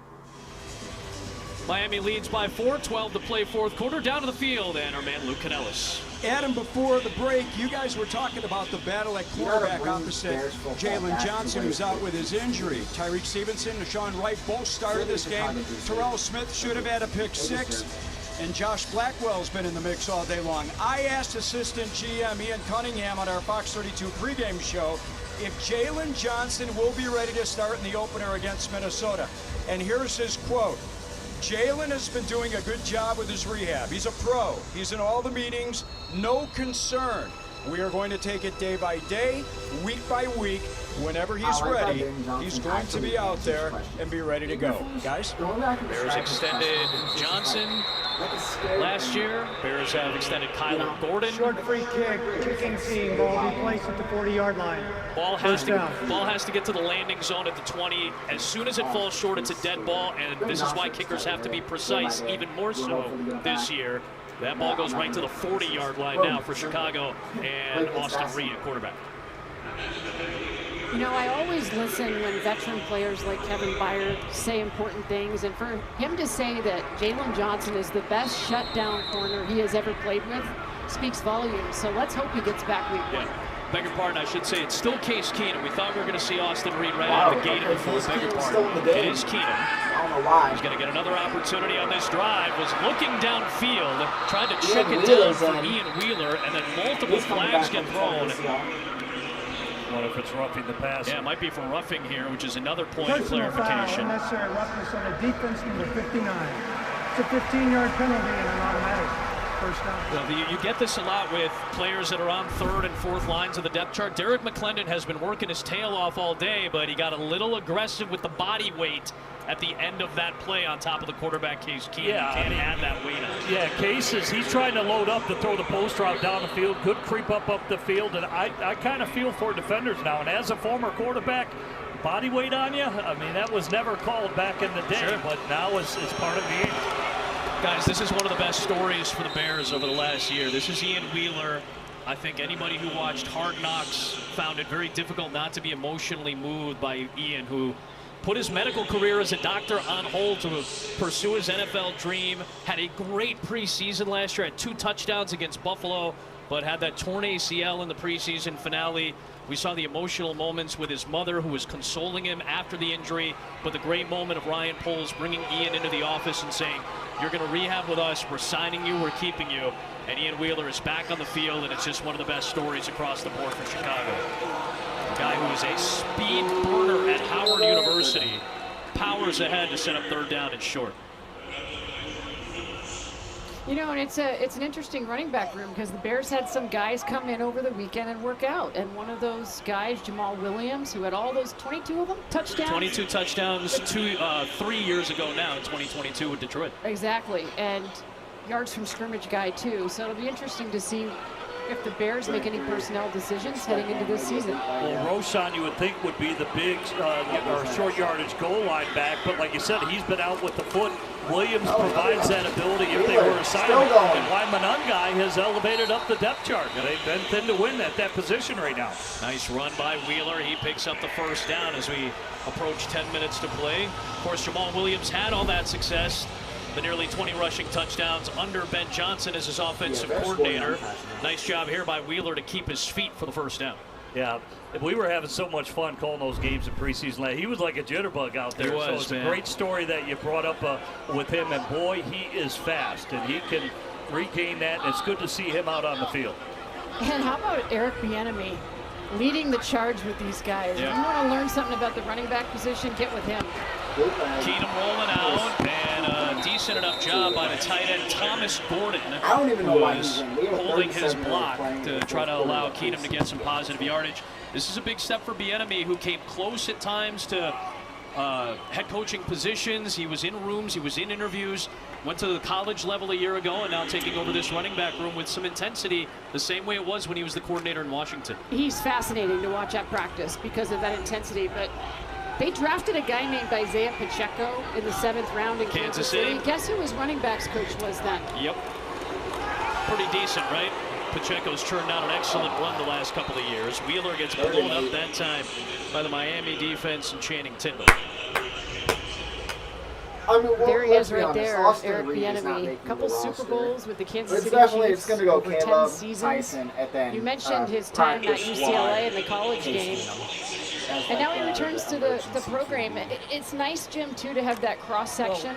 Yeah, I think it says a lot about Ben Johnson. Here's another coach that's very demanding. You know, we haven't talked about Antoine Randall. I think he's very demanding as a wide receiver. Dan Rochard, who I know well from his days back at Michigan State, the O-line coach, very demanding of what, and they should be. Wow. They should be. This team has not won a lot of games. What a hit. They need an offense. That's a flag? Needs more structure. That needs to score more points, and they're going to challenge these guys, and it will be with some demanding coaches that know how they want it run. Joel Wilson made the catch, the first-year pro out of Central Michigan. Eugene Asante came flying in. A flag was thrown. This is potentially for a defenseless player. Personal foul, unnecessary roughness on the defense, number 51. Penalty is half the distance and an automatic 1st down. Again, a defenseless player is somebody who is in the process of receiving the ball, and if there's forcible contact to the head or neck area of a defenseless player, that's an unnecessary roughness penalty, and I think that's exactly what Asante got tagged with right there. Because again, until you establish position as a runner when you catch the ball, that's why when you don't catch the ball and it's jarred loose, it's ruled incomplete. You were deemed to never have possession. When you have possession, you become a runner, quote unquote, and are no longer a defenseless player. Wilson was still in the process of making the catch, hence why he's still defenseless, and there's the penalty for unnecessary roughness. And Joel Wilson, one of the players early on in camp, like 2 or 3 months ago, Ben Johnson was lauding, and he was really pleased with, so. He's had a couple of practice squad stints with New Orleans, so Dennis Allen saw him a little. Buffalo, Green Bay, the Giants, the Bears. He's gone all over and now trying to find a home in Chicago.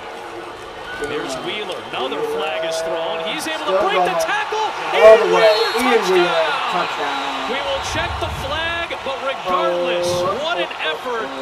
This is probably coming back, but you have to appreciate the effort of Wheeler coming off the injury. On the offense, number 13 did not set. That's a 5-yard penalty. Grace Alexander unfortunately negates that penalty, but you have to appreciate, it is impossible in the NFL to not appreciate when somebody takes the punishment and physicality of this league and you see him moving as if there were no injury. What an encouraging sign for this great story in Wheeler. Oh yeah, he just keeps the caboose moving, plays through contact, plays through the whistle. And that's a big confidence boost. You know, when you score, you have a big play, and you just go back. Hey, I'm back. You tell yourself you're back. Fade route. Wow. It is touchdown for Chicago. Touchdown. And the Bears have the lead again. My God.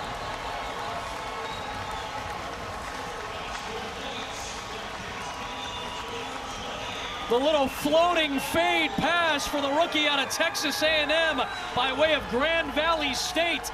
That makes my friend Jim Miller, the Michigander, very happy. What a play, what a throw, what a catch. Yeah, really just lays it up there perfectly for him, and all he's got to do is cradle it in the basket. Nice, accurate throw. Obviously, it's the one-on-one on the outside, and you got to make the play. And that's it's a big receiver going down to the ground and making a play and securing the football.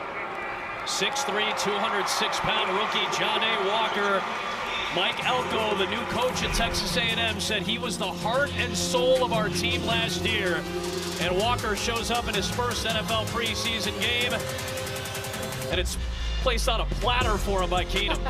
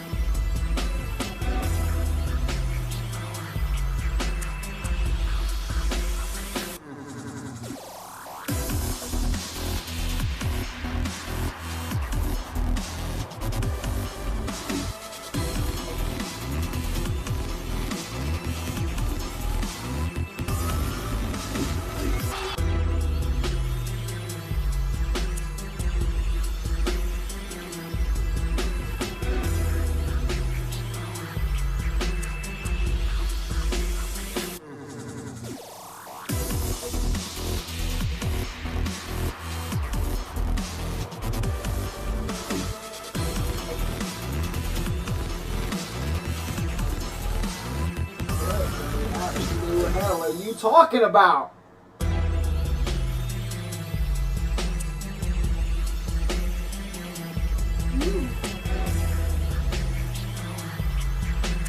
No, what you trying to do? What you trying to do? Yeah, I'm not even gonna go there. What you trying to? What you trying to do? What you trying to do?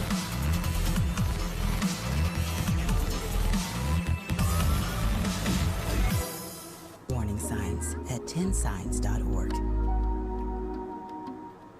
This broadcast is copyrighted by NFL Productions for the private use of our audience. Any other use of this broadcast or any pictures, descriptions, or accounts of the game without the consent of NFL Productions is prohibited. Let's take a look at how the quarterbacks fared through the air. It's presented by United Airlines, and Tyson Bagent most of the first half. Keenum third and a little bit of the fourth. Thought both very efficient, obviously accurate with their throws. Unfortunately for the tipped interception for Tyson Bagent, but both, again, playing from within the pocket, playing within structure, and moving the ball as the game went along. Nice return by A.J. Henning for Miami. They set up past the 40-yard line, 32-yard return. Yo, they stay Keenum getting and returns Bagent out to the talking with goddamn J.T. 40. Barrett and What's up with Kalen Williams. Going to be an interesting quarterback room this year. It is going to be an interesting quarterback room. But I like the transparency from Ben Johnson. They're targeting a 70% completion rating from Caleb Williams.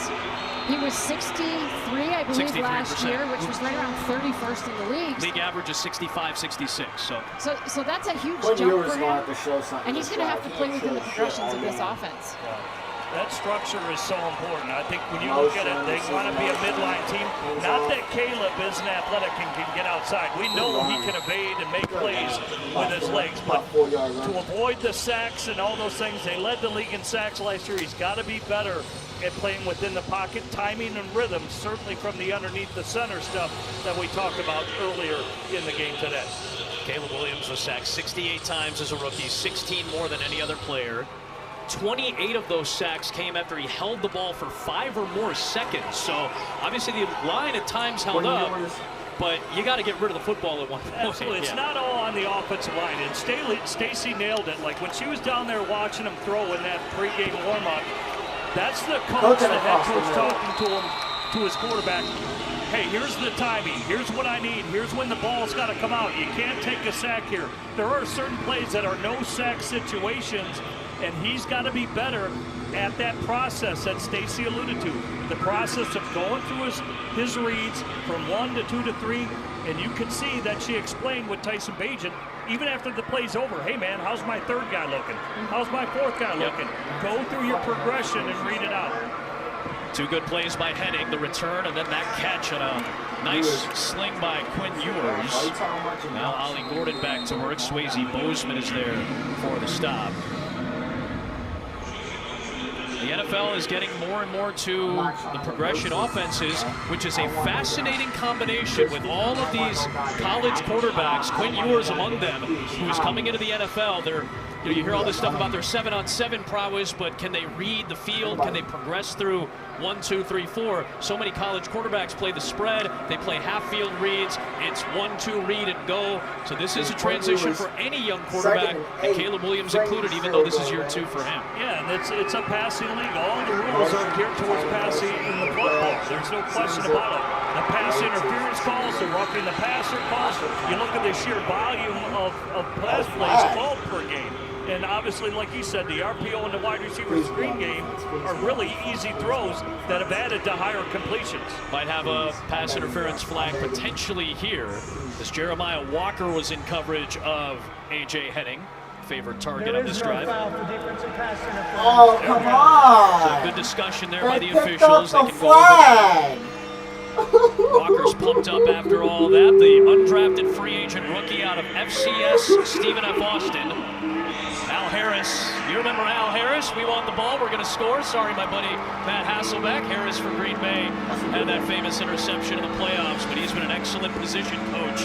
Good to see Trey Flowers back out there as well. I'm glad to see him as a Bear. He picked me up. I got 150 He's a big corner. He created some nightmares. I was going to say, that's a tall corner in Al Harris.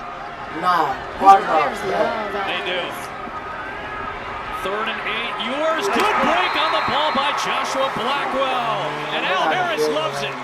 Remember this season that Trayvon Diggs had 11 interceptions? I believe years it ago was. for Dallas. That's 11 or 12, something like that. That was unreal. And then a couple of years later, Deron Bland has 5 pick sixes in Dallas. It was that He transformed that secondary. And that's what the Bears think he's going to do here. Take a look at this reaction. Look at the intensity, Val. 5 years as a DB coach in Dallas for Mike McCarthy.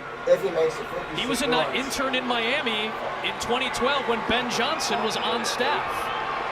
This is within Jason Sanders' range. His long is 57. This is 56.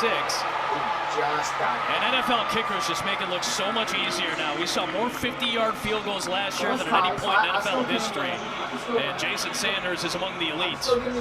Great play by Blackwell, though, to force the field goal try and tie this game up at 24 on the 3 points from Miami. Good effort on the secondary in that last series.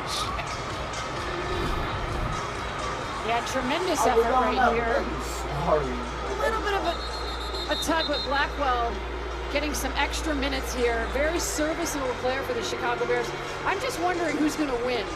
Jim Miller on his way to Detroit via his vehicle, or the Miami Dolphins, who are headed to Detroit to face the Lions in joint practices. Who's winning? I'm winning that race. If the Bears are you're going to winning that race, I'm winning that race home. I've been on this camp tour way too long. You got to get some. My butt is getting home. Are you a speedster? Are you you have a heavy foot? He's going to be today, I think. Talk about my traffic record, Stacy. But anyway, I don't care who pulls me over. I'm going home fast. You have to return this ball. It landed in the landing zone. Oh, it went off the pylon.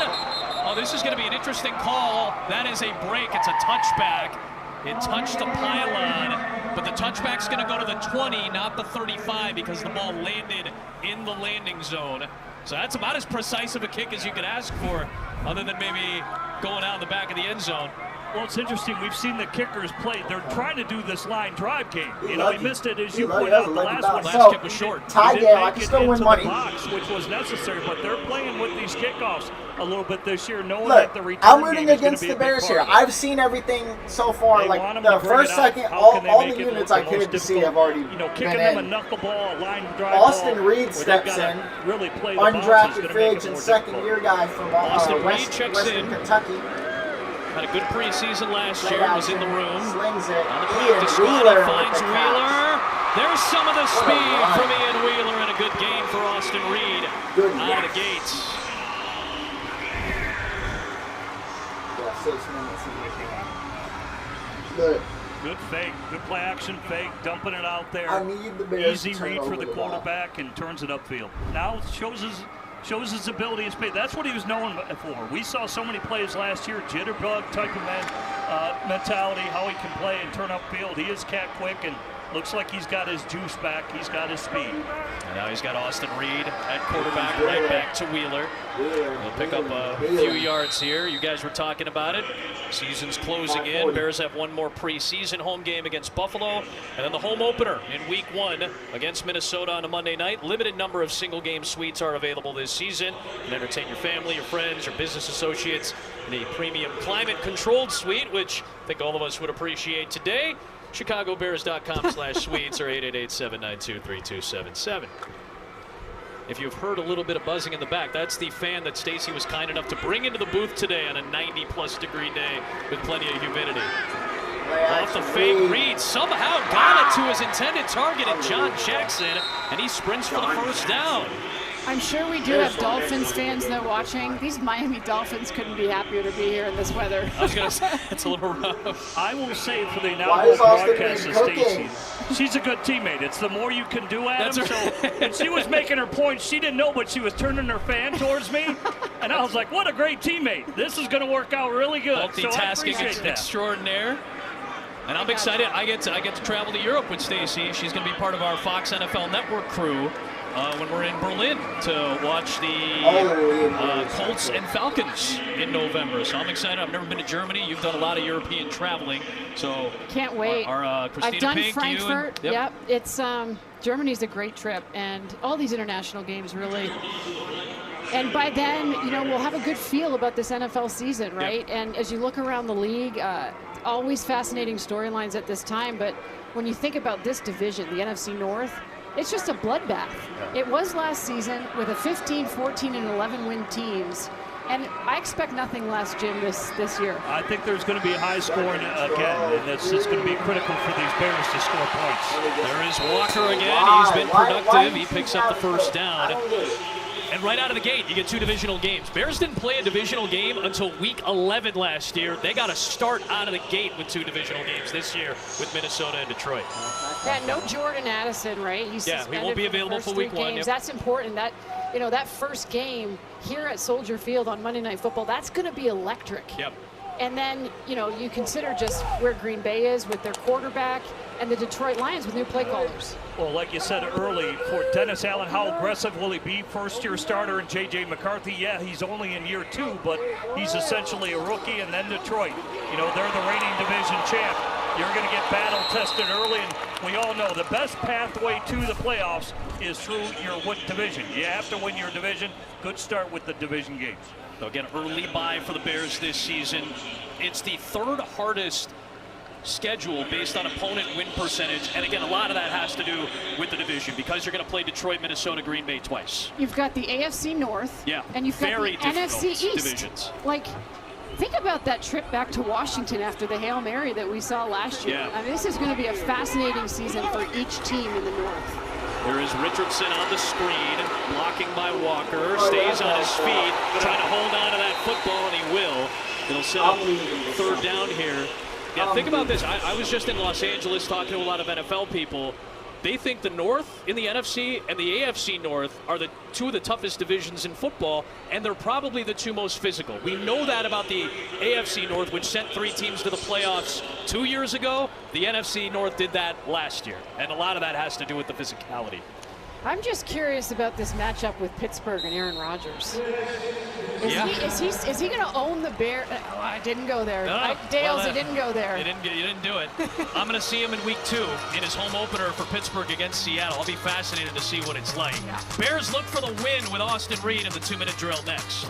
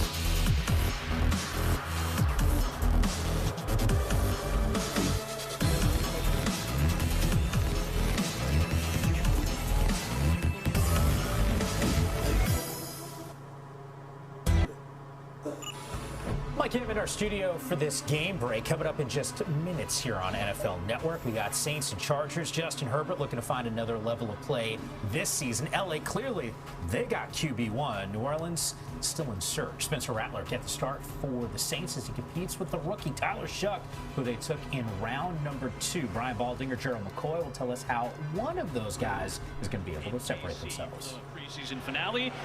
And here you go. You hope you have a little bit of drama at the end of all these games. 2-minute drill. Third and 3 for Austin Reed and the Bears. In field goal range right now. So they'll try to stay in field goal range. And dude, barely if the Dolphins win this, now that I just passed Jackson made a nice play for Miami's defense there. So now the timeout will be used by Miami to save as much time as possible. And let's see if the offense stays out there or not. We did see some great stuff from the Bears defense, though. Blue Moon brings you your player of the game. No shock. Austin Booker, what a day he had. really, hey, his effort flying, he did. He looked stronger. He never quits in terms of his motor. Hey, you end up 3 sacks. Not bad there. The quarterback, crazy, disrupted a lot of things in the forced fumble. Look at these plays. Effort plays, stripping for the ball there. Doesn't come out, but he's going for it. Gets after the quarterback there. There's the strip. Kind of the swan dive there. But he didn't stop. Nice motor all day. Again, I'll be fascinated to see what the decision-making process is like in the regular Whoa, season. they're going for this? Right now the offense is out on the field, and Dan Campbell went for plays like this in his time as the head coach and continues to do so. On 4th down, they're taking a shot, and incomplete, no flag.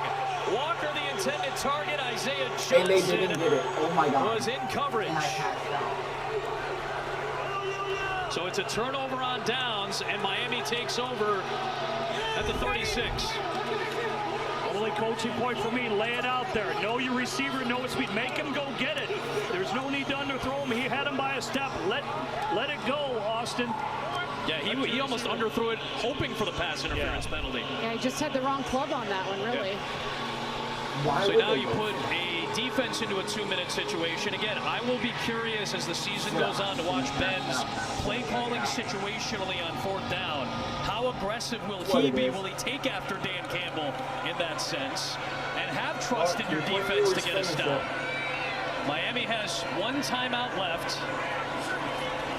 Ewers, screen pass. Theo Weiss Jr.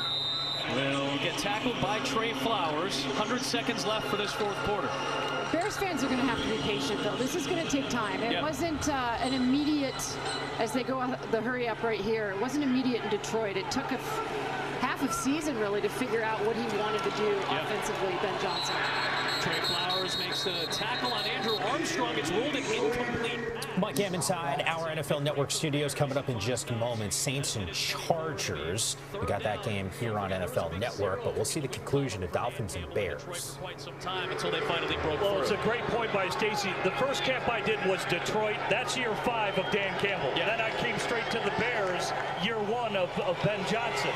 So it's going to take time to build this. I mean, they're just in the infancy stages of what they want to be. And like I said, that's year 5 of Dan Campbell and why they're coming off a 15-win season. 4th down and 5. Good play by Jamry Croma. Split last year on the Patriots and Bears practice squads.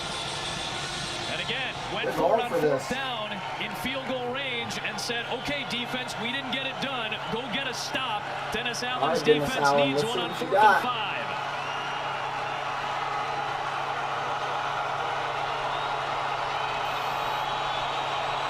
Blitz from Ewers. I would have blitzed from 4-man rush. Ewers over the middle. Wow, what a toss. And he gets dragged down after he held on to a very tight window. Carl Jones finally makes the stop. It's 1st down Miami. Incomplete on 4th. How big guy? That's 19-yard pickup. Boy, that was not a big window to deliver that ball for Ewers. Ripping out an emergency 15 down the Dolphins to win right as that happened. When I saw that and they were at plus 115, I was like, put the 15 on it. Against Miami. False start. Offense number 75. That's a 5-yard penalty. 1st down. By rule, this foul carries a 10-second runoff.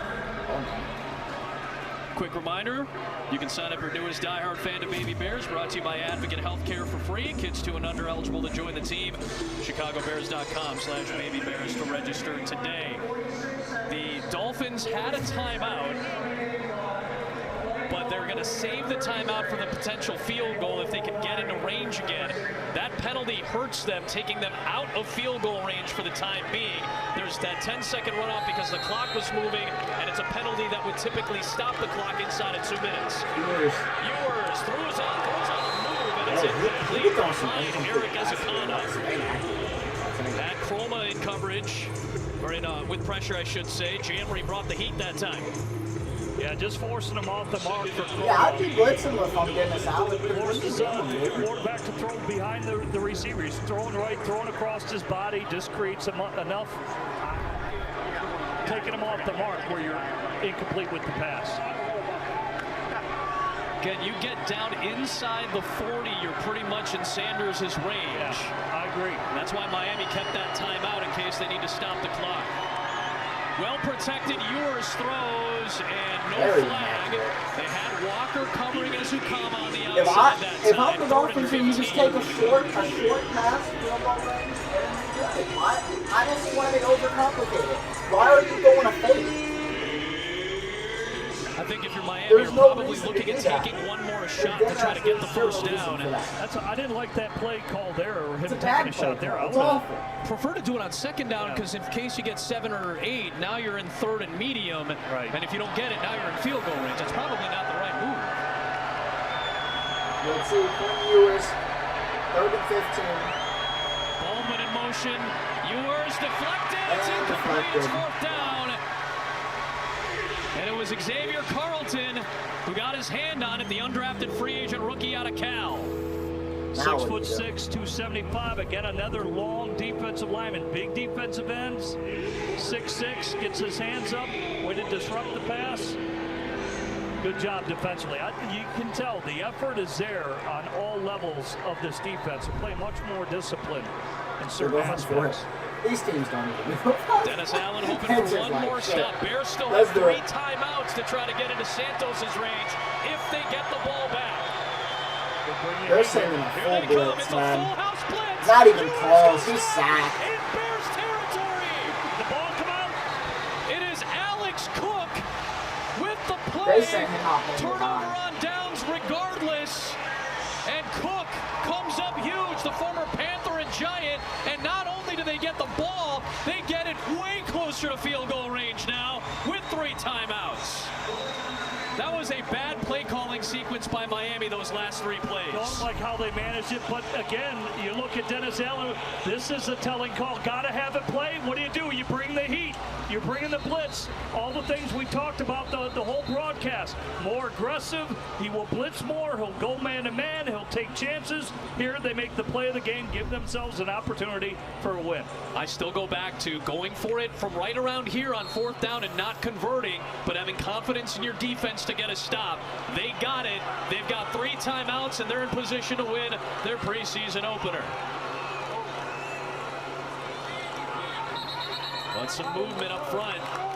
They get 5 yards further back. False start. Offense number 74. That's a 5-yard penalty. First down, no runoff. Clock was already stopped, so there's no runoff. That's why there's no runoff. So you go from about a 59-yard field goal to what is now a 64-yarder, which would be right near the NFL record. What do we have? 66 a couple of years ago from Tucker off a crossbar. Well, that's still the record right now. Santos as long as 55. Here is Reed down the middle. That's short of the catch. Oh my God. Oh, out of the hands of John Jackson.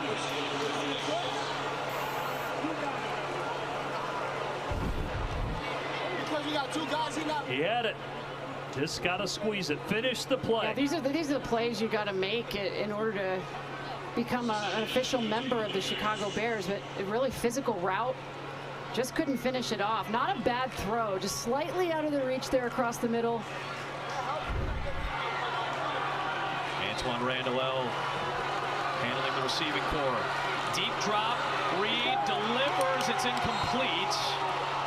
It's probably actually a break for the Bears because you probably want one more play here, not have the clock running, and now you're really playing for field goal positioning right now. Yeah, totally agree with that. Stops the clock, and it would have been a tough catch too as well, but they get the benefit of an incompletion.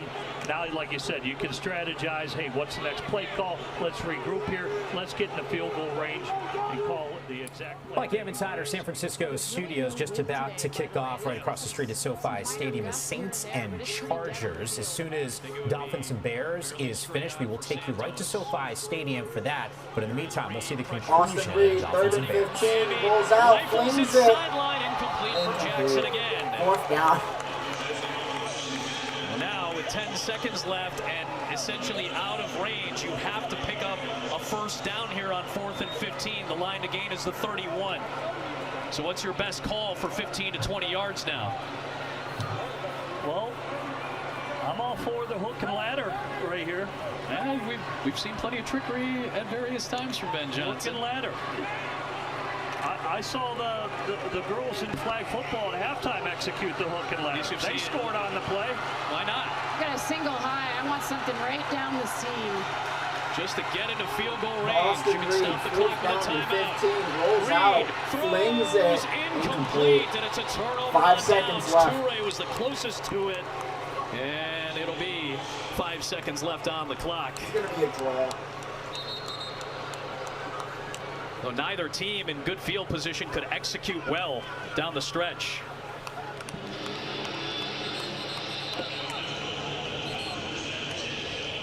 Should remind you that there's no overtime in the preseason. Yeah. It looks like if the pocket was cleaner, he had the end cut coming over the middle there. I don't know why they went for it on that fourth down. That was stupid. The protection broke down. Had to scramble to his right, which made it. I don't know what Ben Johnson was trying to prove with that call.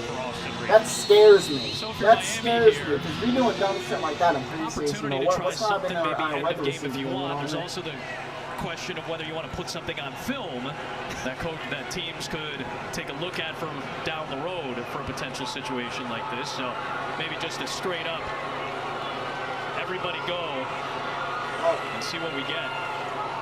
5 seconds left, Dolphins. Lob, it is dropped, and still a There's going to be a second. No. There's going to be a second. Let's see if they put an extra second on the clock or we're headed home.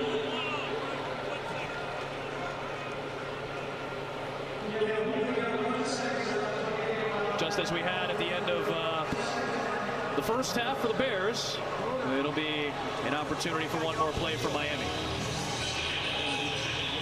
Head coaching debut for Ben Johnson. You really get a lot more thrown at you when you're in the head coaching spot, especially when it comes to clock and personnel management. Sideline etiquette, how do you communicate with your coaches? We know through the Fan Fest, he didn't like all the chatter. He wanted it to a minimum.